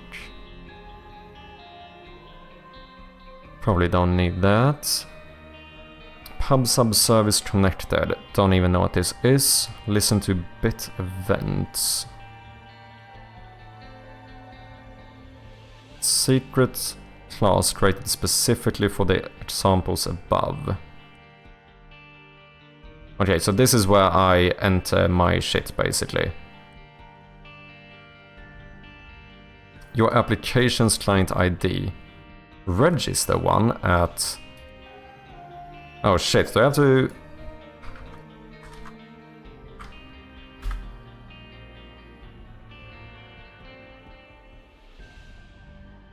I have to register this for through Twitch as well.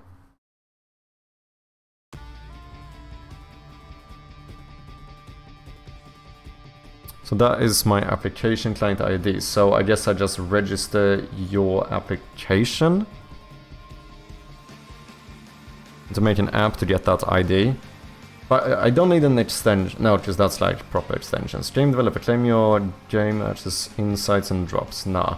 Register your application. OAuth redirect URLs. Must have HTTPS protocol. No idea what that is. Game integration. Client type. Confidential or public. Confidential clients are capable of maintaining the confidentiality of their client's credentials and typically run on a server. Like web applications. If you're unsure, this is most likely what you need. Okay.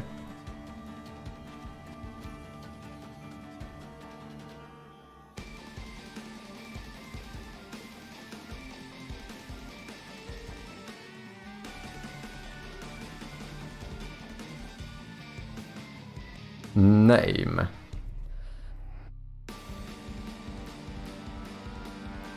Well, I need a name for the game. Does anyone have Mad Marbles? Mad Marbles board game. Shite. What about Marble Madness? Yup. That is a game since 1984.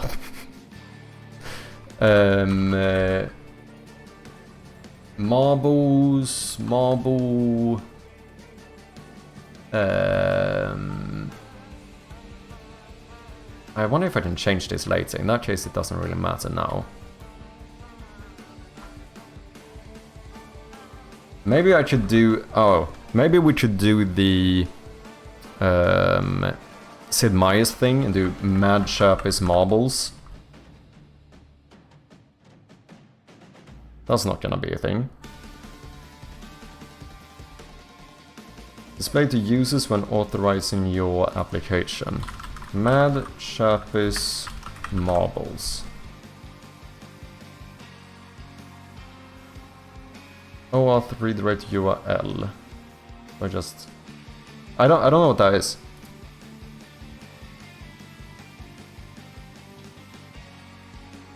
How do I get that one?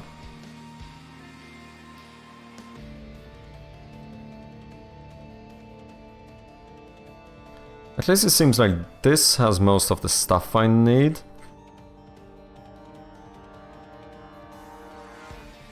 OAuth token. A Twitch OAuth token which can be used to connect to the chat. So is this for the user? Username from OAuth token. The username which was used to generate the OAuth token. Oh wait, do I need to generate one of those myself first here?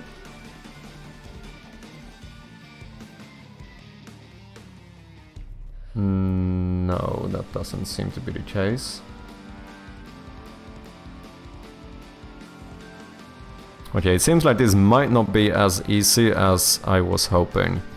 Because I am highly confused. Channel ID from OAuth token. Channel ID from the account which was used to generate... Just like when I register my application...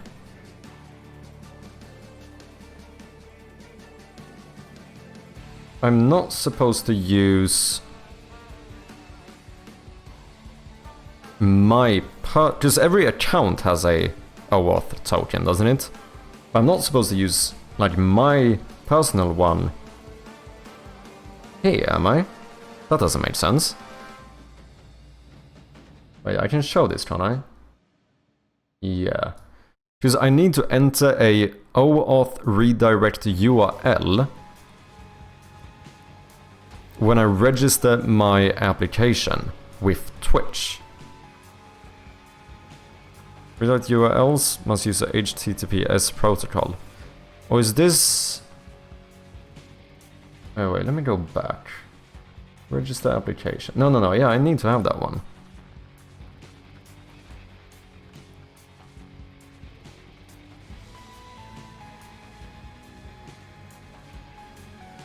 Because the ID, that's what I'm trying to create now. Twitch OAuth token, which can be used to connect to the chat. This would be specific for the channel that uses the game. And I suppose so would this be. Channel ID from the account which was used to generate. Channel ID from OAuth token. Yeah, like all of these are connected. This is specifically for my like developer application, I think.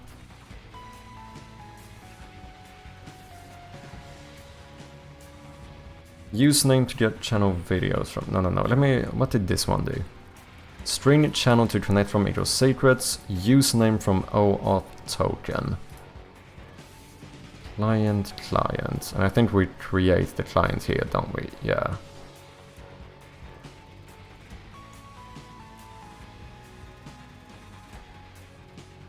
Connection credentials. Secret username from OAuth token.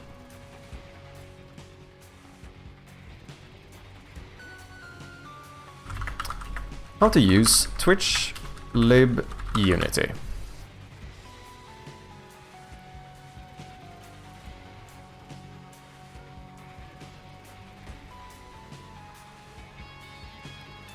Okay, we've done this. Open and build project into DLLs. I think we basically did that as well.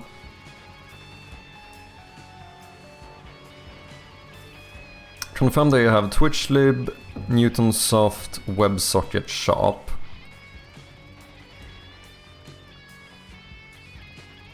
Newtonsoft. I don't think I have the WebSocket Sharp, but this might be a different one.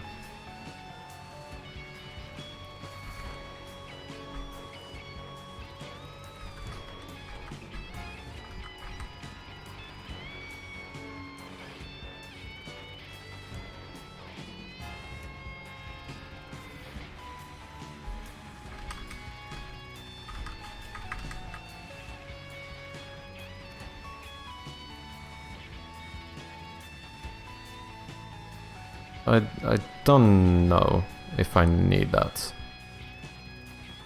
There might be a version thing or something, because I don't have that in my files here at least. I don't even think I have twitchlib.dll. I have a bunch of twitchlib.something DLL.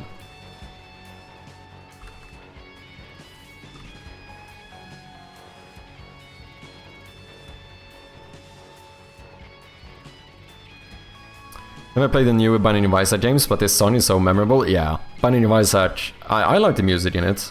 I mean, I fucking love the game. It's probably one of my... Is in my top 2 games of all time, that's for sure. How you doing, Maxwell? Hope you're doing well.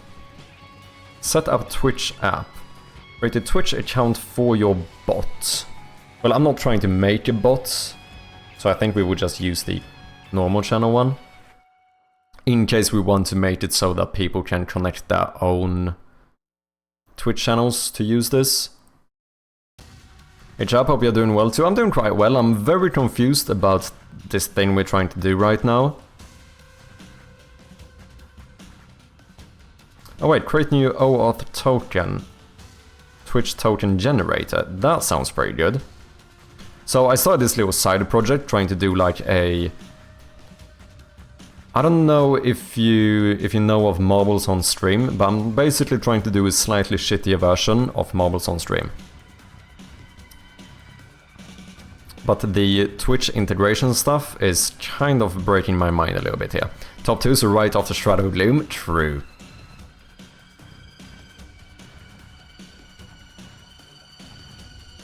Register your new app, create a new client secret and copy to Notepad for later. New secret, did I have that? I guess that's what I'm gonna create.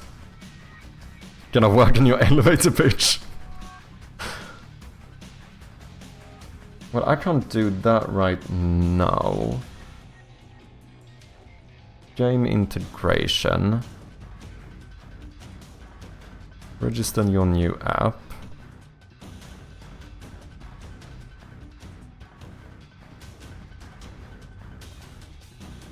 Okay, so I think they've changed this a little bit. Name redirect URL. That's the one I don't fully understand.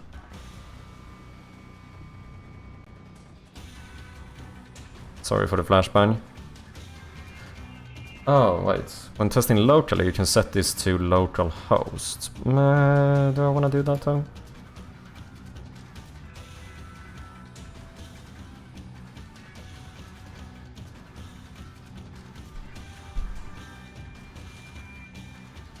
This must match the redirect URL parameter passed to the authorization endpoint.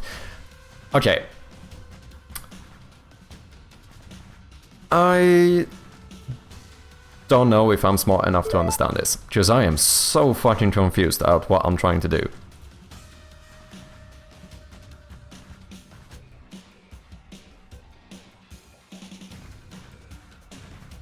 Client ID. Is the OAuth redirected URL? And here they say that that can be set to localhost. It doesn't say that here. I don't know, like that's supposed to be a web domain. Has to use HTTPS protocol, but like, what am I supposed to put there? Twitch token generator.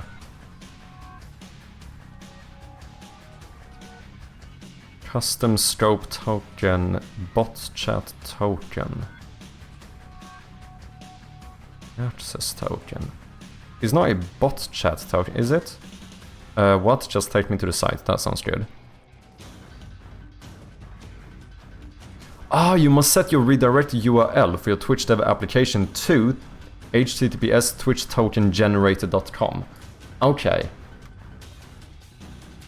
So then I think it's fine. I think we can use this. I think that sorts out my issues. Wait, I can show this, can't I?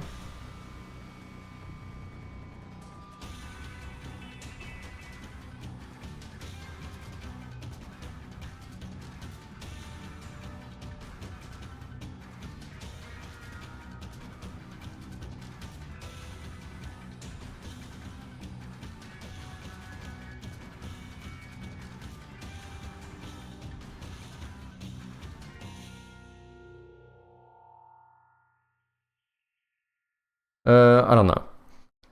This developer tool is used to generate tokens for use with the Twitch API, Twitch chat and Twitch pub sub. Use the tool, simply select the scope you want and click generate token. You will be prompted by Twitch to authorize your account with the selected scopes. Upon authorization, your access token will be placed in a text box that says tokens. Token will appear here.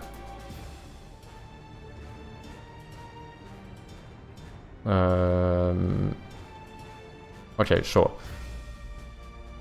Starting May 1st, all Helix API calls must use the client ID associated with the generated OAuth access token. Twitch token generator has a next text box that has client ID now. Okay.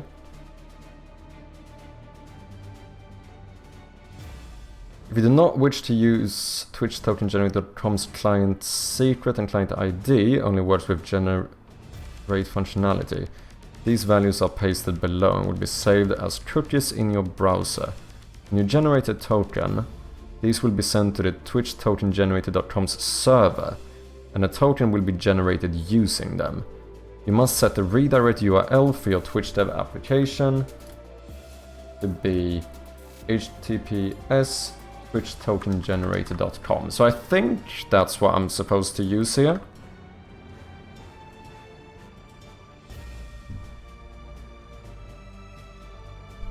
Will receive a result of all client authorization, either as a access token or failure message. This must exactly match the redirect URL parameter passed to the authorization endpoint. Oh, now it says this. Matching of 10 redirect URLs is supported. Still don't fully understand this, but I think that's what I'm supposed to do. And now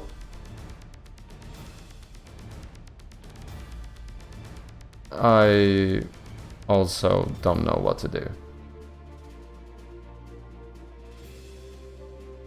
Name matchup is marbles. Okay, let's try this and see what happens.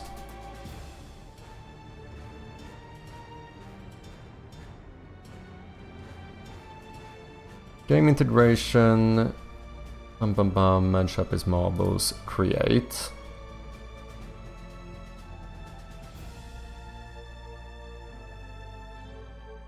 Okay, now I have a client ID. Okay, that's good, I suppose. Create a new client secret and copy to Notepad for later. New secret. Yes. Okay, we now have that. Create new OAuth token with... Okay. Okay. So now I need to generate a token, which means I need to set up my scope. I think. Am I gonna do something here and fucking get hacked because I don't understand this stuff? That's kind of what I'm afraid of.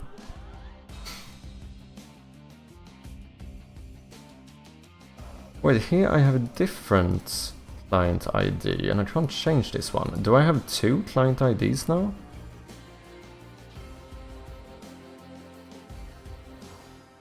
You cannot change your application's client ID.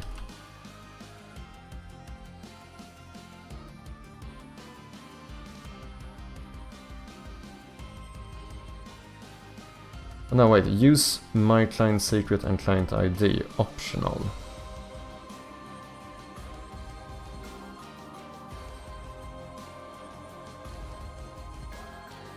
All I'm saying is that this is way more confusing than I thought it would be. I mean, to be fair, Clayman did say that setting up the authorization stuff was a little bit of a hassle, but otherwise it was easy.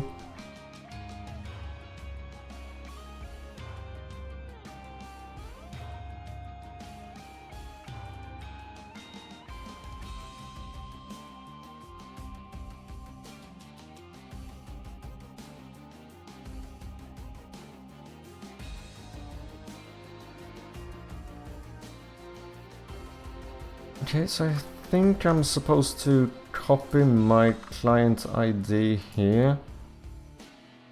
And I think I need to use this client secret as well. I think.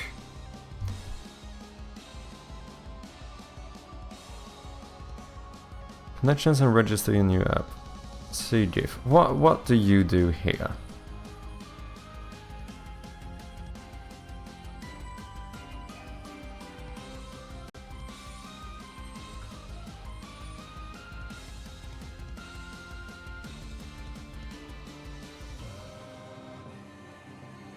Go in here, you check everything you want to do, and you generate token.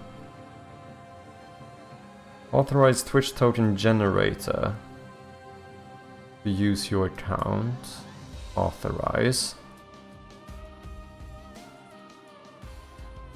And then you copy the generated token. For what?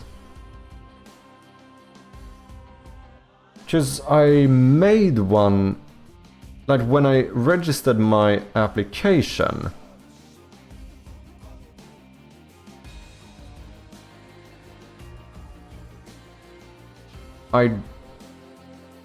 Did I not? No way, I got a client ID. No, that's the client ID. That's different. There's a secret and client ID here.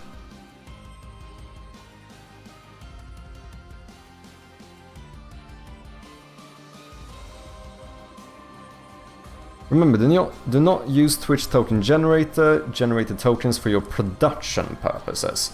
You should only use access and refresh tokens from your own Twitch dev application for production purposes. Twitch token generator is a developer tool to help speed up development and prototyping, not for production services.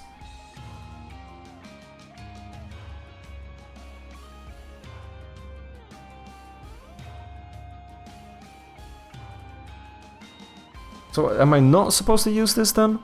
Okay, I don't know if I have to give up soon, because I think I'm too dumb to understand this. I feel like every step of the line here I am highly confused.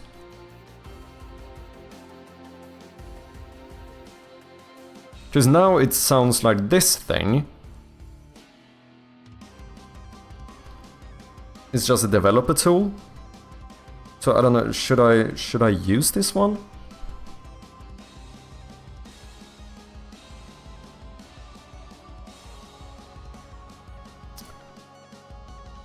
I don't know, man. I feel like I'm getting to the point where I might just give up. I mean, we can certainly try another day, but right now I have no fucking clue what I'm doing. Lucky Pants, thank you very much for the follow. Welcome in, man. Hope you're doing well.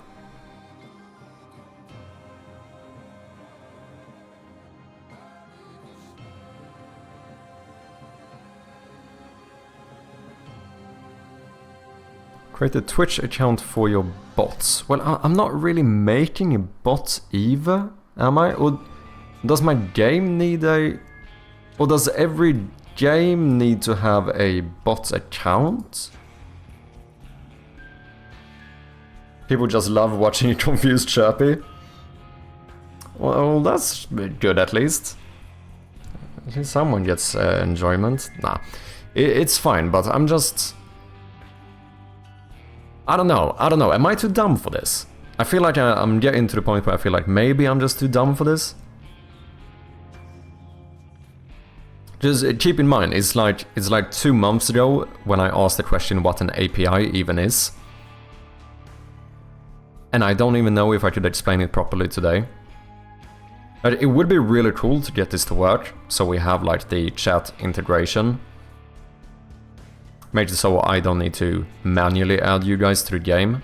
Like, it was kind of the point of this, right? Like, I wanted to make a very simple, like, Twitch integrated game. But this stuff is, I feel like, either I need to find like a proper tutorial of someone like actually walking through this. Okay, TwitchLib C# beginner friendly tutorial. Well, question is this for Unity? Building your first chatbot. So that's also the issue. Like, I'm not trying to build a chatbot. So I don't know if that is... Integrate Twitch chat into your Unity games. Yes. Is this using TwitchLib though?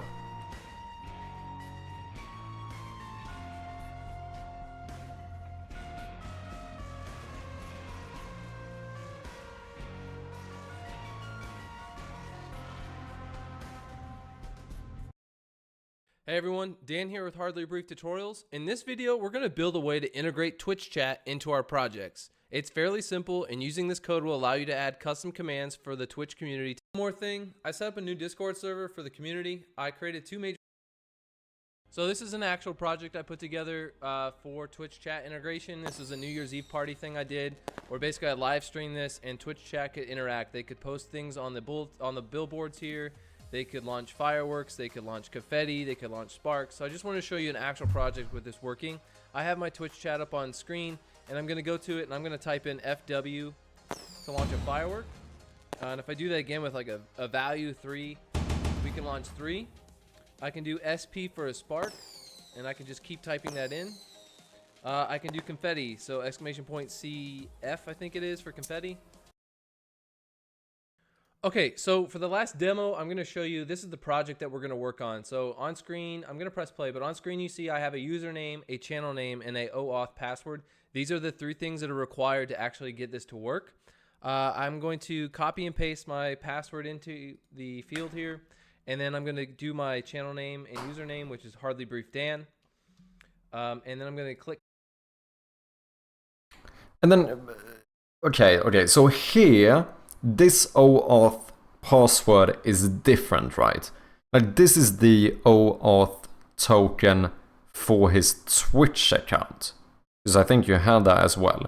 Whereas I also need a OAuth token for my actual application. Right? These are the 3 things that are required to actually get this to work. I'm going to copy and paste my password into the field here, and then I'm going to... OAuth password. Was this his... Was that his actual Twitch password? My channel name and username, which this is what I mean. I feel like I'm too dumb for this. I'm confused at every step of the line. Dan. And then I'm going to click connect. So now once I've connected in the console, I've output a whole bunch of text. This is just confirming that I have connected to the Twitch chat. And then we can test our messages. So the 2 messages I have set up for this tutorial, the first one is message. So I'm going to go into my Twitch chat, which is still on screen, and I'm going to say message, this is a test message. And I'm going to come back to Unity, scroll down, and you're going to see this first message that says raw message, and it shows the command that I sent, and then it shows this is a test message. The command then runs some code, and it parses it down and says, Hardly Brief Dan says, this is a test message, right? So all this command is doing is letting us know the author. And then so this is almost all we need in terms of functionality. Like, get the username of the person in chat and check what they wrote. If they wrote !join, then add them to the game. What they said. Very simple, but you can do this like in my last example. You can post it on a billboard. You can have someone in your crowd say something, whatever you want. It's really up to you, excuse me, and how you want to customize it. So the last thing I have here, I'm going to clear my console here, is I have a RPG player. It's just a empty transform with a script on it called RPG player, and it says current XP is 0. And what I've done is I've added a command called add XP. If I type it in chat, it's going to come in here. It's going to say Hardly Brief Dan adds 10 experience points to the player. And if you see RPG player over here, it says current XP is now 10. It went from 0 to 10. Okay. Output statement, debug statement that lets us know that happened. So these are just 2 examples of... But there is another way of doing this part, right?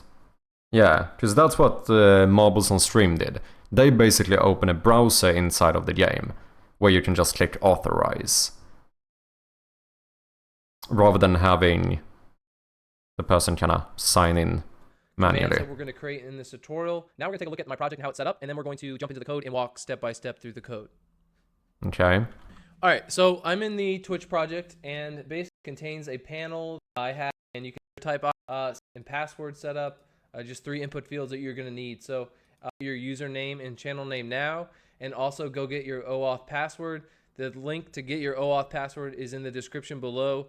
And remember, when you copy and paste it to use it, you're going to need to include the OAuth colon that's at the beginning of it. Don't exclude Twitch OAuth password. But that is from his user, right?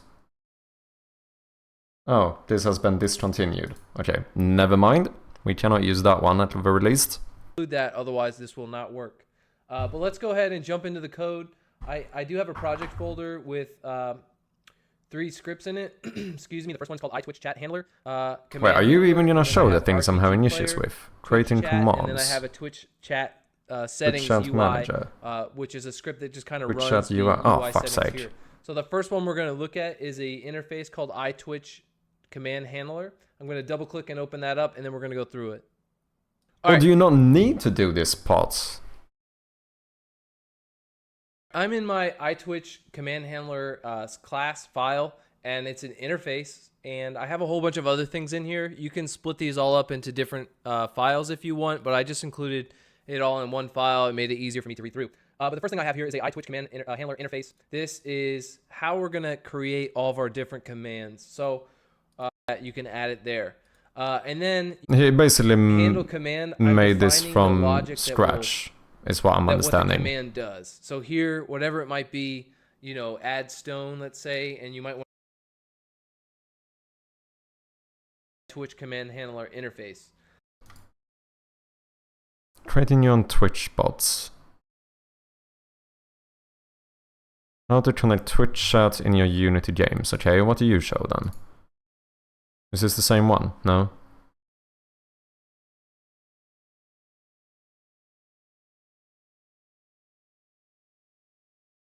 But, well, do they not make like an application thing? What is up, Creative Waste, with the raid? Welcome in, man. How you doing? What have you been up to? Anything you wanna share? Anything you wanna show? Let me know. Dragon God Neroth, welcome in. Good to have you guys. We are currently working on a little side project here, believe it or not. First of all, big shout out to Creative, yet another game developer here on Twitch, working on a game called The Old One, which I still need to sort out the link for that, I realize. Feel free to link your game if you want to link the Steam page. If you don't know me, I go by Mad Chirpy, and normally you will see me work on my point-and-click horror game called Shroud of Gloom. As I mentioned, today we're doing a little side project. I'm basically trying to make my own shittier version of Marbles on Stream. So, you know, one of these little Twitch integrated games where we can get like people from the chat in here and just run a little marble race. This is what we are working on today. Currently trying to sort out the Twitch integration stuff, but that is, I'm gonna be honest, it is highly confusing me. So if anyone has experience with that stuff, let me know. But if you want to see what I normally work on, also GG Nymph, then here's a little teaser for ya.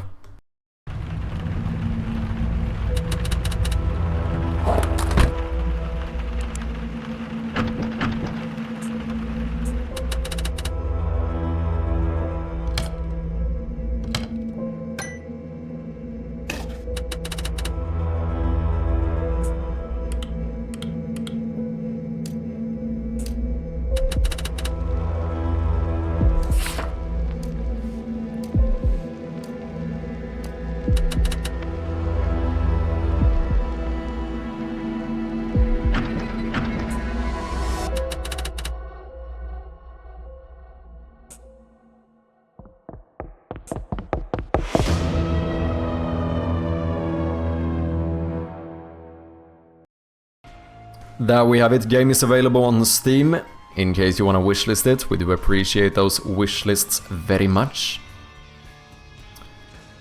Love the new trailer, cheers man, appreciate it.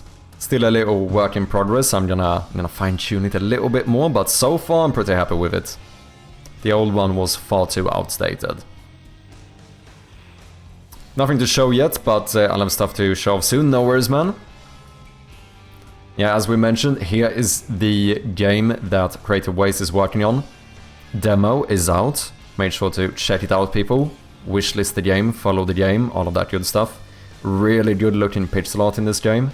Look at that. Fucking beautiful. Go and check it out, people. Support our fellow developers.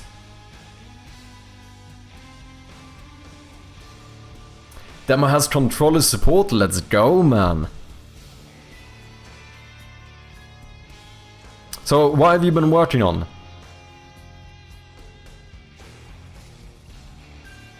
Made a bell animation? Ooh. Yeah, we've been working on this, my little cheeky side project. It's going well in terms of the game itself. It's pretty much functional. can have like 1,000 marbles before it starts lagging, so that's pretty good. However, the Twitch authentication stuff, like getting the actual, like authorizing the Twitch integration is highly confusing. That's all I'm gonna say. I'm kinda getting to the point where I might just have to give up for the day, because I truly don't understand what I'm trying to do. But with that being said, if anyone has experience with the Twitch integration stuff, let me know. Because I definitely need some help here. New lighting for interior rooms. A big multiple room point and click puzzle. Ooh, nice. Learning a lot from Neri, helping me with the game currently. Let's go, man. Glad to hear that you are getting some progress down. That's me, let's go.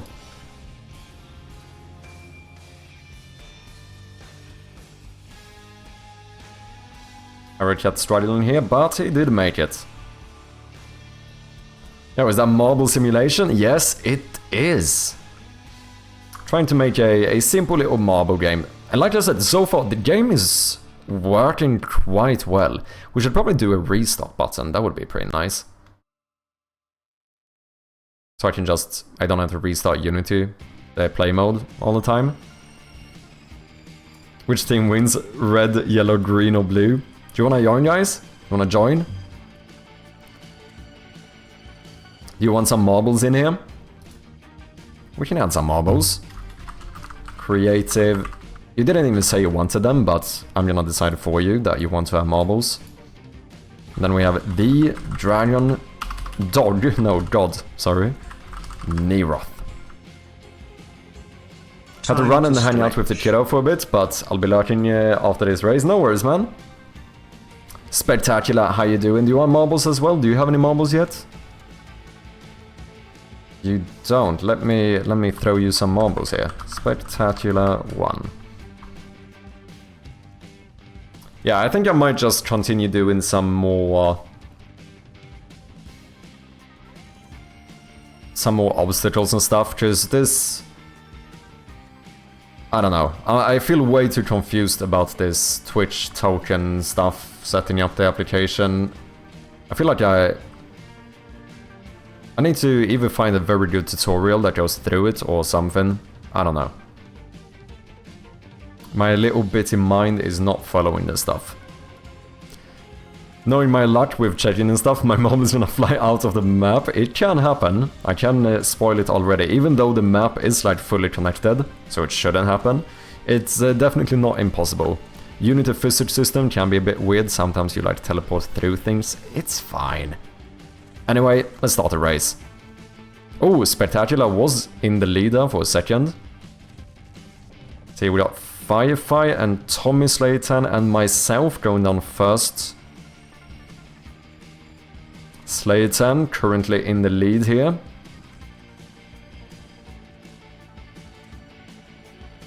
Firefly takes the win. Surprising amount of mad sharpies here. Hashtag not rigged. How do you join though? I joined for you. So that is the thing. Currently... we can probably find you here somewhere. Currently I don't have the Twitch integration sorted out. That's kind of the thing that... Yeah, we have the Dragon God. You are in here. Do we have Creative here as well? We do. Creative Waste. So right now I have to add people manually. Because I don't understand the Twitch integration stuff. It's way too confusing, man. Off for a bit, have fun everybody. No worries, Creative Waste. Thank you very much for the raid again, I do appreciate you, man. Is there any randomness to this? Yes, it is.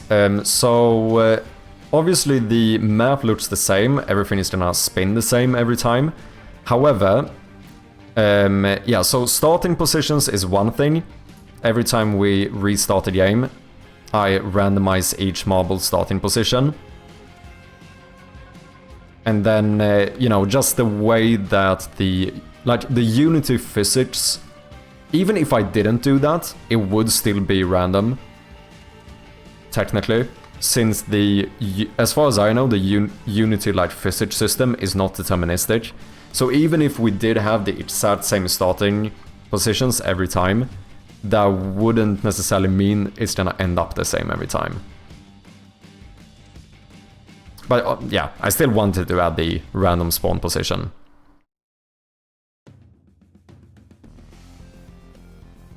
That makes it at least fair, yeah, indeed. Pretty sure you can get consistent physics, there should be a setting for... Oh, is there? Would be ideal if a game had a replay system. Yeah, I'm not sure. Maybe you can do that. Randomization is hugely affected by your exclamation mark supporter status. Exactly. Yes, yes. You will automatically win if you are a supporter. That is how it works. Why is the game in like a weird size here? Oh, scale. I'm just being dumb. Never mind. Trackmania has deterministic physics. Is Trackmania made in Unity?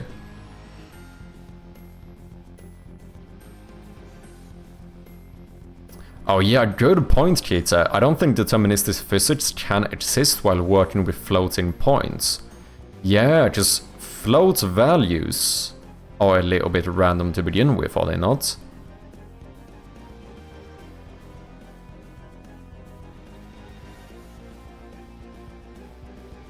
The replay contains input and also goes positions. If the desired inputs in the replay file do not produce the same exact position as ghost, the replay was tampered with.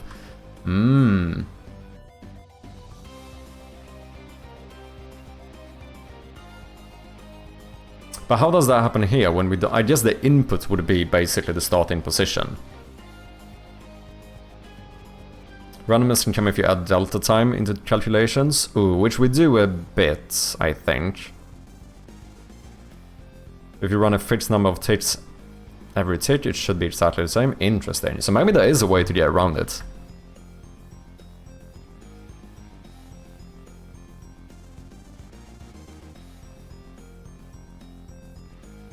Yeah, now we can see we have a different race here. Strom currently in the lead. Oh, but he did get stopped by the third spinner here. Yeah, okay, we really need to sort out the flipper thing. This one is fought, like half of them just go straight through, which is not really the point here. Now when we have do twin in here, we might be able to sort this out in a easier manner.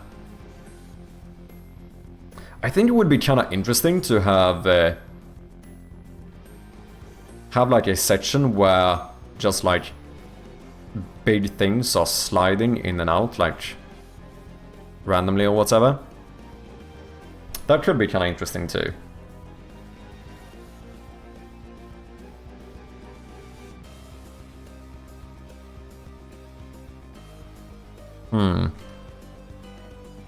Yeah, I think at this point, I think I'm gonna give up on the authentication stuff today. Yeah, I'm gonna do that, because I'm just not understanding this enough. I feel like I need to actually research this a bit more or something. We'll see if we have someone who can walk me through it a little bit, because currently I feel way too confused. So let's see if we can keep building the map instead.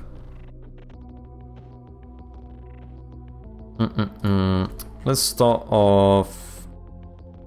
How do I do the flippers? Because I think I wanted this one to be like an actual like flipper game. Like rather than these... Rather than... these...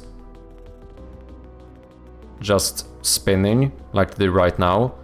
I want it to be anchored here and work more like a flipping machine would.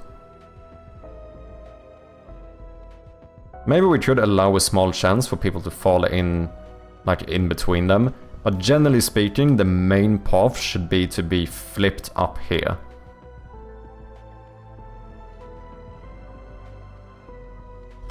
That is kinda what I'm thinking.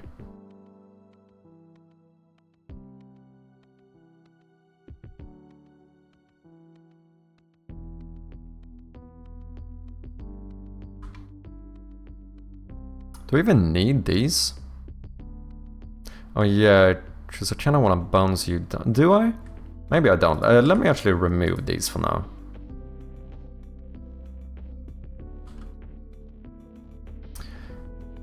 And to answer your question, no, Trackmania is Nadio's own engine, I think? Ah, okay, I see. Long time ago, floats were inconsistent between different CPUs and hardware, but then Intel made a standard, so now they are consistent across hardware. If the numbers are the same precision, you should always get the same result no matter which operation you perform. Huh.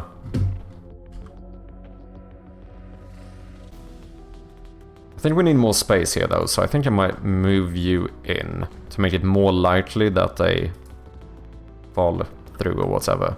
We do something like this. Maybe we should add a few... Is that gonna be too difficult? I was thinking if we add like a few obstacles in the middle here. We'll see. I think I'm just gonna... I'm gonna delete one of those. I'm gonna make you smaller.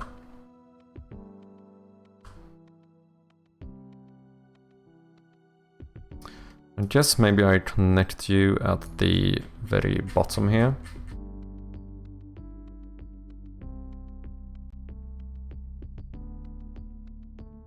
What, 3 points? Oh no, this should be 3, I guess? No, 3.5. 3.25, there we go. And I guess you're gonna be 75. That looks perfect to me. Let's rename this one into Flipper. What happens if I copy you now and I move you over here? We have one pixel in between. Do I want that? Nah, I think these should connect. I guess I have to make you 6.5. No, that's gonna be too much. 6.25. And then move you here. 6.25. Move you here. Now they fully connect. And what I'm thinking is that we make this into like an actual flipper game thing. Which I guess we could do with... Oh wait, you're not positioned correctly.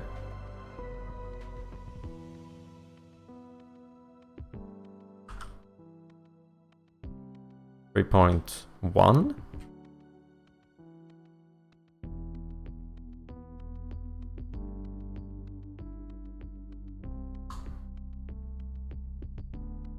No. 3.15.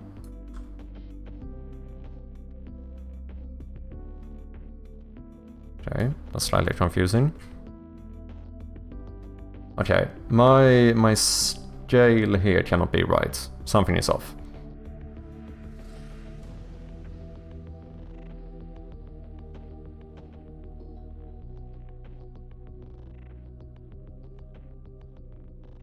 You should be like here. That looks pretty good. That's not right. 3.125. 3.125. Okay, that's good. They are aligned. So we have the size right. So I need this one to be anchored like here. Which I'm not entirely sure how to do. Enable constraint proportions. Sort point. Pivot. Is that what I do?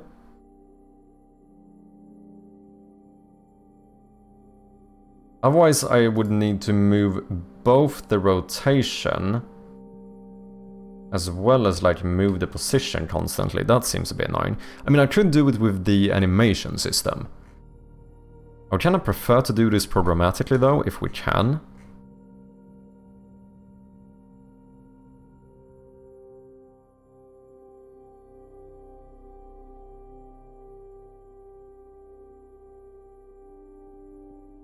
Let's remove the spinning script from here. On a UI canvas you have proper like anchor positions. So ironically, I'm not very used to working with the like sprites and stuff, because, you know, most of my games are very UI heavy. So like half of them have been like pretty much only on a UI canvas. Recently made a change to my bot and now it's producing bogus numbers, though it hasn't taken action due to any error yet. Auto mod rule? Wait, have you made your own bot? Is that what you're saying?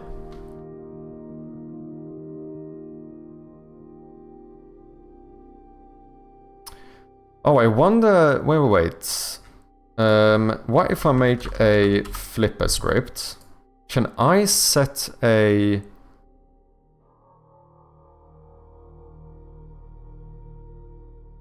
Maybe I can do this with doTween. Maybe they have functions for this. Or rather, I guess, parameters. First 3D game on a UI canvas when? That one might be a bit trickier, I suppose. Is it? I guess maybe a UI canvas by default is flat, so...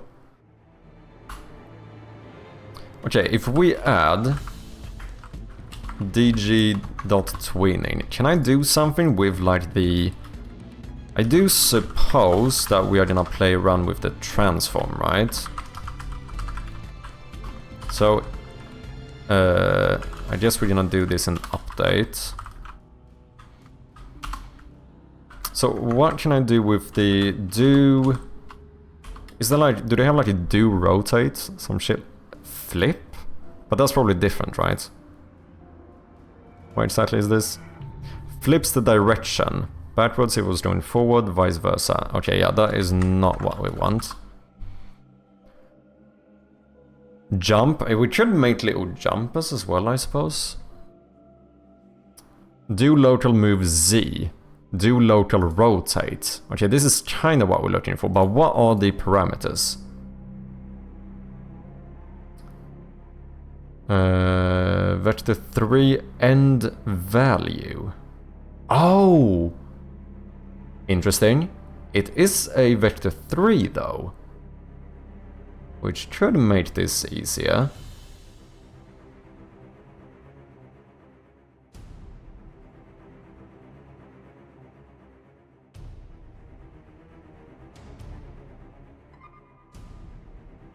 Punch rotation. Punches the transform's local rotation was a given size. Oh, okay. Distro bot. Oh, just over 22,000 people. Ban spammers now. Ooh, nice. Rearrange some code there, but I think it should be fixed now. GG, man.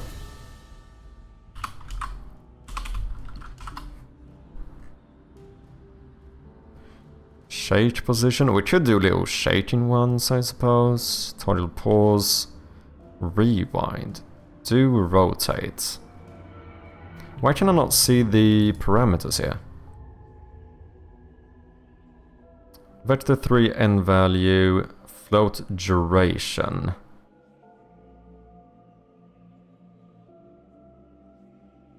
Rotate mode fast. Because since this is a vector 3... Oh no, wait. That would only be the vector 3 for rotation. Oh shit. I guess if I could do this by both doing... Like if I do a rotation like this, but at the same time, I have a tween that moves your position over here. But if we do both of those at the same time... Like, we do have a start value and an end value. It should be fine, right? As long as the speed is the same. So that could be a way of doing it.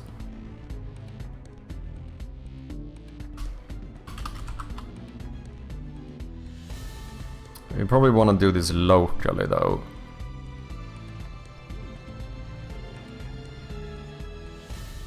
Like, we basically do local move and do local rotation at the same time, back and forth.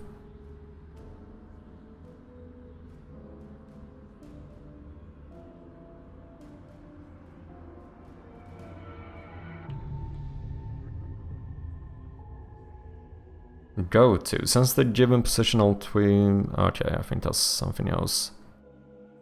Blendable move.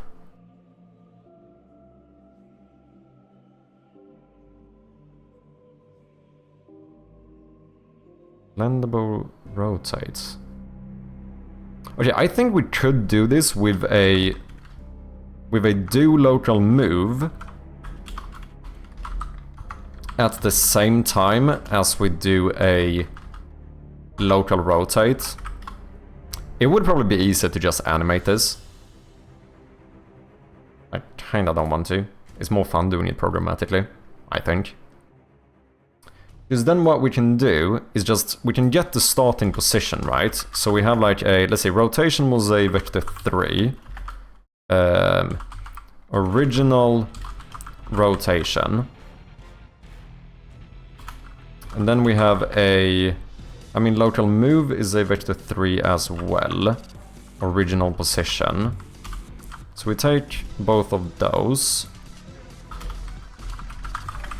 In like a await function, we say that original position is equal to transform dot local position. And then original rotation, misspelled, is equal to transform dot local rotation. So we get both of those. Rotation of the transform relative to the... Bam. Oh, this is quaternion. But you, local rotate, you take in the vector 3 and value. Now do some shit to this. I mean, there is X, Y, Z.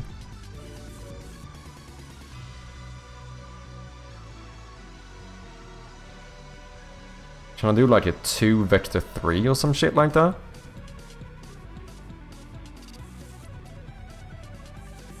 Or is there something else I want here? Position quaternion. What exactly is a quaternion?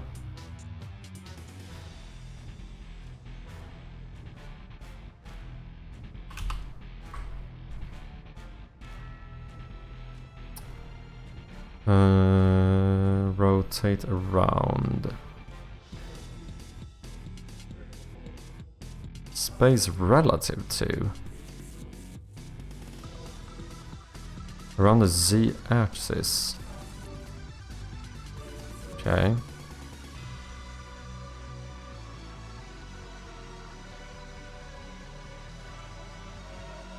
Transform point.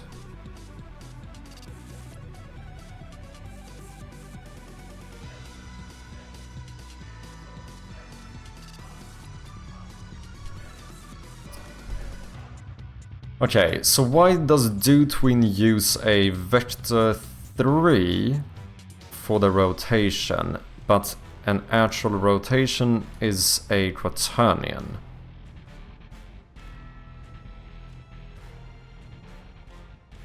I mean, I guess I could turn this into a vector 3 by doing this. New vector 3 transform dot local rotation x. I guess this would work. Hey Dragon God, thank you very much for the follow, man. Glad to have ya. Chappy, I'm gonna head off to bed. United, good luck with the marbles. Thank you very much, man. Hope to see you again, and have a good night. Isn't a rigid body 2D rotation simpler, though? Oh, maybe it is. But can I twin that, I suppose, is the question then. I mean, I guess I don't have to twin it either.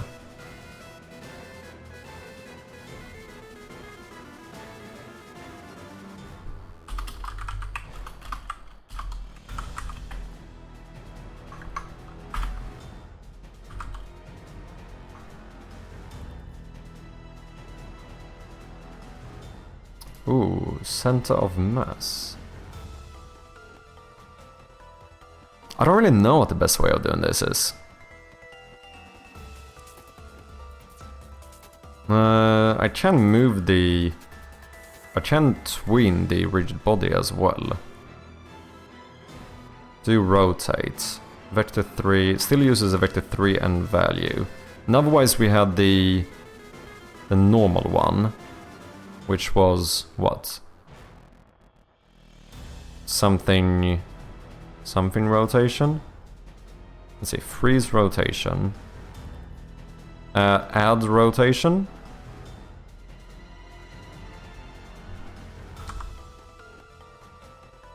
Move rotation. Hey Chappy, focus. Is that the one? I'm man focused. I rigid body 2D, good points, good points.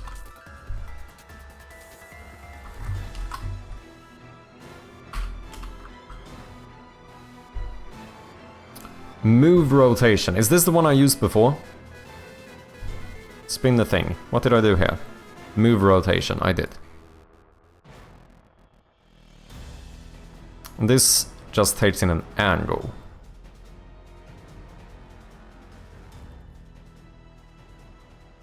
That is probably easier.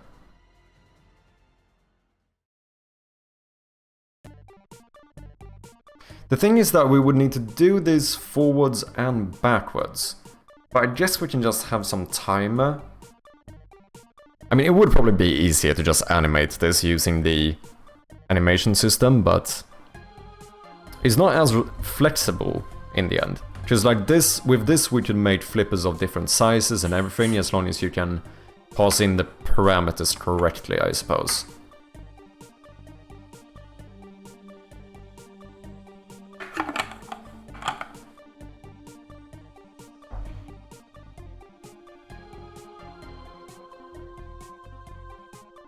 Okay.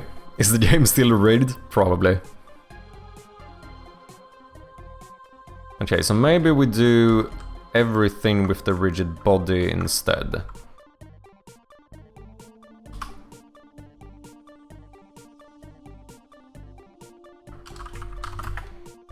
Which means I actually don't need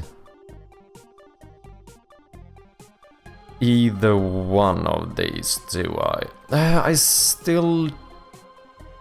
No, I still kind of need the transform position. I just don't need the rotation one.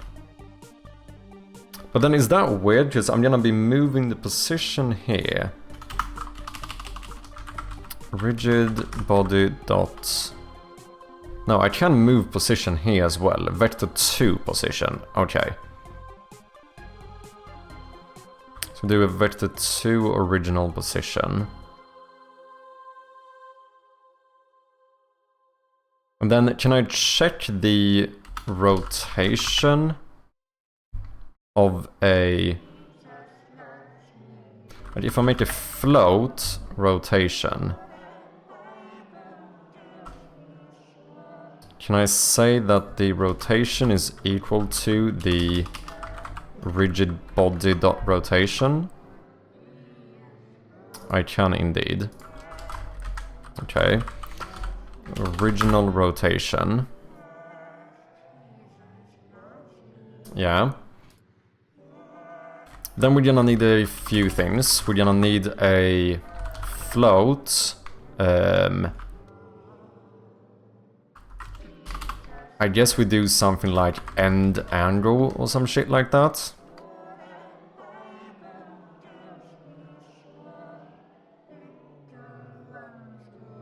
Maybe I should twin this. I think twinning this is better. Rigid body, do rotate. End value and duration. Yeah, I think this is the better way of doing it.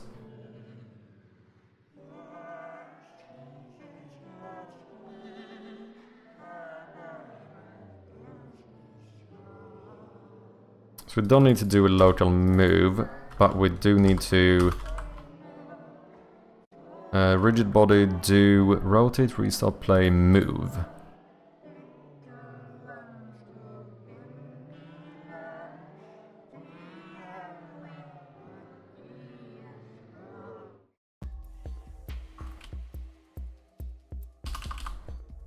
Okay. And then we can make a float for a flip up duration. We can have a float for a flip down duration.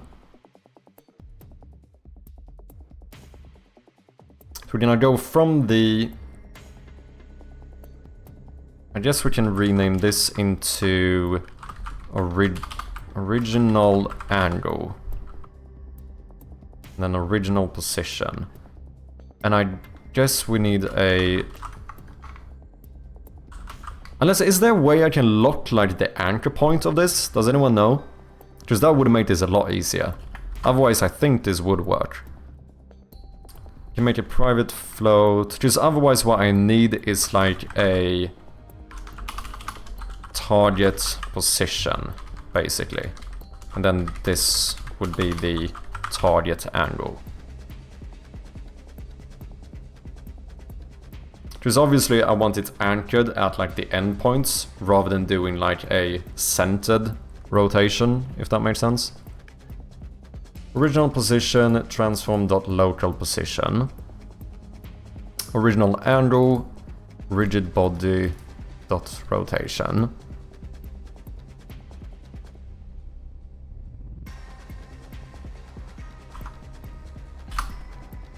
That sounds pretty good.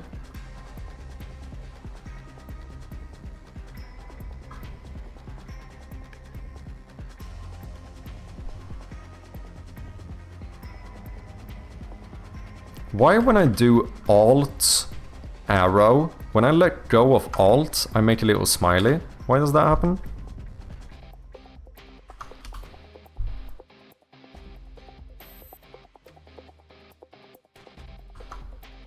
No idea. Okay, so I think we're gonna do a private void called flip, which is going to take in a float target angle. It's going to take in a vector2 target position, and it is going to take in a float for duration.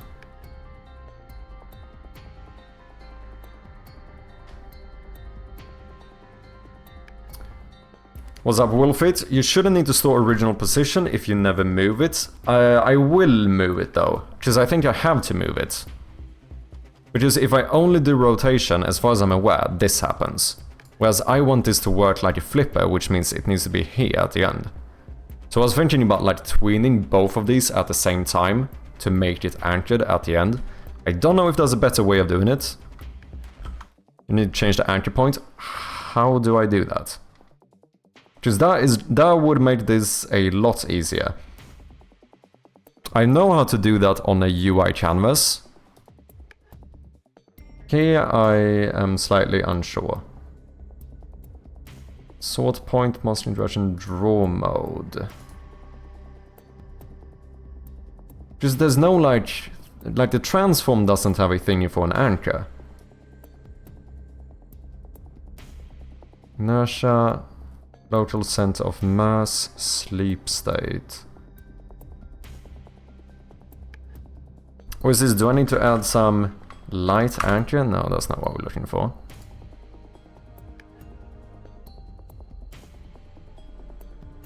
Can also make a parent at the pivot point and just rotate that. Oh! Yeah! Okay, yeah. Make the flip as a child item. Yeah, that makes sense.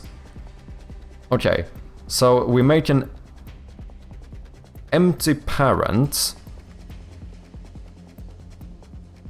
which ended up there for some reason. So let me actually do this. Let's put you here. Boom. How big are you?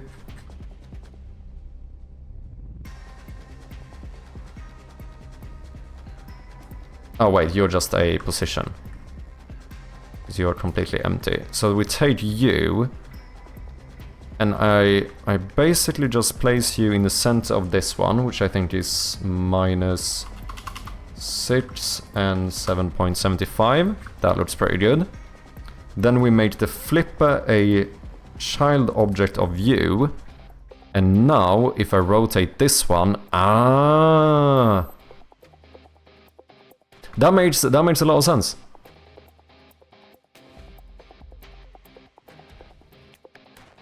Maybe what we should do here is actually make the flipper a little bit shorter, so we do like 6. Why can I not change this? Enable constrained proportions. Oh, numlock, I see.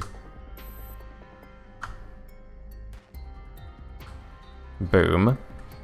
And then I move you to the center again, so maybe that would be -3.1. 3.01, yeah, -3. Because now you don't go all the way in, which means that when we flip this thing, you're not gonna go through the wall as much. Oh, whoops. Yeah, that looks a lot cleaner. That looks a lot cleaner. Yeah, let's do that. Okay, yeah, this made so much sense. Thank you, guys. In that case, we don't need no position. We don't need a target position. Angle. We want the original angle. We want the rigid body. We don't need the transform. Don't need you. We get to the original rotation. And then I guess I could use, what is it called? Recursion here to make this work. I don't know if that's crazy, but it should work. Like with do tween, I could just make this one call flip again. And it would basically keep calling it for all infinity. Don't know if that's crazy, but it should work. Okay, so I don't need a target position. All I need is a target angle and a float duration. I think I'm gonna try that. I know some people are iffy about recursion. I don't really know why or when it's bad, but... Private void. Welcome back from the ads, guys. Start. So in start, we will just call flip. And we're then gonna do it with the target angle and the flip up direction.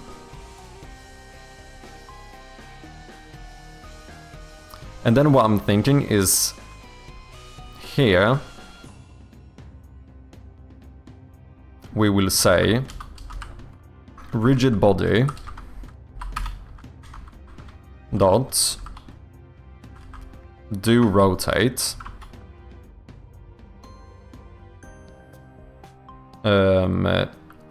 to the target angle with the duration.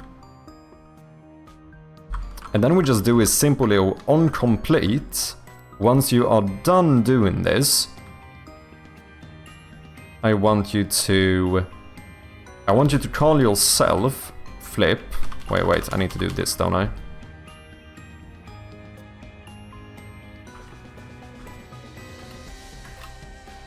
Boom, code. I want you to call flip.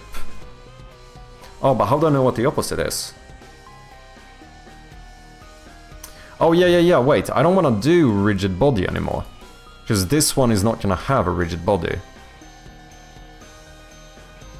So then we do transform dot rotation dot z. Is it? Yeah, z is what I want to rotate, or z.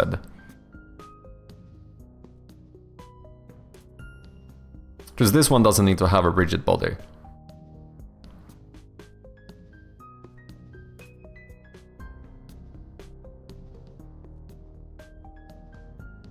Oh, you know what we can do?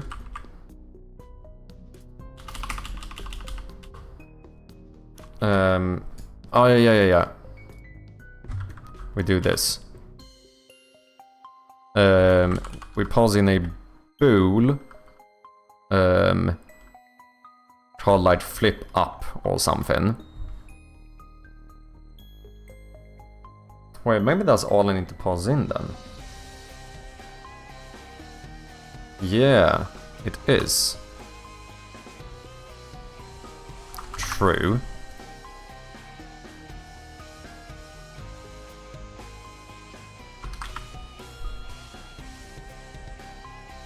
Which means now I want to do the transform dot do rotate. Oh yeah, that one is already fine.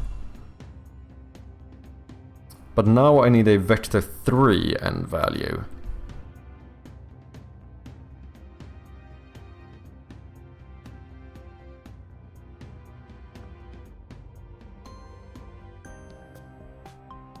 Target angle. Let's make you into a vector 3.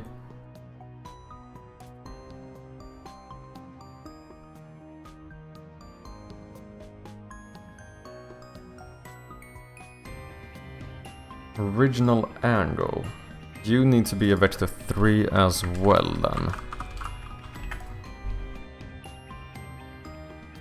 And you should now be...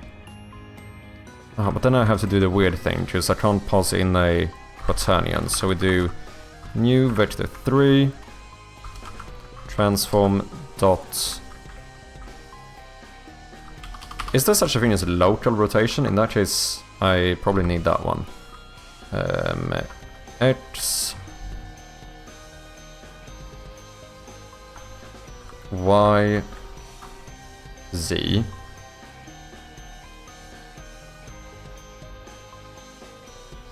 Oh wait, I could just save though. No, I need all of it.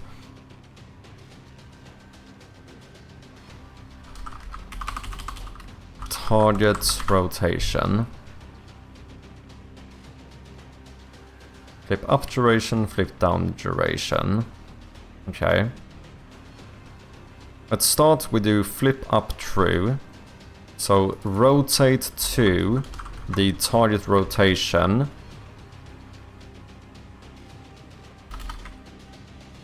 Okay. Float duration is equal to flip up. If you're supposed to flip up, then it's the flip up duration, otherwise the flip down. And then we need vector 3 target rotation is equal to target rotation or original rotation. And then I want to rotate to the target rotation with the duration. And on complete, I want to call flip again, but with not flip up. Doesn't this work? Like, do it the opposite way. Wait, flip does not... Oh. Flip up.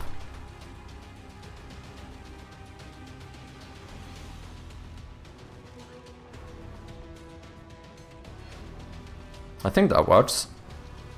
So once you are done, you would call yourself with the opposite. Bam bam bam, call yourself with the opposite, and you should forever flip up and down. I'm gonna try this and see if it works. Probably should save though.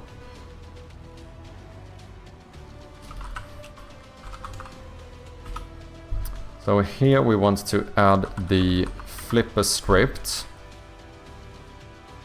We want to make sure to remove the flipper script from the child object. You are quite literally... I guess you should be kinematic? Or should you be static now? I don't fucking know. Let's try kinematic and see what happens.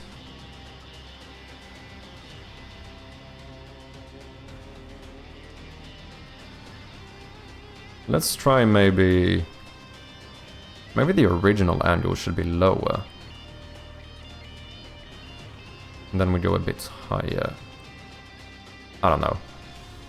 We want to make sure that they can go over here. So let's do 25.5.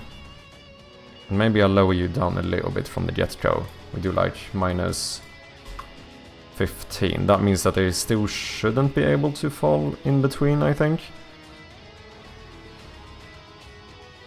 Which means that target rotation should now be, what did I say?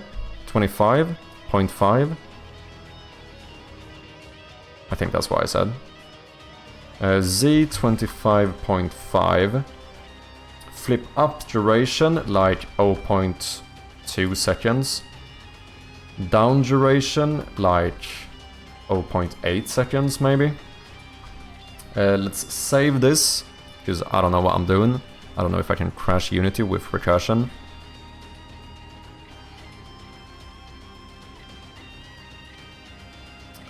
That does seem to work. It didn't seem to save the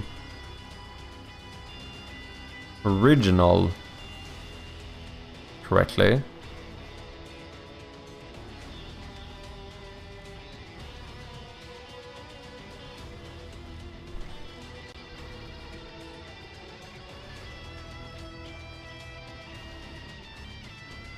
Transform.localRotation.z. Okay, let me debug log this. Debug log transform local rotation z. Let me see what that gives me.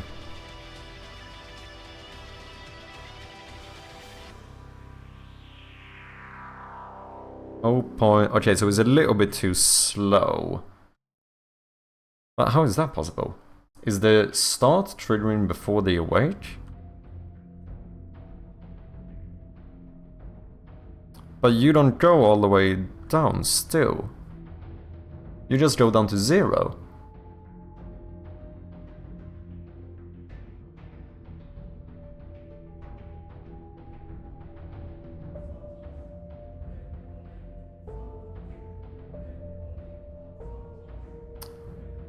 Why?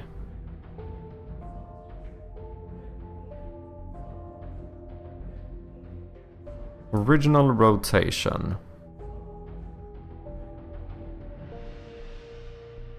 New vector 3. Local rotation X, Y, Z. This seemed to give it correctly, but when I actually flip towards it, it doesn't seem to work. Because it should go all the way down here. Go up here and then go all the way down again. But now it's just going here. I mean, overall it seems to be working. But this is weird. Target rotation, flip up. Target rotation, otherwise original rotation. Rotate to target rotation with the duration on complete flip up opposite to what you just did. This looks correct. 0.13 is what I get. Which means it logs the... Oh wait, 0.13. Oh, that's not correct. Minus 0.13. You're like here somewhere. Okay, so it's not logging it correctly then. I mean, I could just set this myself too.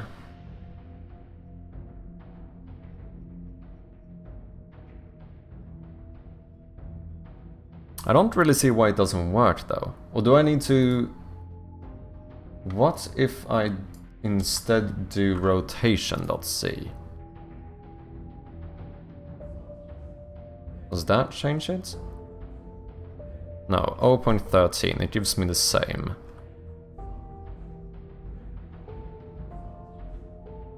The flip up can probably be quicker though. I mean, let's try it.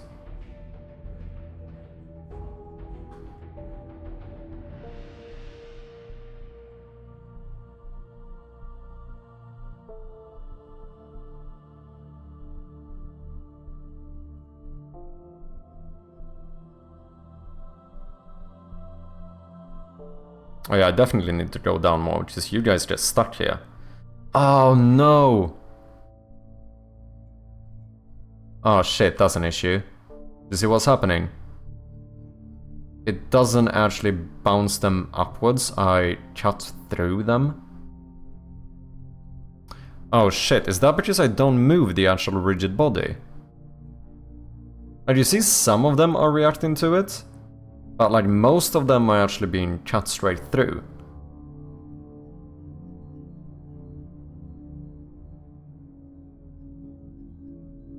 Oh shit, is this not gonna work?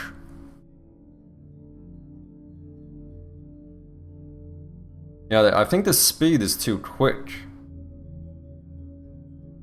That's unfortunate.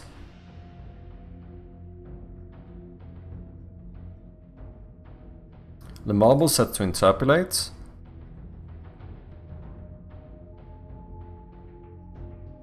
Their rigid body, I presume. Yes. Should it not be? Should it be none?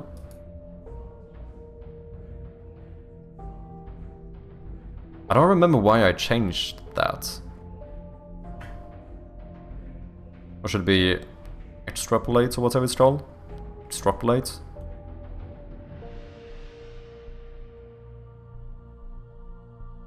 Let's see if it works better. So now I did none. It still happens. We still cut through them.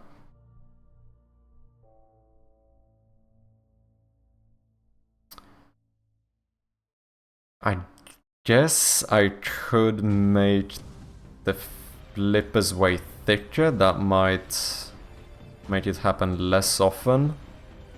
Because I think the issue here is with the Unity physics system, isn't it?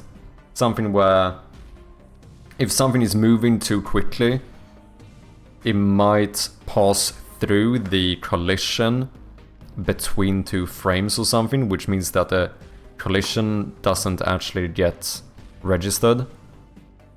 But that would be really sad, because then, I mean, the spinners are working though. I know the spinners stop working if I would spin them too quickly. But if I make this double spin, if I make you spin at like a 600 speed,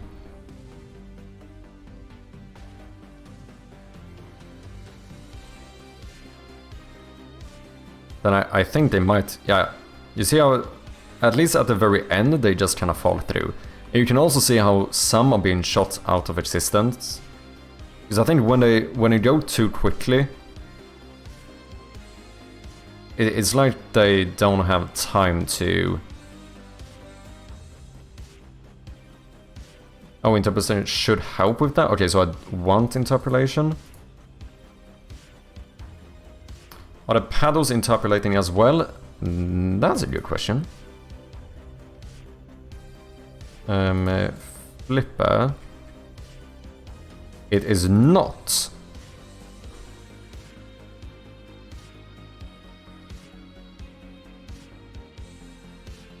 Okay, let's set everything to interpolate. Interpolate. Does that mean, do I need to put the walls to interpolate as well? They still fall through sometimes here, it looks like. Let's see what happens down here. Oh? Okay, at the very end, no, they still do fall through.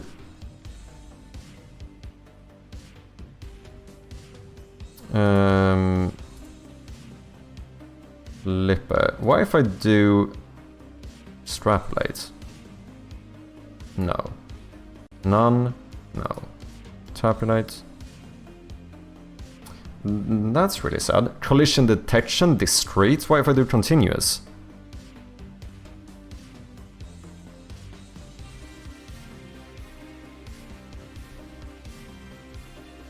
Do I want continuous collision detection? On both, maybe? Continuous will help too. Okay, let's do continuous on the flipper. And we're gonna do continuous on this one. Marble. And then let's try doing it on the double spinner as well. Continuous. So I guess I might need to do this on all the walls in the game as well, in that case. Oh, no. Oh, am I just paused? Oh shit, is Unity crashing? Okay. Let me maybe minimize the amount of marbles, because that felt a little bit iffy. I guess continuous is gonna be more demanding, isn't it?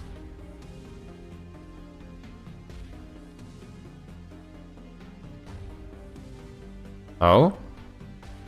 That does seem to work. Actually, it doesn't look like they're being shot out of existence anymore either.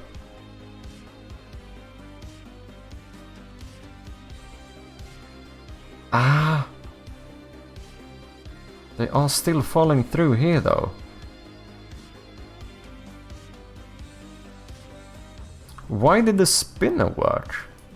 Oh, is it because I'm moving the... Maybe this is an issue because I'm not actually rotating the rigid body. Maybe the whole child object thing is actually the issue here. Like if I actually flipped... Because otherwise, why would this one work? To be fair though, this thing is a child object. Define Psycho, welcome in. I think it's because it's not static. Oh, do I want my paddle to be static? Okay. So, we do... Oh, but then I can't interpolate. Is that gonna be an issue?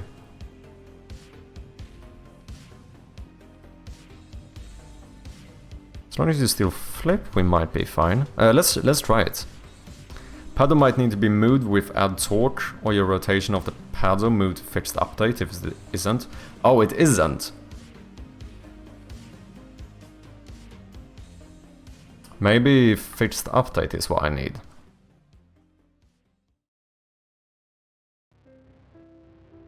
Ah, yeah, they still fall through.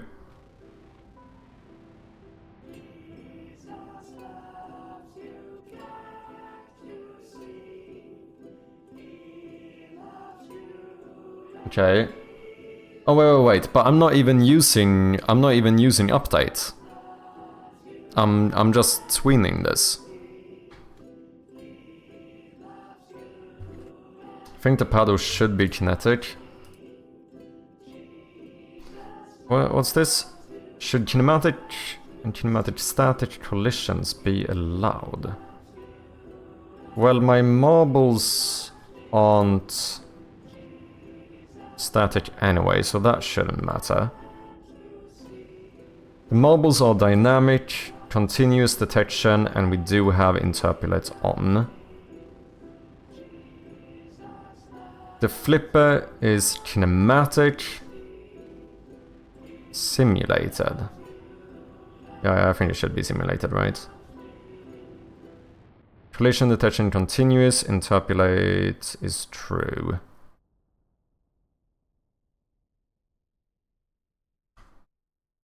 I think it might have something to do with the fact that I'm not moving the rigid body. But no, but that doesn't really make sense.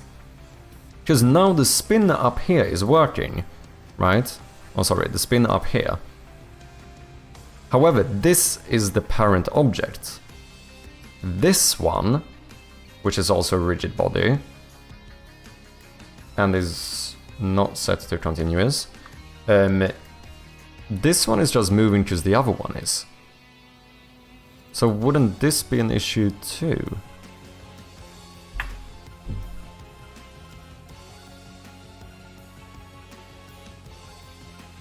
Oh wait, it might go through the other one actually.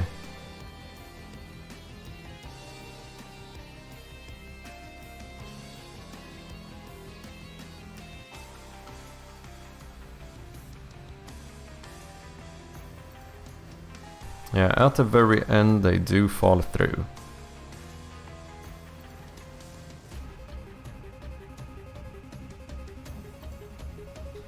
Okay, I'm gonna set this one to interpolate and continuous as well. The slow ones are still fine as is. It's only if I have a quick spin that it becomes an issue. But what if, just out of curiosity, this wouldn't be the fits I want, but what if I made you way thicker? Just out of curiosity.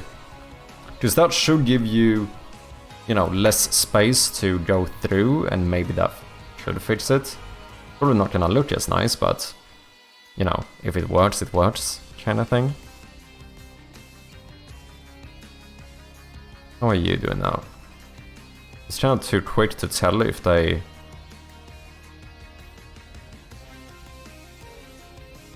go through or not.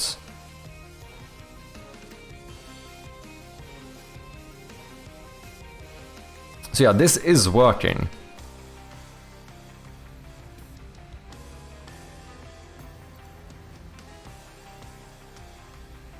It's not really the nicest fits, but... And question is, if it works, if I would up the flipping even more, like flip duration, what if I like half this?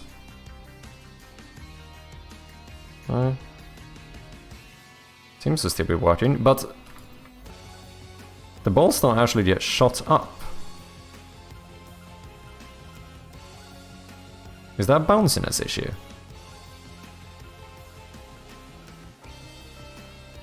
Like, obviously these are supposed to be like, it's up here or something. Do I need to move the rigid body instead? Is that the issue here?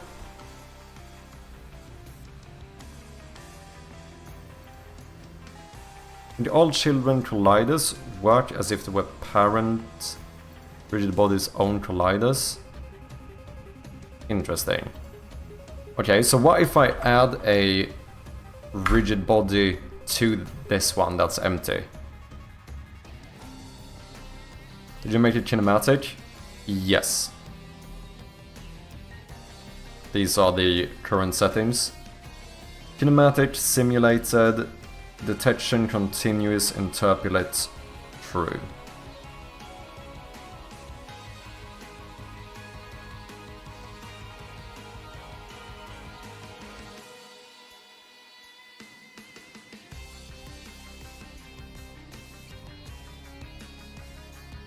But what if I flipped it so that I actually rotate a rigid body instead?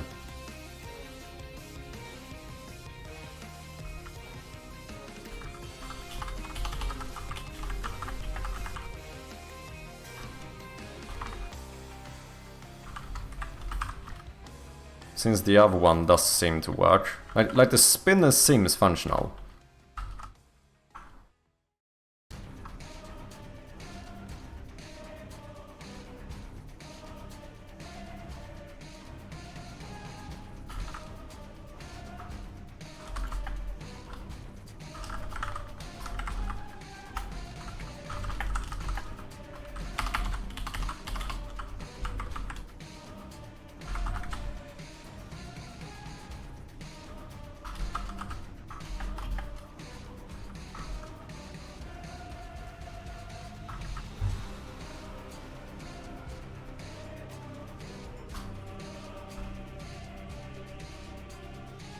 Looks like the marbles just think the wall moved and they move out of it. They are not colliding with it gaining velocity. Yeah, exactly. What's up, Brainoid? How you doing?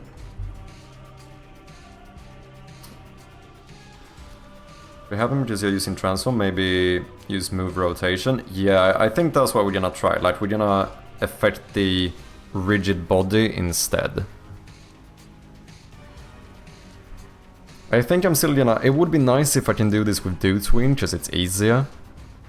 It's not the end of the world if I do have to change it. So now we would like to do rigid body, do rotate. Target rotation. Let me actually just do this. How you doing, Brainoid? We want this to be target angle instead. And we want this to be original angle.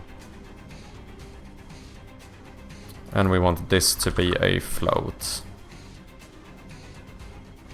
Okay, no idea if I sorted all of that out correctly, but we're gonna try it. So now... Let's see. Oh, so I guess I default you now. Let's make you small again too. Or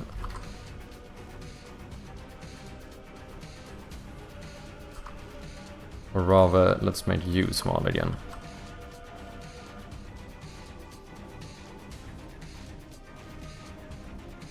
So it would be nicer if it could look like this.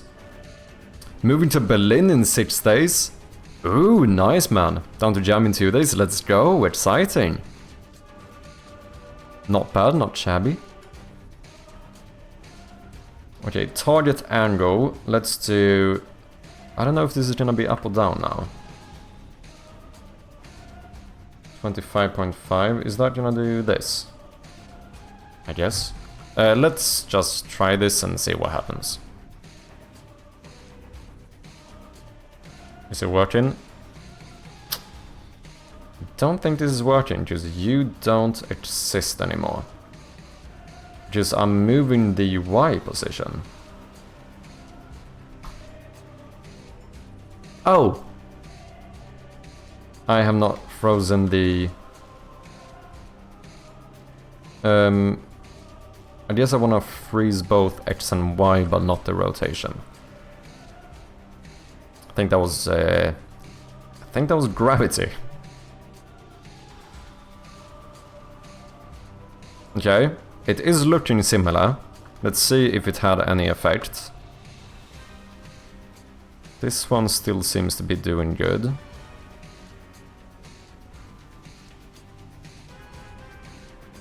Come on now. Ah, no. They still fall through. And they also don't really get shot up. Like, my hope was that these would, like, fling... Why do you work? Why can you fling them, but this one can't?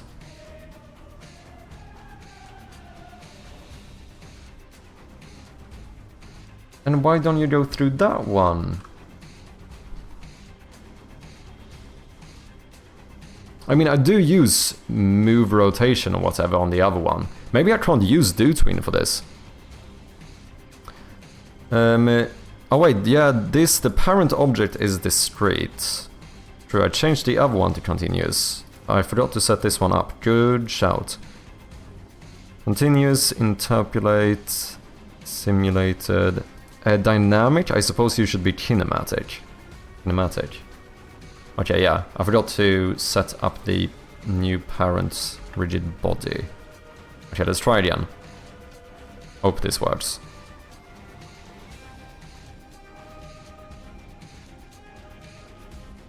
To be fair though, this one is spinning so quickly, I'm unsure if maybe one of these actually slices through. In that case, it could be a parent object issue. Okay. Nope. They still fall through. Fuck's sake, man. And they also don't get, like, properly shot up or whatever.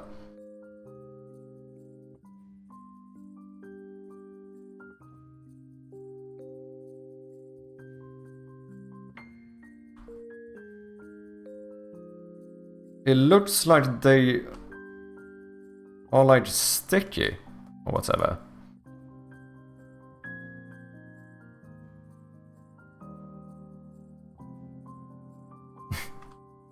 What if I lower the mass of the marble and then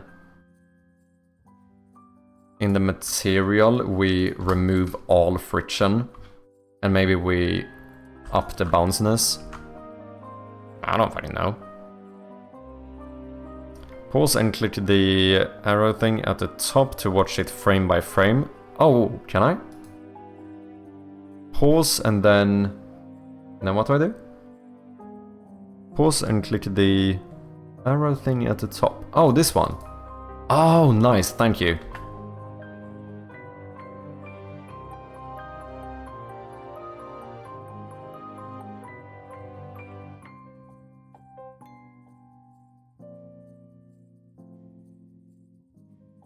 Okay, that one reacted. You're gonna miss. Because I think it's possible that one of these are fine, but the other one isn't. This is the one I want to know, I think.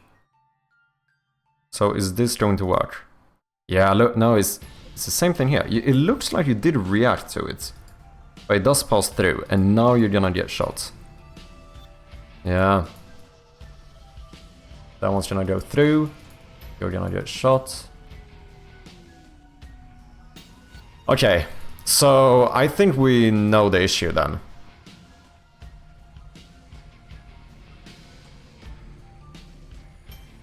I cannot have child objects. That's the issue. Like, whenever there's something moving, that has to be like the... all the like rotation, all the movement has to be made to the actual parent object. Because I bet that if we go into this one, if we disable the child object, I bet it's the parent object that's working, yeah. So it's the same thing here, where the child object... because this one seems perfect. Okay. We cannot move child objects. That's... as long... here it's fine. Like on the lower one, it doesn't matter. I think as long as it's moving slowly enough, it doesn't matter. When something needs to be moving quick, it seems like it has to be the parent object. Because here, this is the same type of flipper. But all collisions seem to work here.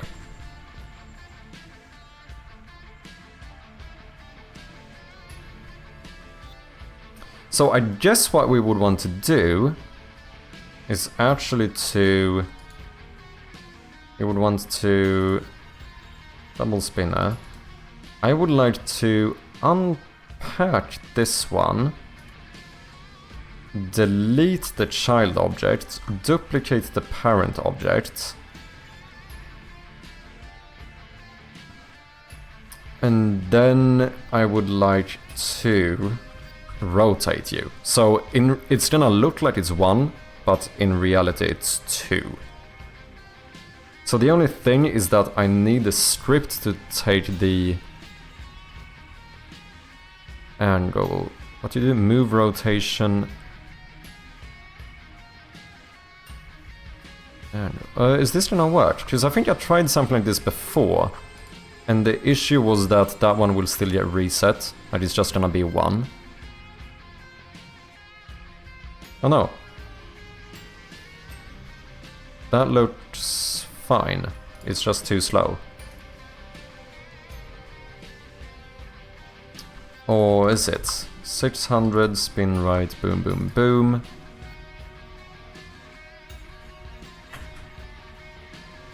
Yeah, so now they line up.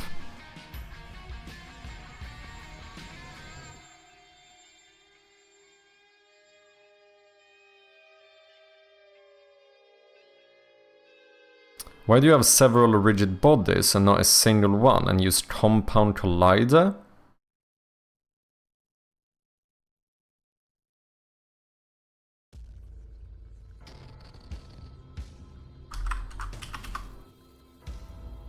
composite collider?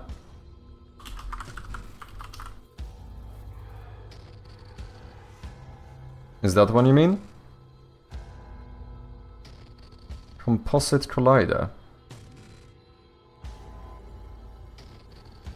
Is that the one?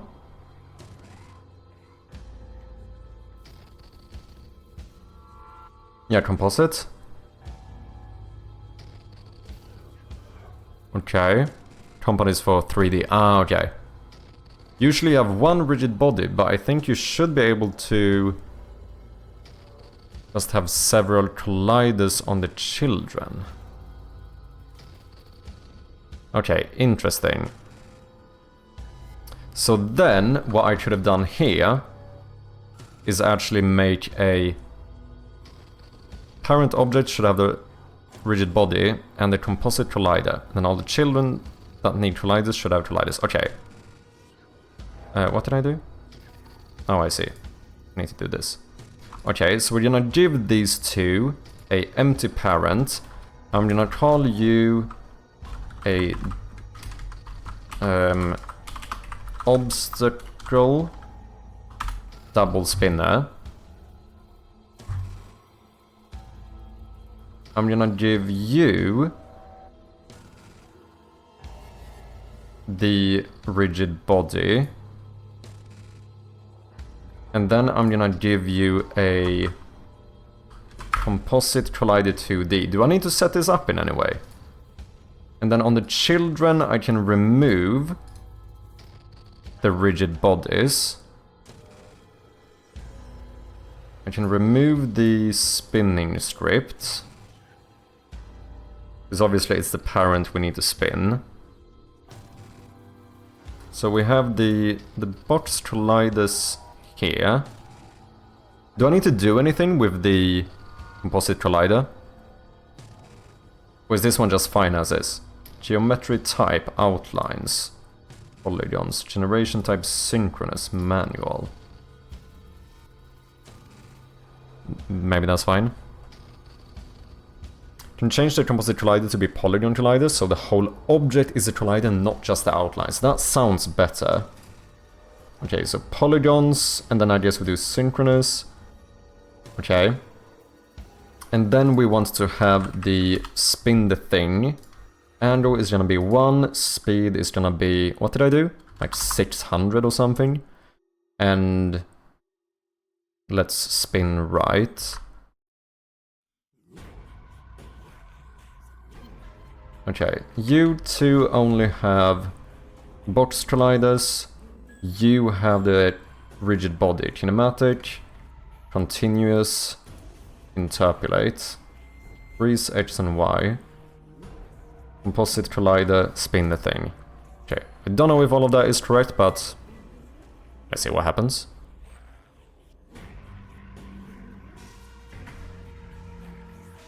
Shit.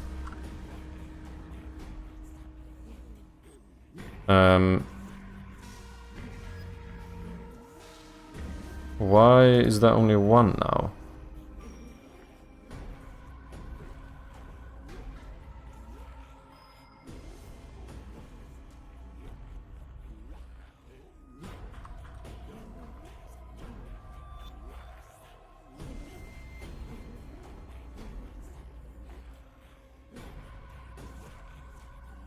Maybe I had some overrides or something? Yeah, okay.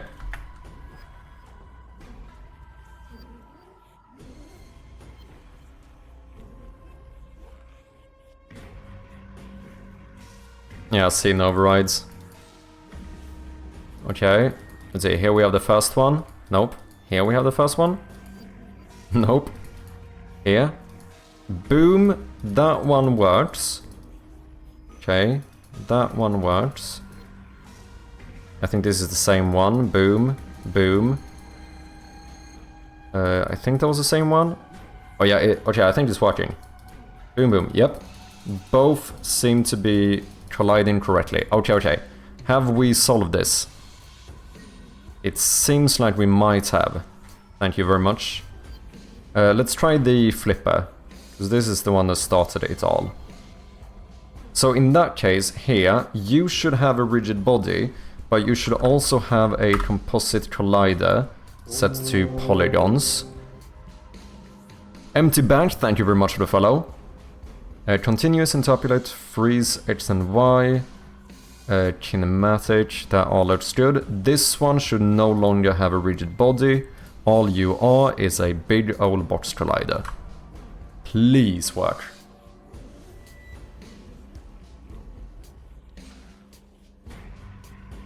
Okay, looks good. Let's start the marble race. This one we know is functional now.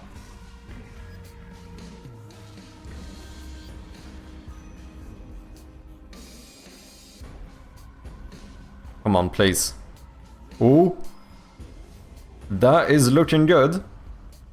They don't seem to be going through no more. So the question is, can we make this a little bit more hectic? Flip up duration, 0.05. Did I follow through?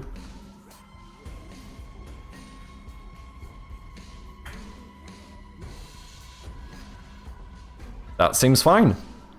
Let's fucking go, thank you, man. Okay, maybe 0.1 is enough, though. And then I wonder... Target angle. So it seems like I'm still not getting the original angle correctly. Oh wait, no, because you were set like this, never mind. We're gonna flip you down to like -15. Do we want more marbles in here? People, do you want marbles? I don't have the Twitch integration working yet, because that almost made me lose my mind. Also, can I go back to my normal corner? Moonies, you want a few marbles? I'm not asking, I'm saying you do. Anyone else wants marbles? Let me know. We can add a few extra here. Can maybe up the amount as well. Tomorrow's Silk Song. What's your opinion on this? I can't say a lot. I never played the first one. I can take one. Let's give Wolfeat a few marbles as well.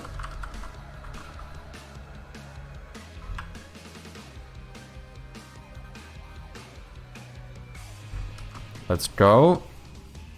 Okay, so we're doing 5 default, 10 for subscribers. We get a few extra marbles in here as well.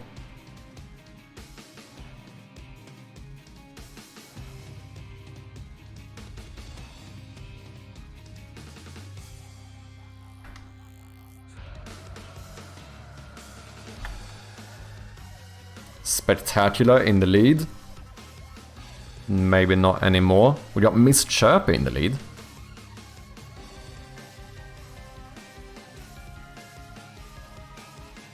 Okay, I don't know if maybe my flipper is a little bit hectic.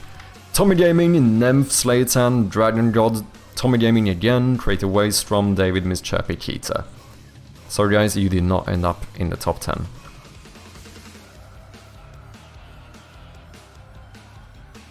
Okay, I think the flipper might be a little bit too strong. Maybe we need to chill down a little bit with the flipper. Flip up duration 0.15 maybe. And then of course we want to duplicate it. So we want to remove this one. We want to duplicate this one. Put you over here instead. And then flip the X. And switch the rotation. Which means I need to do minus in target angle. Rigged? Is it time? Are you saying is it Wordle? Or not Wordle? Is it called? Is that what you're asking?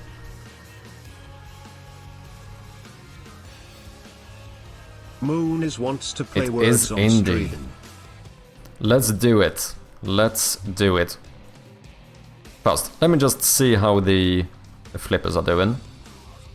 Yeah, so no one is getting through. You have to actually be bounced around. I don't know if I need to do something where maybe it's more likely that they will go around. Ah, maybe it's fine.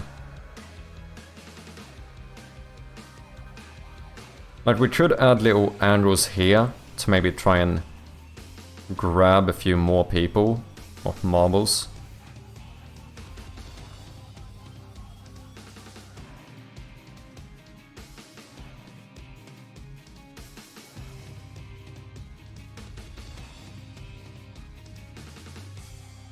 If they are desynced.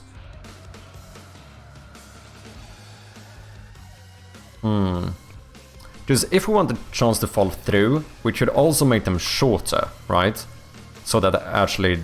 I could even do this.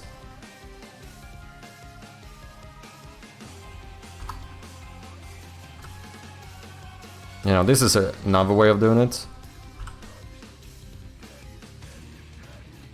Maybe then we need to change the flip up duration. Like, this is... Basically, every time it flips down, it's gonna let a few in. Oh wait, it might let people through when it's fully flipped up as well.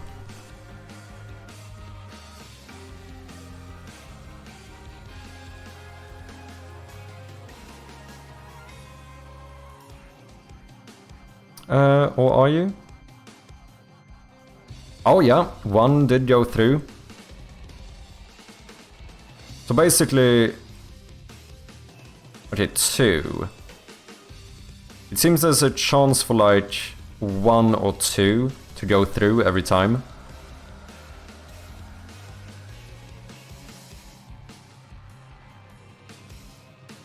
This is probably the biggest bottleneck so far. But it's slowing down, a lot of people getting stuck or whatever. Did you know that you can add attribute range? Yeah, I know of it. I don't use it that often. I probably should use it more than I do. I know there's some asset you can use as well to get a double range. So you can get like a min-max range. I don't think Unity has that built in. Okay, let's do 50 normal, 100 for subscribers. And let's save. Oh shit. I think changing it to continuous and stuff makes it a lot more or less optimized. 20... Oh shit, I'm adding like up to 2000. Okay, stop it, please. Please, don't... Unity, don't crash. I should not have done this many. I should put a limit on this. I know I did 1500 before and it was fine, but that wasn't with the continuous collision checks and stuff. Ah, fuck, I might have crashed Unity here. I'm trying to instantiate like 2000 game objects at once. All with rigid bodies and continuous collision detection. And I'm probably instantiating a few on the same position. Fuck. Can I pause?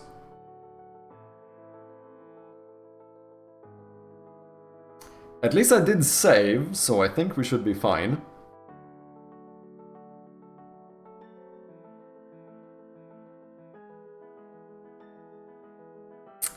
But it is very possible that I just crashed Unity. Huh. My CPU and GPU are barely working. I'm at like 50% on my GPU. We'll just freeze for a while? Okay.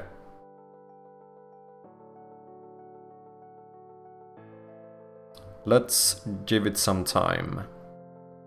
I do suppose while we let this wait, we could boot up the words on stream. Because I have no idea how long this is gonna take.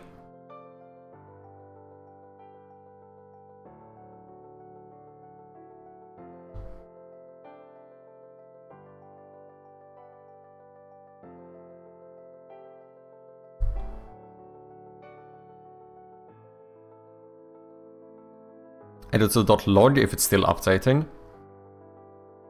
Oh, interesting. Wait, editor.log. Where do I find that? Damned, nice. So damn should be in here as well. Yes, the chirpy strategy is still working.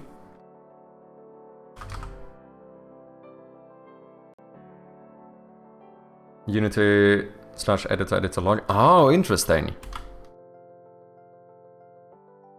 Might have to check that out. So, for anyone who doesn't know, this is basically, it's similar to Wordle, but we all play together in the chat. You have to find different anagrams from these. If you have a lock by your name, it means you have to wait until the next padlock is broken.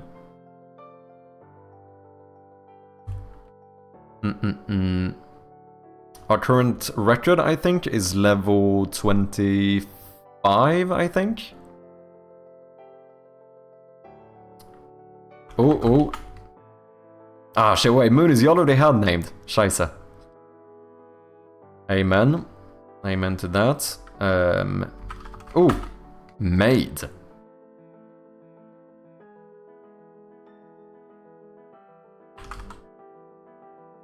Oh, no, is need a word? Right, so. Amend, nice one. Mend?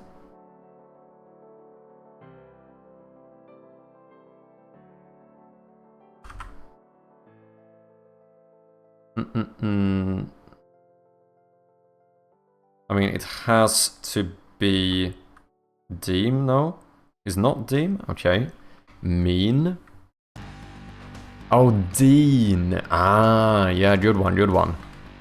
Okay, so far so good. We should get like 2 stars at least here. We do indeed, advancing 2 levels. Let's go, chat.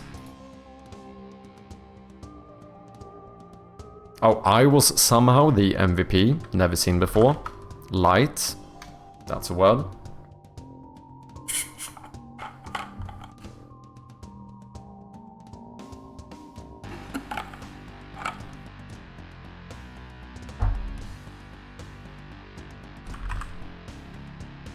I need to give you guys a little bit of a few extra seconds though, because I have a little bit less delay than you. So 1, 2, 3, boom, lime. That's what I got. Timely, Melt.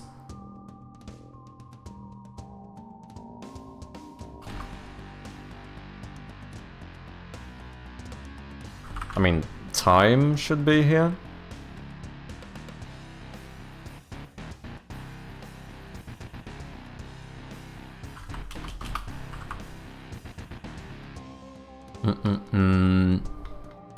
One, 2, 3. We should have tile. Ah, shit, Wolfit already had tile. Never mind. Oh shit, we got ads incoming. Is the last one I can skip? I don't know if I should run this one while we're on easy levels. Do you know what I mean? Because otherwise we're gonna get an ad during like a difficult level and that might fuck us up.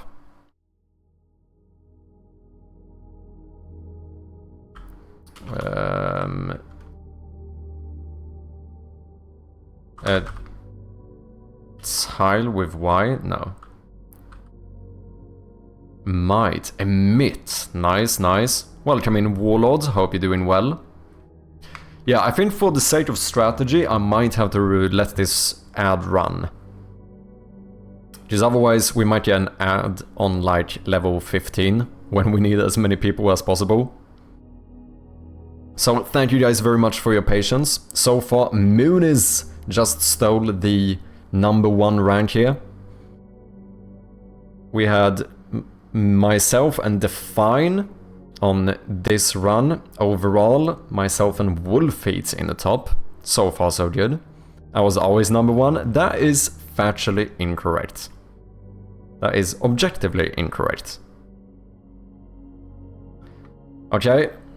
I tried to wait this out. I don't know if that helped. Okay. More. We need to be... We might lose a few viewers here because of the ads, so we need to make sure to get this one. We have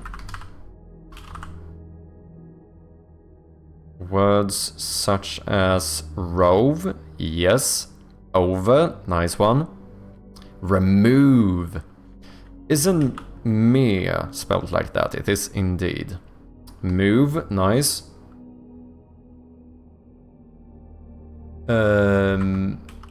Oh. V, shit.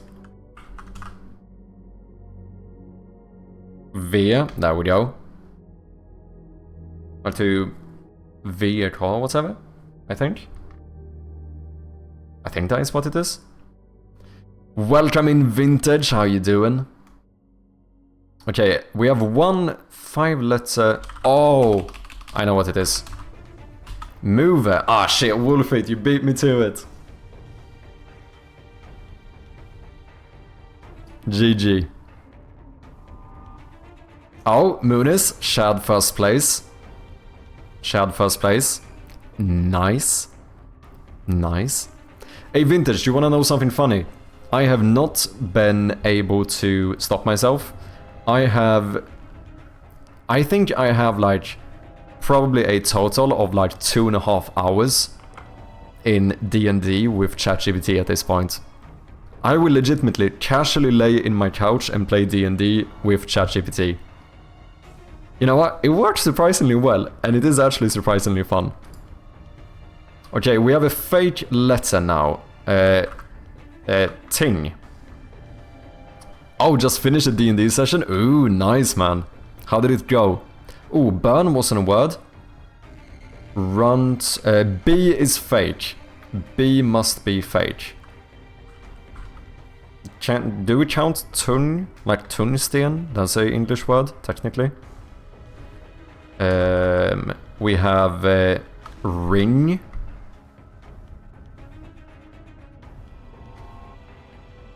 Okay, B is fake, but we do have stuff like turning, turn, nice.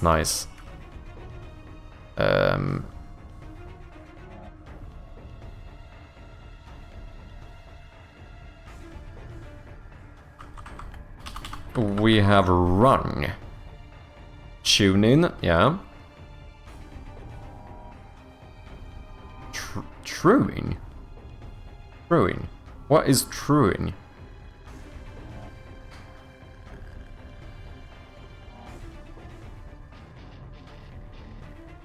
Timed that perfectly, let's go.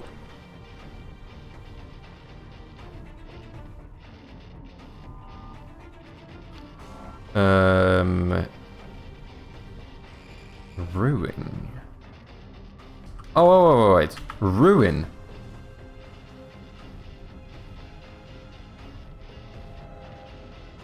We have units, yeah. Welcome back from the ads, people.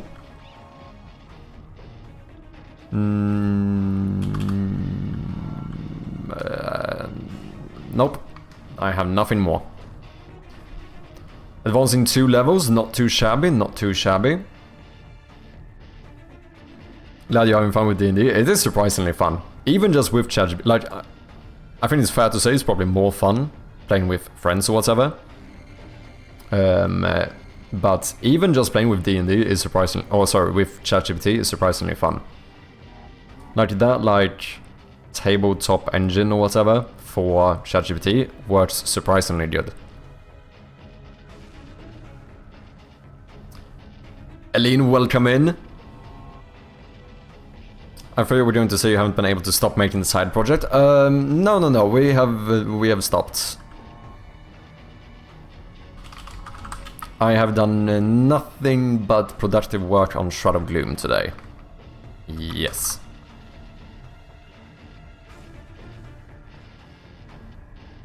Ha, that is certainly a word. Kara, nice one. We should have Re. Oh, Ka, apparently. Oh yeah, because I already did Re. Here. Oh. Arch, nice one. What about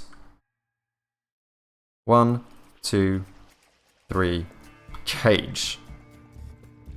Okay, G is fake. G is fake. Oh yeah, Vintage already realized. Yeah, G is indeed fake. Here. Yeah, that's why we don't have Rage either. Sarah, like Mitral Sarah. That's a word.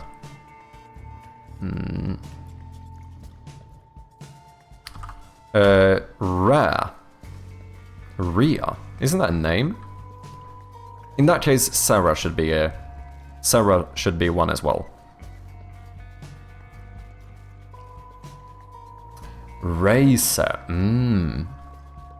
Shear? Isn't that like a tool? Oh no, that's shear with S, isn't it?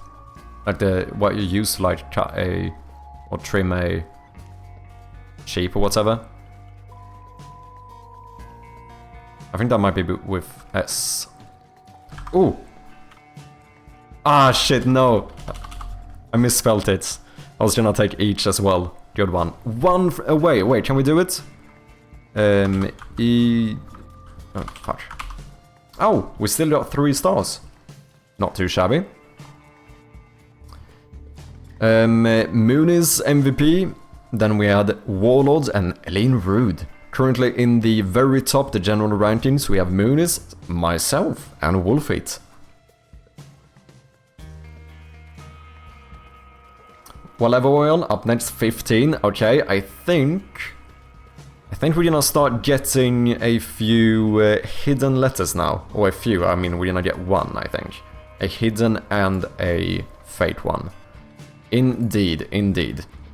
I see Ting immediately. Knight, ooh, nice. Hint, what about maybe another age? Oh no, K. Okay, K is hidden and...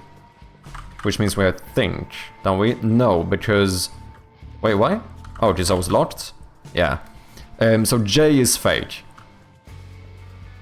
J is fake and K is hidden.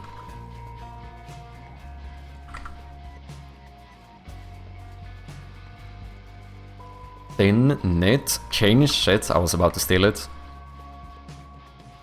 Hink, that's a Swedish word. It means a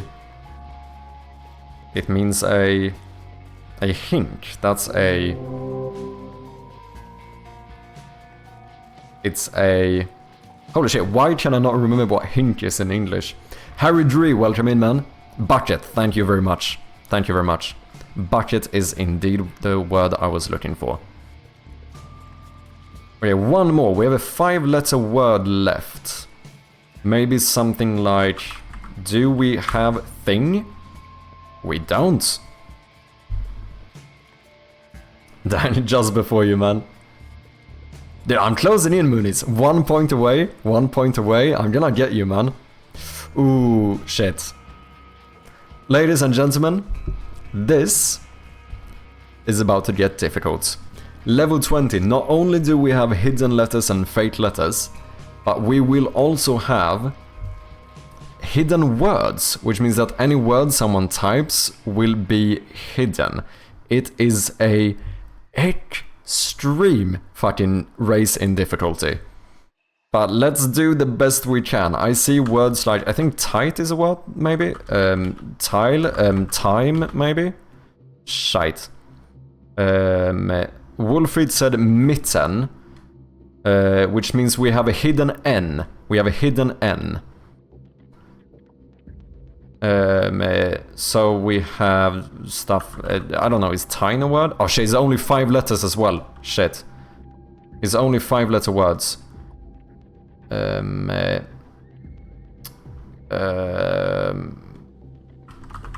Maten.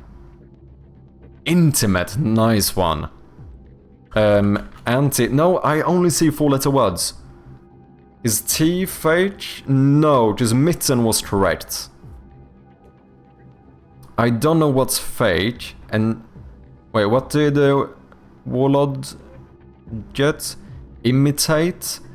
So it could be Q that's fake, and we have a hidden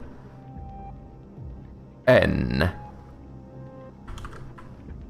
Can I do Meanie? No. Titian? No idea what that is. Titan? That should be in here. Ooh, Inmate? Intimate? Yeah, we should have Inmate. We should have Inmate. Moonies took it, nice one. I mean, you stole it, but still. We need whatever help. We need like 2 more words. Taint, let's go, okay.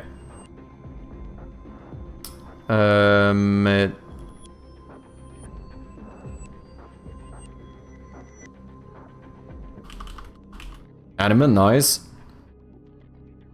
Mate, we have meaty. No, because we don't have another E. Holy shit. As I said, the difficulty raises so fucking quickly. Not only like with the hidden words, but only 5-letter words as well is kind of insane. Like, 4-letter words are usually fairly easy to get. 5-letter ones make it a lot more difficult. Yeah, Warlord, shout out, massive MVP this round, carried pretty much the entire team. 22, I think 25 is the record. And we are doing this with a, you know, we don't have the entire army behind this, so this is very impressive. Okay, we need to go. Taxes, if we have a hidden S, no.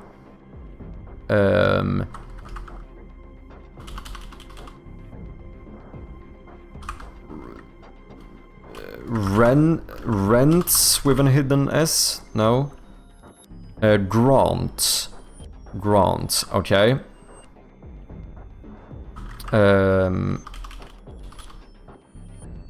Grant, rants with a hidden S. Why is all I see hidden S's? It could be something completely different. What did we get? Garment. Garment. X must be fake. X must be fake. And we have a hidden M. X is fake, we have a hidden M.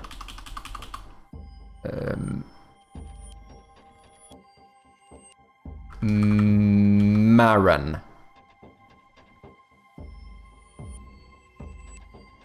Mater, I think we got there. Manger. Tanger? Is that a word? No. Gamer. Nice, nice. Namer?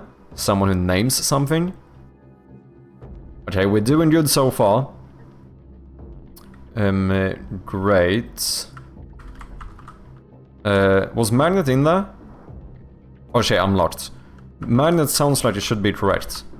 It is. Okay, we need a few more words.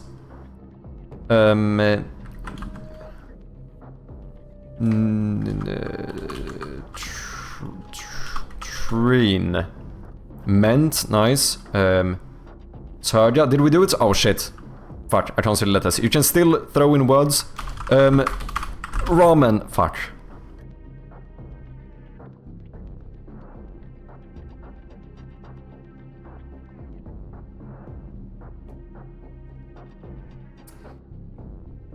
You know what though, people?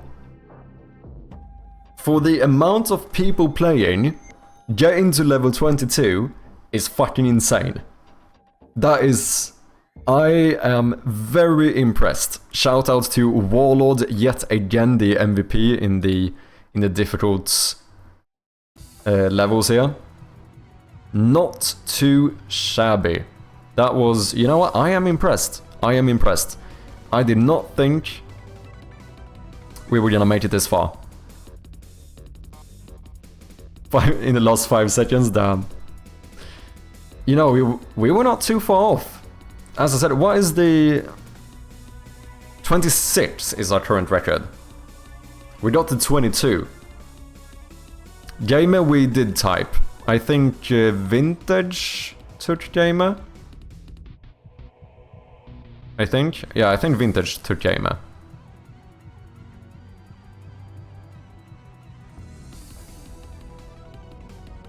Could always do another run with Strom and Warlord, we'd easily reach 30+. You know, I kinda believe it, man.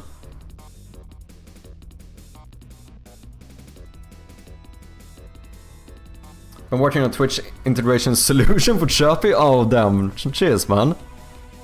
Yeah, cause so far I gave up cause I don't know what the fuck I'm doing, man. It's confusing the hell out of me.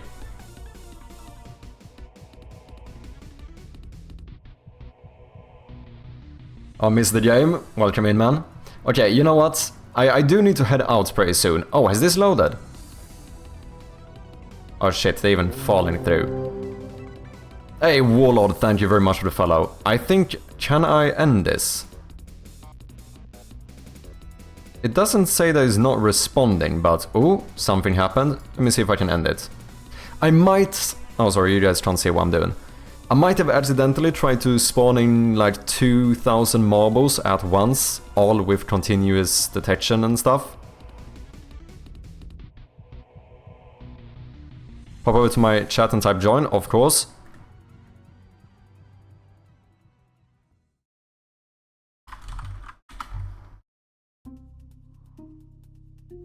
Okay, let me just see if I can get Unity to not crash.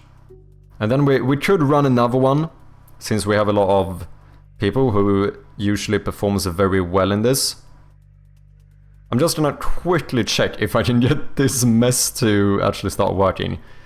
Like, every 10 seconds or something, it moves. So I'm thinking, if I can just...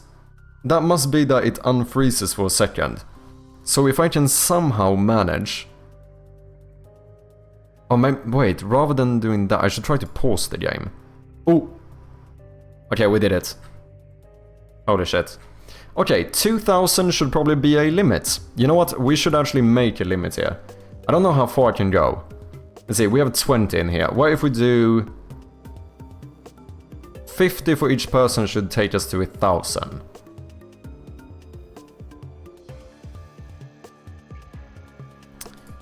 That is... probably fine. Right? I did 1,500 before. Maybe we should try less. Maybe we do 500 first. Let me see how we fare with 500. Oh, you know what? It's actually lagging even with 500. I mean, it's better, but it certainly is lagging. I think it has to do with the continuous detection. So, apparently we cannot do as many marbles anymore. I'm gonna have to put some limit on it, I think.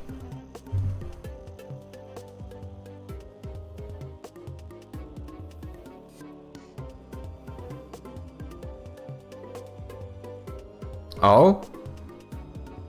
That looks good. Oh, you even have the username color in there. Is subscriber play name. Okay. That looks good.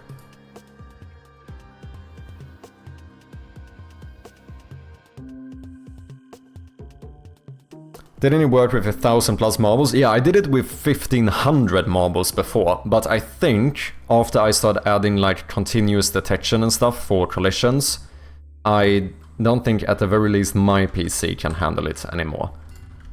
I wonder how many we can do. 200? Okay, 200 seems fine. That seems fine. 300? Can I do 300? That seems fine as well. 400? Guess we'll just have to find the limit here. Okay. 400 gets a bit messy.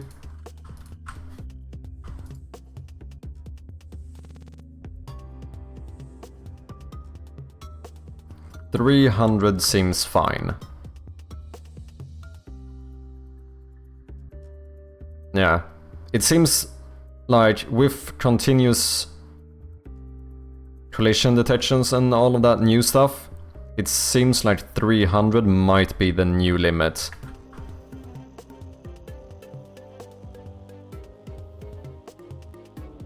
Oh, Boolean made it on here.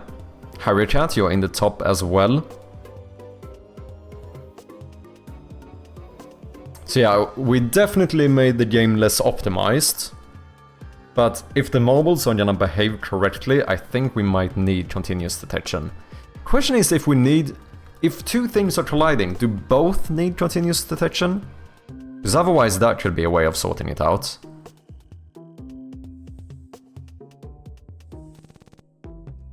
I won, you did indeed.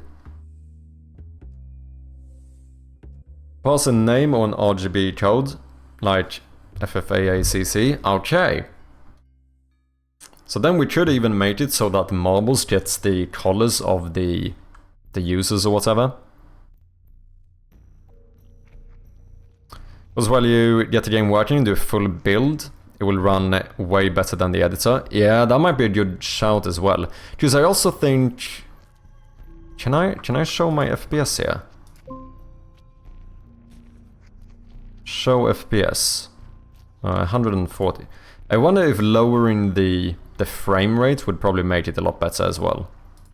I imagine.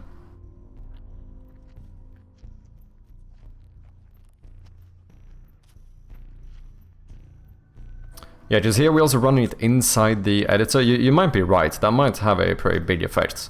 Maybe I should pop it up to like 500 or something. You might only need continuous on the obstacles. Also other optimization you could do, like having certain areas where you activate continuous collision. Oh, that's pretty clever. That's pretty clever. Okay, let me try turning off... Because if we could turn off the continuous check on the actual marbles, that would probably be the biggest increase in optimization. As long as everything behaves correctly.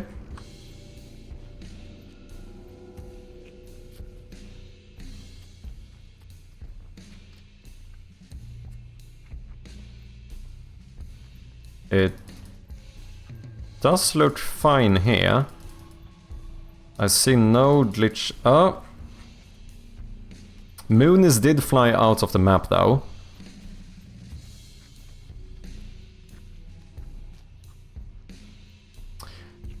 Is it more fine to have continuous on static objects like the walls and such?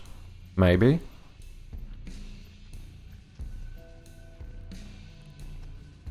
That's a feature. Yes, exactly. Okay, how is the...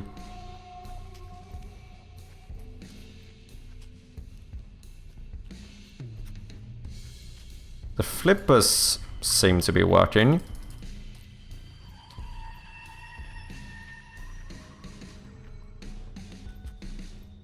Yeah.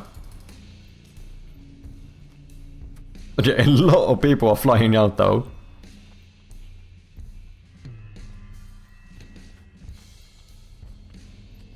Is anyone flying out here? Yeah, they are. Okay. Thicker walls? Maybe.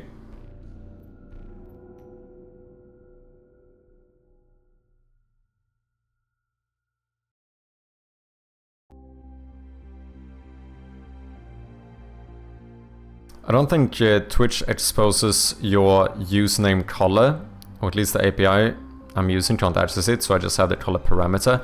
Oh, interesting, okay. Yeah, otherwise I think randomized color like this, it does work as well. I don't think not being able to match it with the username color would not be a big deal in my eyes.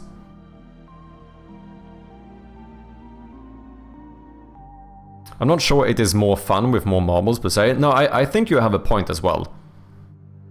This is more just about like testing the limit, but I do think you're correct. Like even if we do... does anyone else want marbles? Anyone who's not in the list yet that wants marbles? Let me know.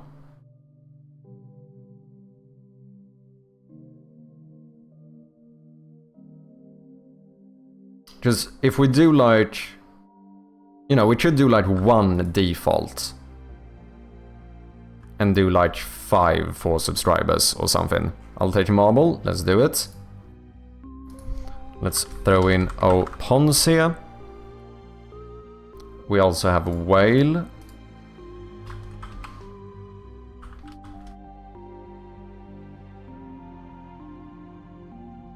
This needs ECS bad. What is ECS?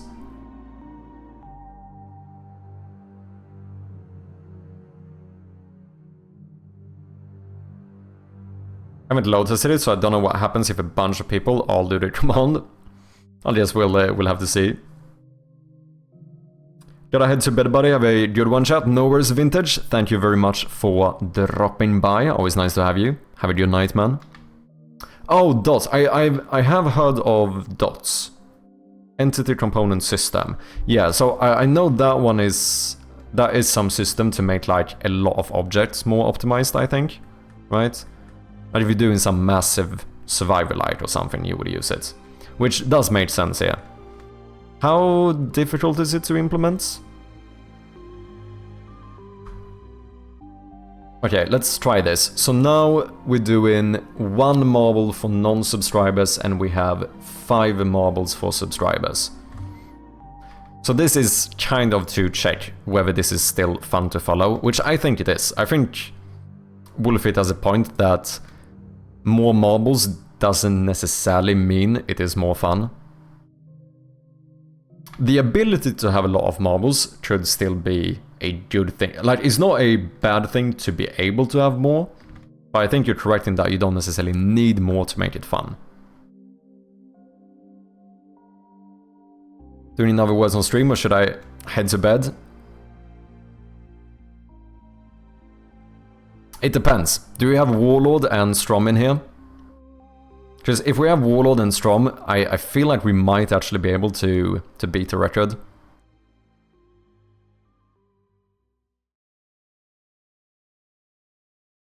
Okay, let's see who wins. Oh, Miss Chirpy with a good start here. Oh, someone flew out. Miss Chirp. Oh, damn, Creative Ways took a good route there. Can I have Miss Chirpy's second place though? I don't know what's happening with my leaderboard. Don't worry about that one. That's fine. Oh, I think that is breaking because people are falling out of the map. I think that's the issue here. I'm fairly certain the issue stems from people being outside. Because when I check who's leading, it's technically by the Y position. And since some people are falling outside of the map, if I try to follow Kita, you can see that we go into non-existence.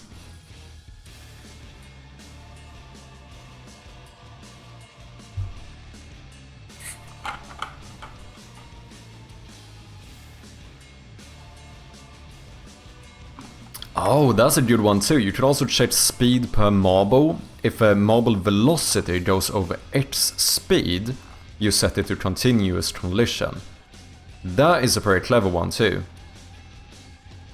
Because it is really only when they have a lot of speed that we need to worry about it. And that's less work. It's more programmatic, right? It's less work on my end compared to like having to make trigger zones where inside of this zone you get more, or you get collision. I'm not good enough at shopping. No, that's not what I'm saying. That might be interesting. Okay, we'll do one last game though. We do a free game though on the house. But this means we better beat the record. If we don't beat the record, I'm gonna be disappointed. Before we do so though, did you guys know that Shroud of Gloom, my actual main game that we are working on, is available on Steam for wishlists? I was about to say Discord. Go and check it out if you haven't. But you know, speaking of Discord, you can also join the Discord. Anyway, let's boot up the Wordle. The goal here is to beat level 26. Now Shroud of Gloom is the side project. Also be disappointing everyone other than me if we don't make it. Games of Wordle. Am I saying the wrong thing? Probably. Guys, I'm getting tired. I've been on here for 7 hours. I have excuses. It's fine. It's fine. Words on stream is definitely what I said. It's what I said in my mind at the very least. Anyway, let's boot it up.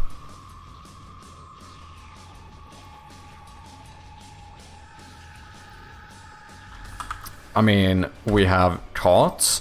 Cart is certainly a word. fart is a word too. That is correct. I cannot argue against it.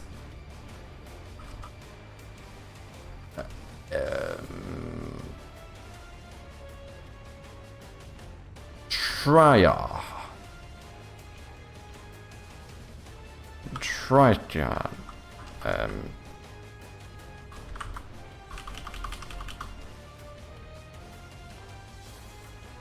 Raft, yeah.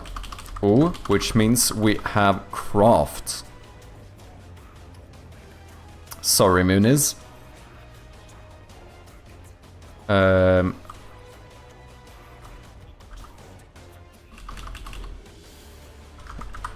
What about tiara? Nice one. 1, 2, 3. Facts. That's a fact. Fiat, Fryer. Okay, so far so good. Ooh, carrots. Like 24 carrots or whatever.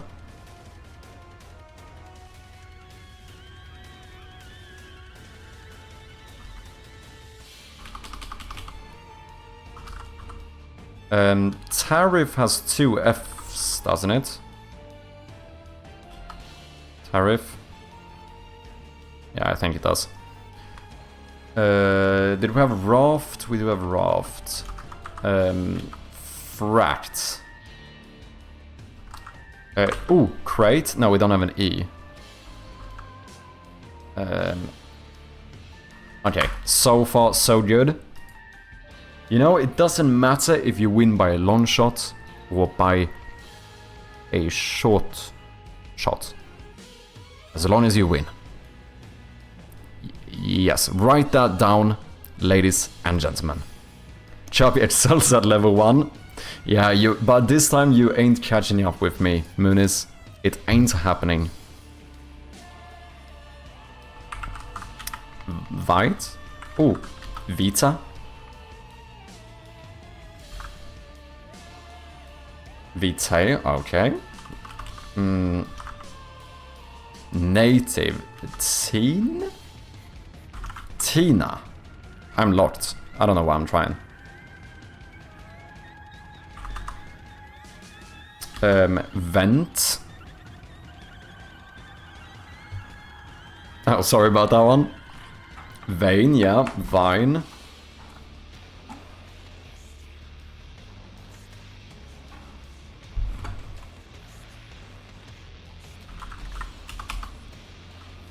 One, 2, 3. What about tain? Is that a word? No.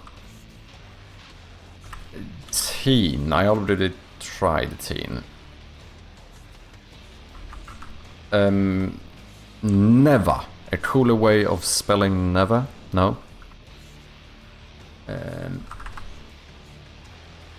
Tain. Vein.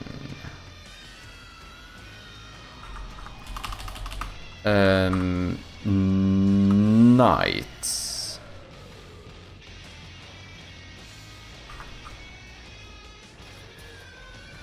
Vita. Female version of Vito. No. Anti. Nice one. Anti as well. Anti. I don't know. Okay, we should have an N or a T word.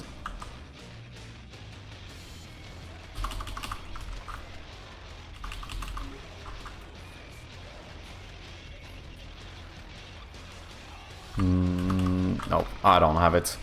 I think this should be perfect though. It is indeed, or fantastic, whatever. 3 stars is what I'm trying to say. Muniz? Wait, where's Muniz? See, I'm trying to find Muniz here. Oh, you're down there. Okay. It happens. Wolfit, MVP of this one though. Eileen, 2nd place. Not too shabby. I'm still chilling on my previous mountain. Whatever you say, man. Whatever you say. Up next we have level 5. Here we have words such as seat. No, because we don't have an A. Tees, like multiple, short for multiple t-shirts.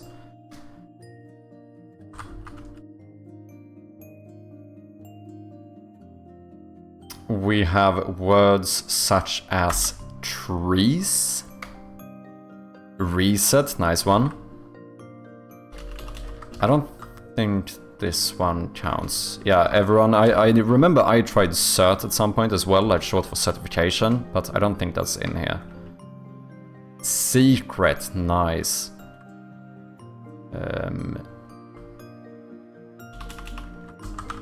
Saray. Saray. Rects.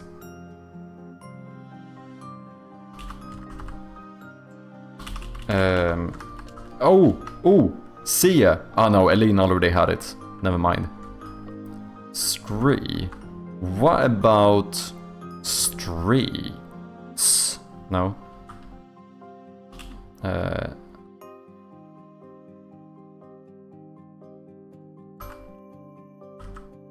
Cretes.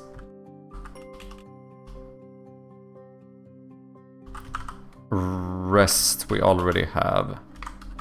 Ooh, crest. What? Rest. Oh, did we already have it? Oh, we do. Whale had it. Never mind.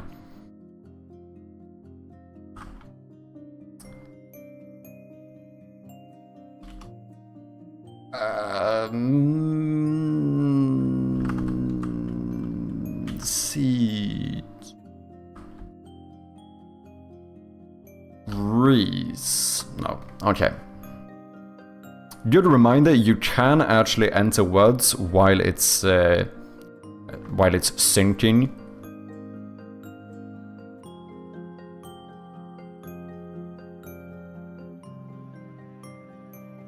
I don't know how, but I am somehow in the top here. Whale MVP this one. Muniz and Eileen. So far so good. Up next we have level 7.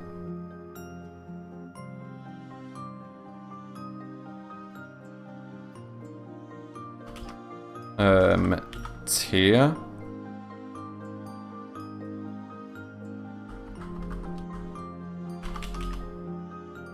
I was about to say theft. Age is fake? Okay. Age is fake.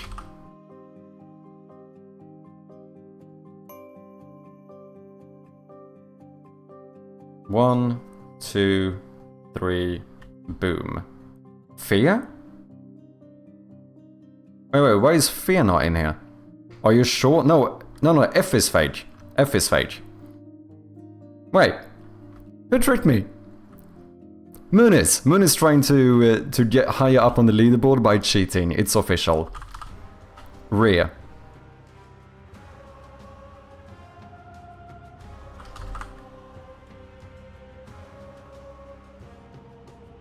Oh, sorry, Whale. Funnily enough, you were actually in front of me according to my chat, so I don't have any idea how you got that one. Or how I got that one, rather.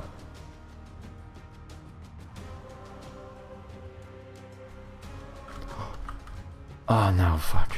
I was gonna say hatred, but we don't have it C or D, rather.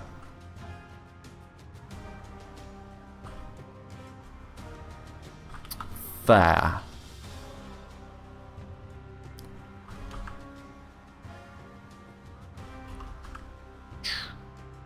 Tree. Rather, nice one. Wrath? Is that a word? No. What about heart without the E? No? Or do we have it? No. Oh no, we do. Muniz had it. Earth. Nice one. Okay, so far we are doing good, people. So far. Advancing 3 levels yet again. Up next we have level 10. Wolfeet and I on shared first place. Damn, am I gonna get past here? Tied first L. Come on. Well, as long as I'm beating Muniz, which I might not be for very long, because he's not very far off either.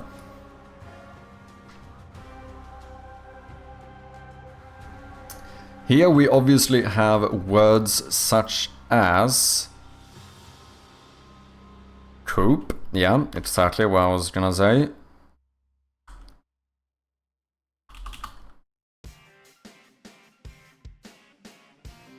Shulp.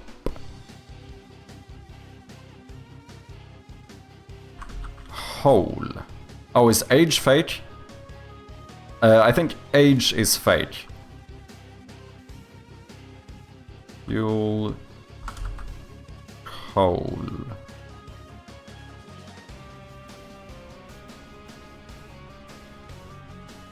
Loco. Couple, nice one.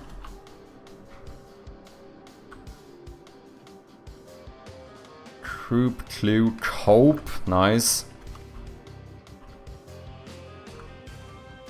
Lope. Okay, I'm falling behind here, people. No. Clo. Clop. Now we have it. I got something.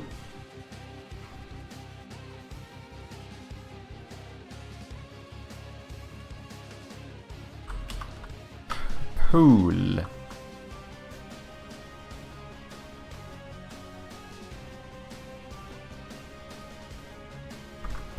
Hose. No. Pews, okay.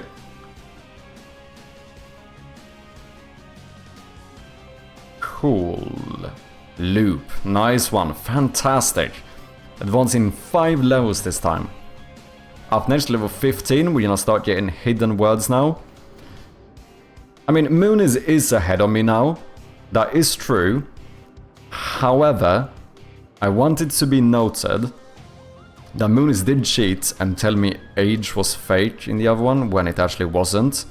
So, you know, if it wasn't for that, I would have still been ahead of Moonies. I got tricked into not using a legitimate letter. Whale MVP this one, not bad, not bad. Where did Mad Sharpie go? Shut up, man. Can't see anything because there's a big dumpy above my face. Wait, what? Found... fund.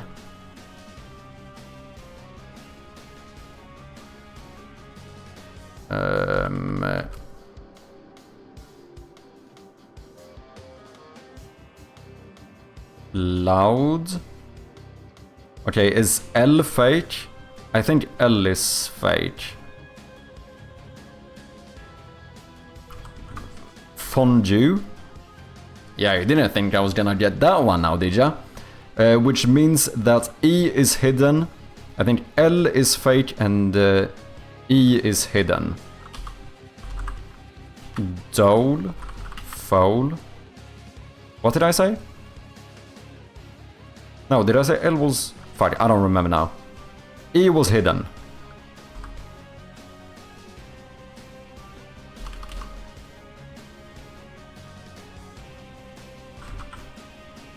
What is fake? L? Or a D? One D could be fake.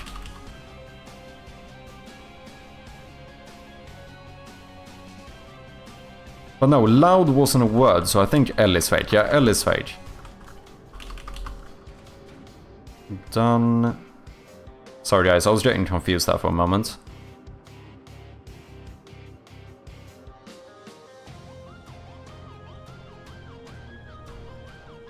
No. Feud, a nice one. June.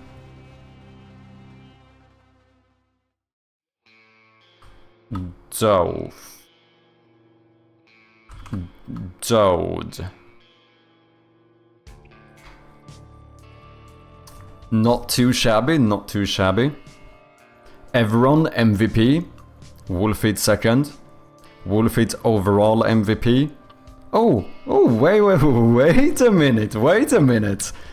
Wait a minute, people. Whale and Moonies, were you not chatting some shit about my ranking here? I heard some stuff about my ranking.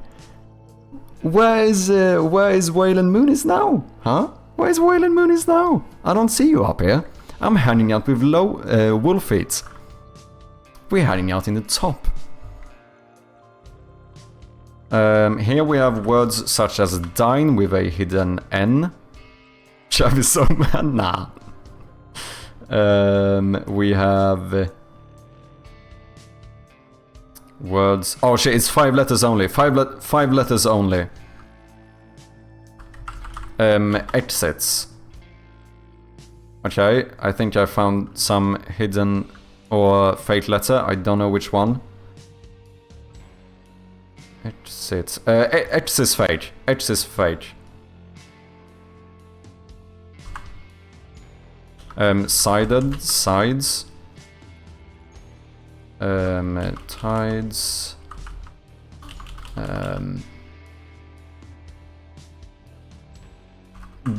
Deeds.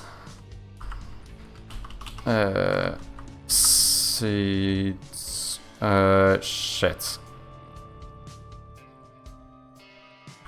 Sighted. Right. R is hidden. X is fake, R is hidden.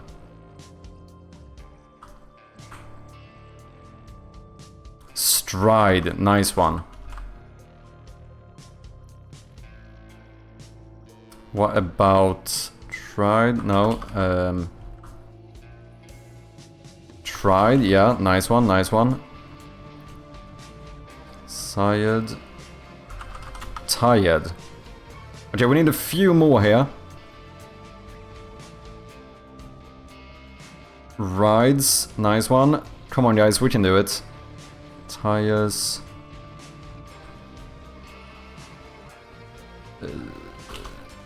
Cider. Oh my god, why can I not spell cider? Shit. 64 out of 72. Level 17 though, not too shabby. Not too shabby. I blame Strong for not being here. Once again though, I feel like we are doing pretty good. And you know what? I ended up ahead of Moonies, which is all that really matters. WH4I3 wants to play words on stream. Fuck, I should have redeemed it. Okay. We're gonna restart. I will allow it. I will allow it. I should have fucking redeemed it, man, so we got the troll down. It's fine. What's up, Jotson? How you doing?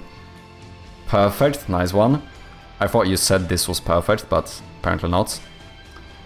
Erect prefect. Nice. Peer.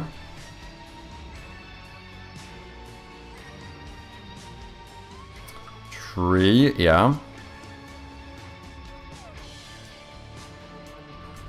Feet, I was just about to take it. Well, ladies and gentlemen, we know what Jin is into. Anyway, what about...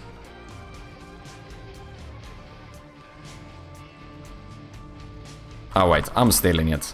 Ah shit, Wolfit stole it before me. Wait, Jin, you coming in here dropping feet and then creep? Are you trying to tell us something? I'm joking. Kind of funny though. What about tea? Wait, I shouldn't I shouldn't judge people for the words. We need all the words we can get.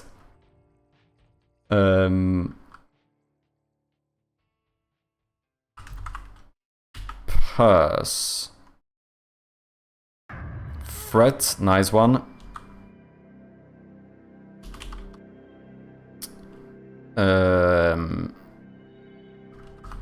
Crete? No.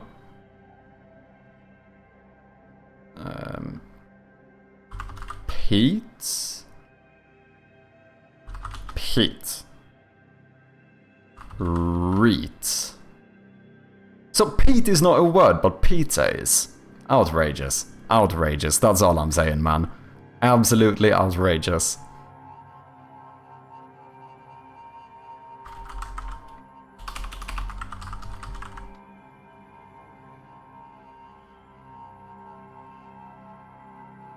Whoops. Wolfeat's MVP of this one. Muniz second place. Whale third one. Jin and Eileen on the same one. And me and everyone just hanging out. We're chilling. We're chilling. You know? Like, we are just taking it cool, you know? You guys are the tryhards here. Like, we're just taking it easy, you know? We're floating. We're floating.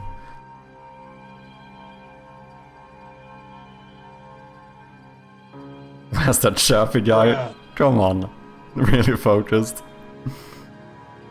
Down at the foot of the tower. This is outrageous, man. Sight.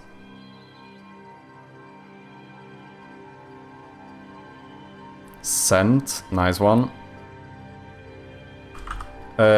Zenith. Oh no, it has an age in it. Zenith, isn't it?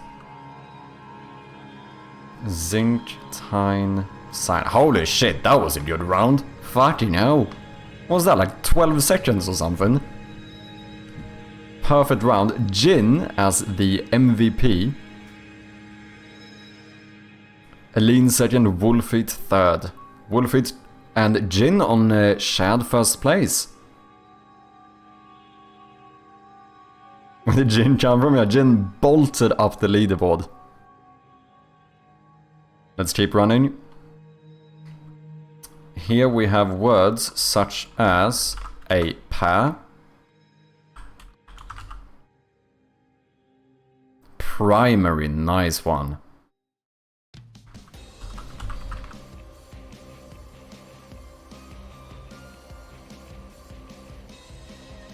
Yeah, I think age is fake.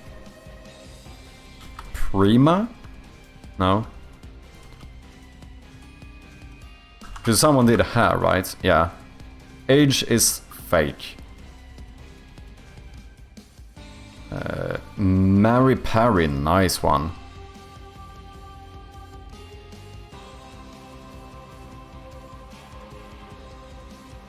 Pram.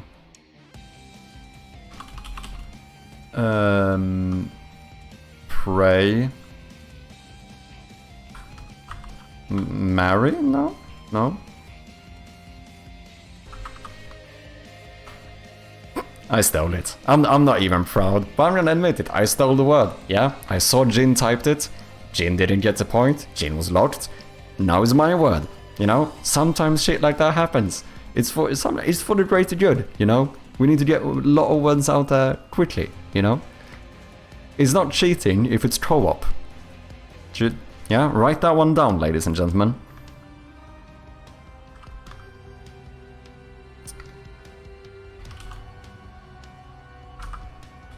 Me. I ram.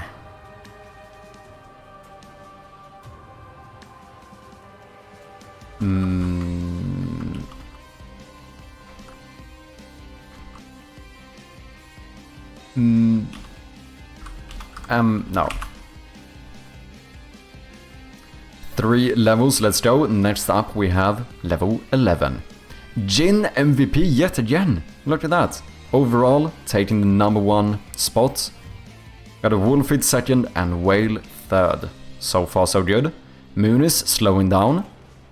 Hey, what are you on about, Muniz? What are you on about? I'm 2 points behind ya. I'm basically breathing down your neck here. Come on now, come on now. Can't see you. Yeah, but what about this one then? What about... yeah, Pole, which I got stolen from me. What about Mole? Yeah. Employ, is A fake? I think A is fake. Which means we should still have words such as leap. Leap. Am I fucking blind? Oh. Leap has an A in it, you fucking Dumbo. Holy shit.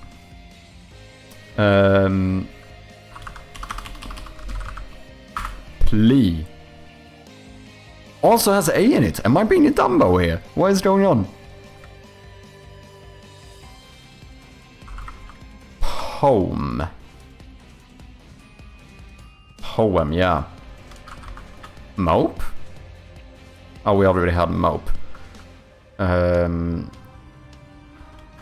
Polly.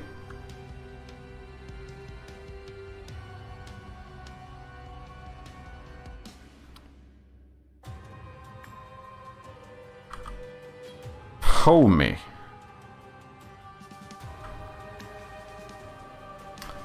Mopey.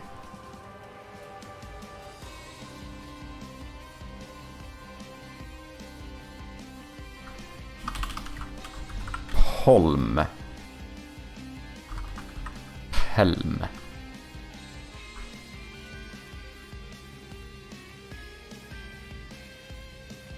Yelp.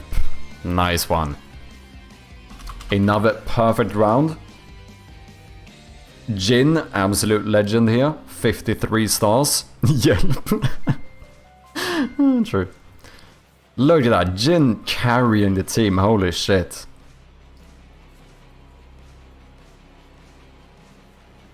Let's keep it going. Up next, level 16, which means we're gonna start getting some fate letters.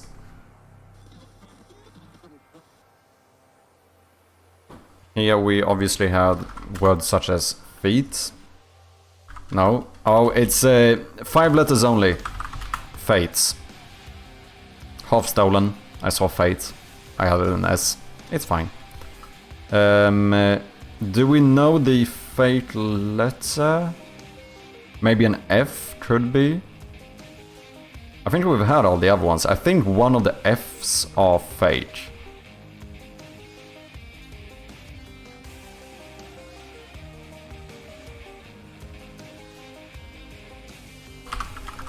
Shaft. No.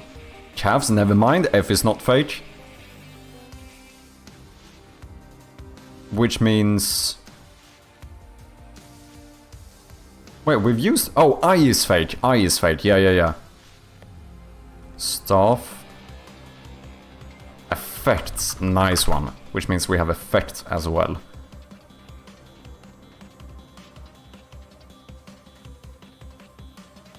Facets. Yeah. Facet. Yeah. Nice one. Nice one.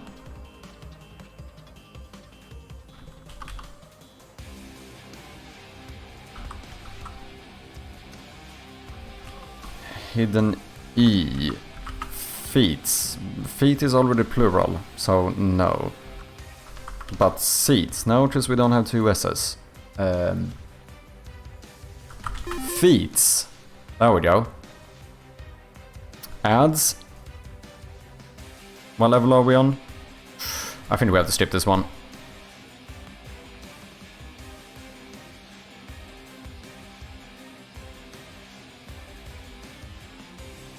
Okay, not too shabby.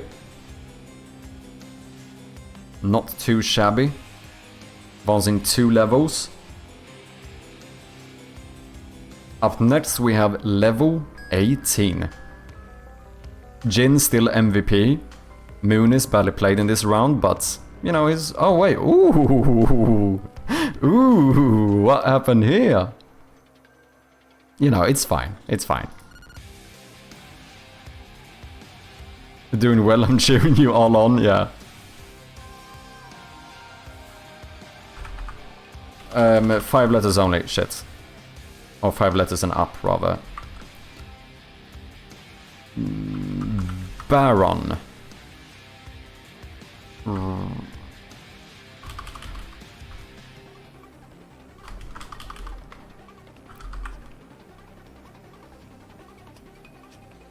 Albania.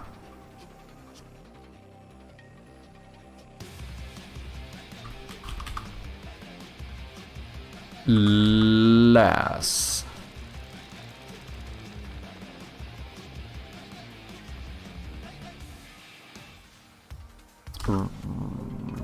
No.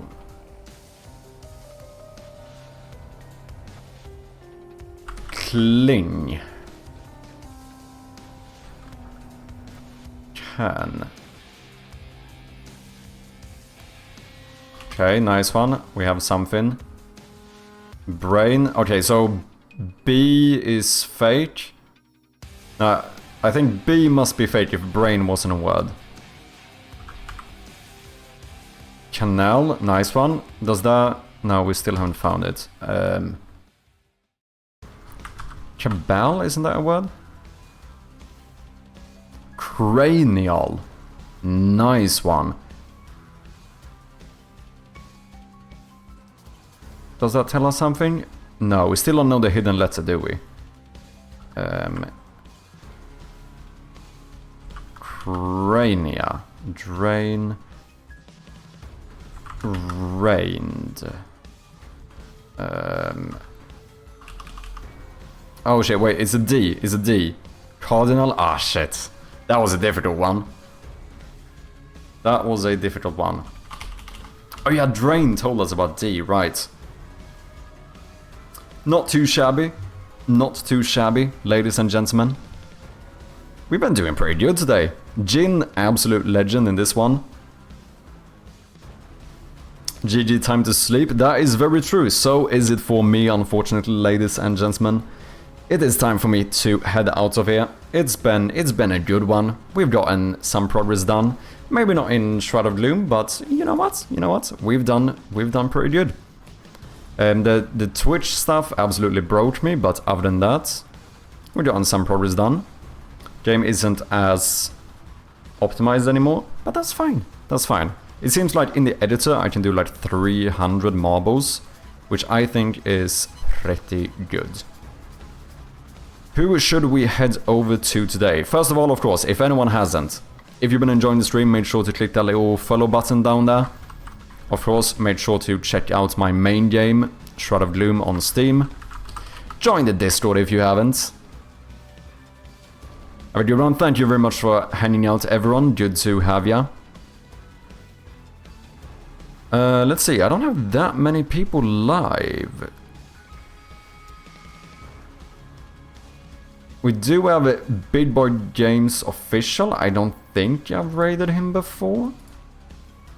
He's a fellow developer. So, you know what? Let's head over to him.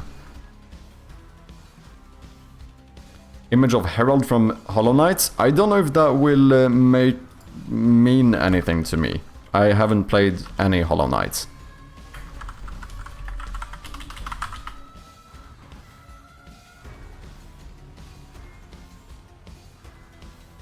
Yeah, that's you? Okay, come on now, come on now. But yeah, ladies and gentlemen, we're gonna head over to Big Boy Games official, yet another developer here on Twitch. So make sure to throw that chirpy raid. And let's see, it's Wednesday today, which means I shall be back with you guys on Friday. So until then, thank you all so much for hanging out.